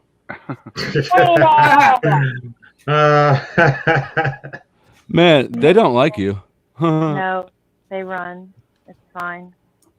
Flo just wants some pussy. He don't like you either. He ain't gonna. I say like it. literally Marilyn, just had although- some pussy. I don't know if you noticed I disappeared from the stream for a bit. Wow. I like Marilyn, although she is batshit crazy. That's all it took? That's I am not that. Minute Man.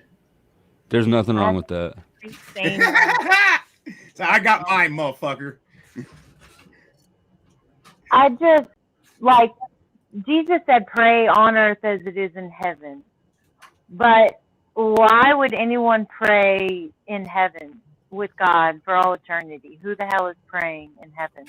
Well, isn't So Like- you questioning Jesus right now? Why are you I'm- questioning Jesus? I'm saying there are Why would you question Jesus? It's not questioning Jesus. You just literally questioned Jesus. You said Jesus said, "Pray in heaven." Why would anybody pray in heaven? But he also said you belong to your father, the devil, to the Pharisees, knowing good and well, that not one person was made Why by don't you the devil. answer my question? Answer my question. God created every person. Jesus knew. Are you capable of answering any questions, Marilyn?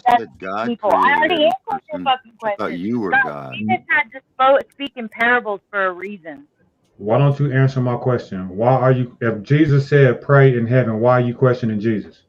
I'm not questioning Jesus. There's a time and a place for everything. You said, why would you pray in heaven? Oh my God. You said that. Because y'all had conversations about Jesus being saying stuff that was contradicting other stuff he said. When I'm saying that there's a time and place for everything. There's an hour. There's for everything under the sun. There's a time. It is. You're all I don't even know why I tried. trying Anyway, to put past, present, and future all in the same place. Like if everything was good and we're all in heaven with God forever, the majority of these conversations would be null and void and pointless. so we not. So what the fuck are you talking about? We not We in would be in heaven. the afterlife. We not God. That would be an argument. Of course we wouldn't. We would be there. Exactly. Right. Have you ever burned sage? Discussions happen. Why do have to? What sage do to you? Yes, I have burned sage, but most of sage is harvested by slave workers, and it's got bad juju on it anyway. Because it's not resourced properly. Oh my. What slave Still makes more sense than the Christians. No, I'm not a Christian. That's what I'm saying. Obviously not. Oh yeah, it makes perfect sense. She's God, but she's gonna. You know what? I'm my own dad. Okay, there's one of us. I'm my own dad.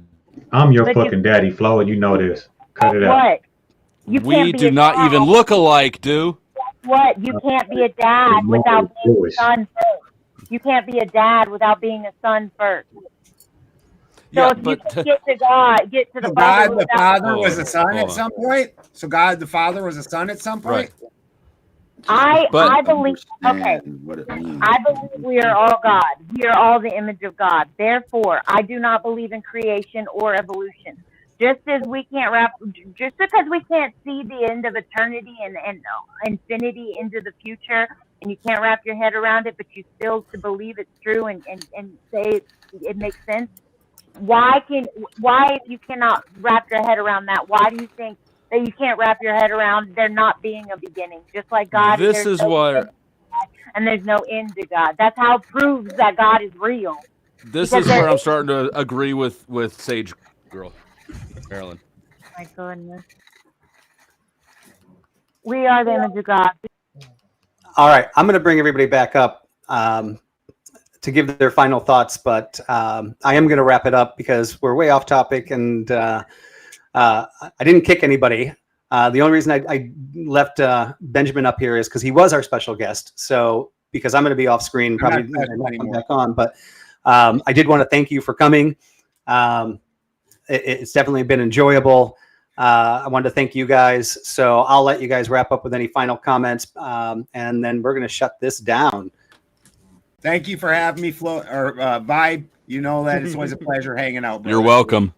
Yeah, you too, Powder. You know I love you, brother. Hell is not real. If with this discussion about hell is not real. It is for control and manipulation purposes only.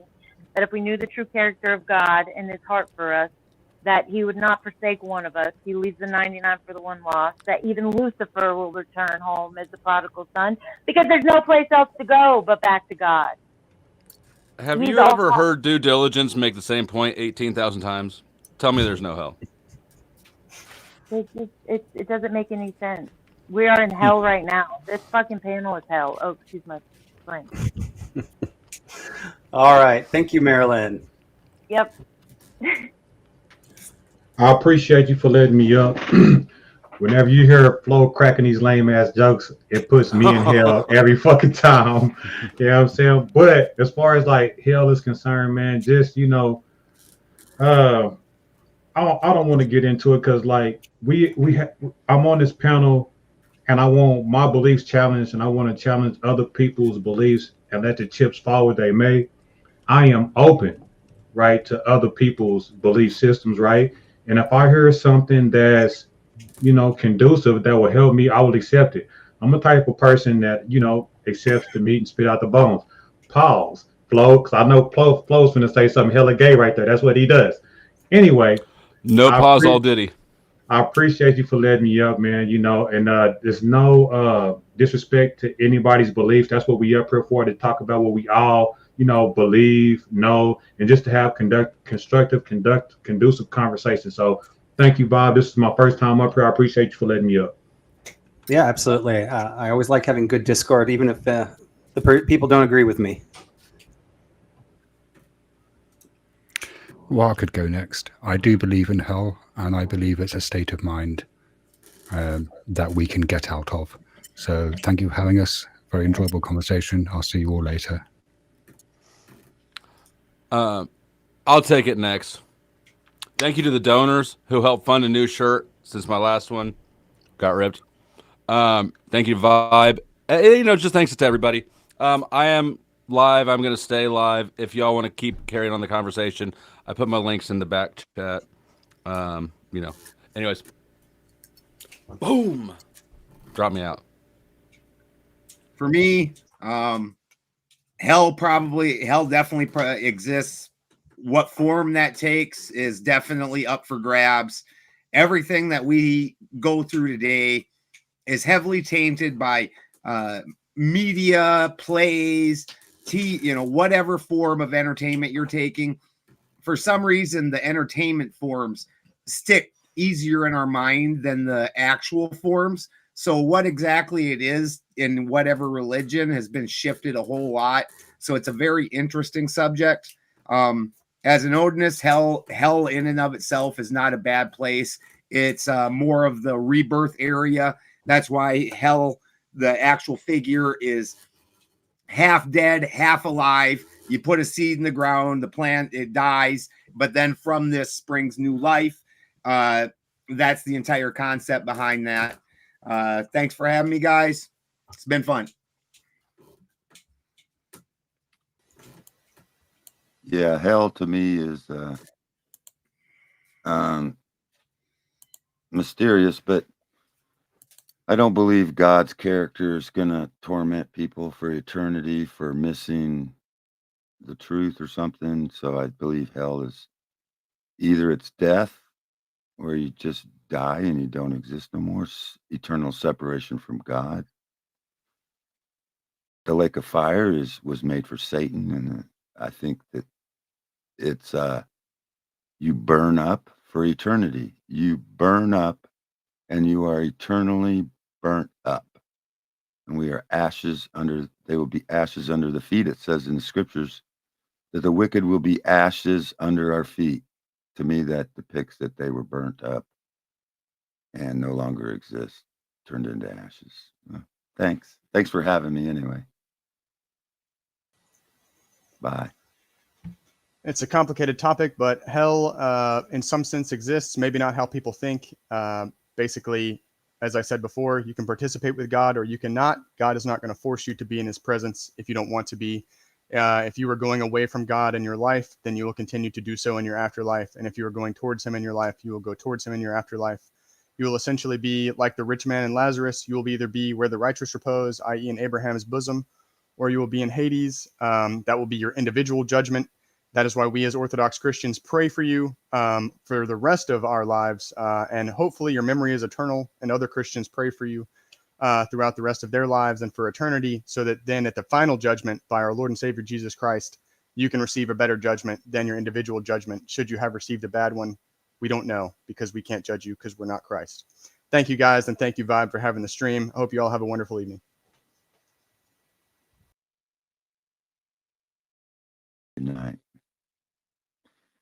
And evil, darkness is the absence of light. Evil is the absence of good. How can you know evil if you don't know what good is? So, good night.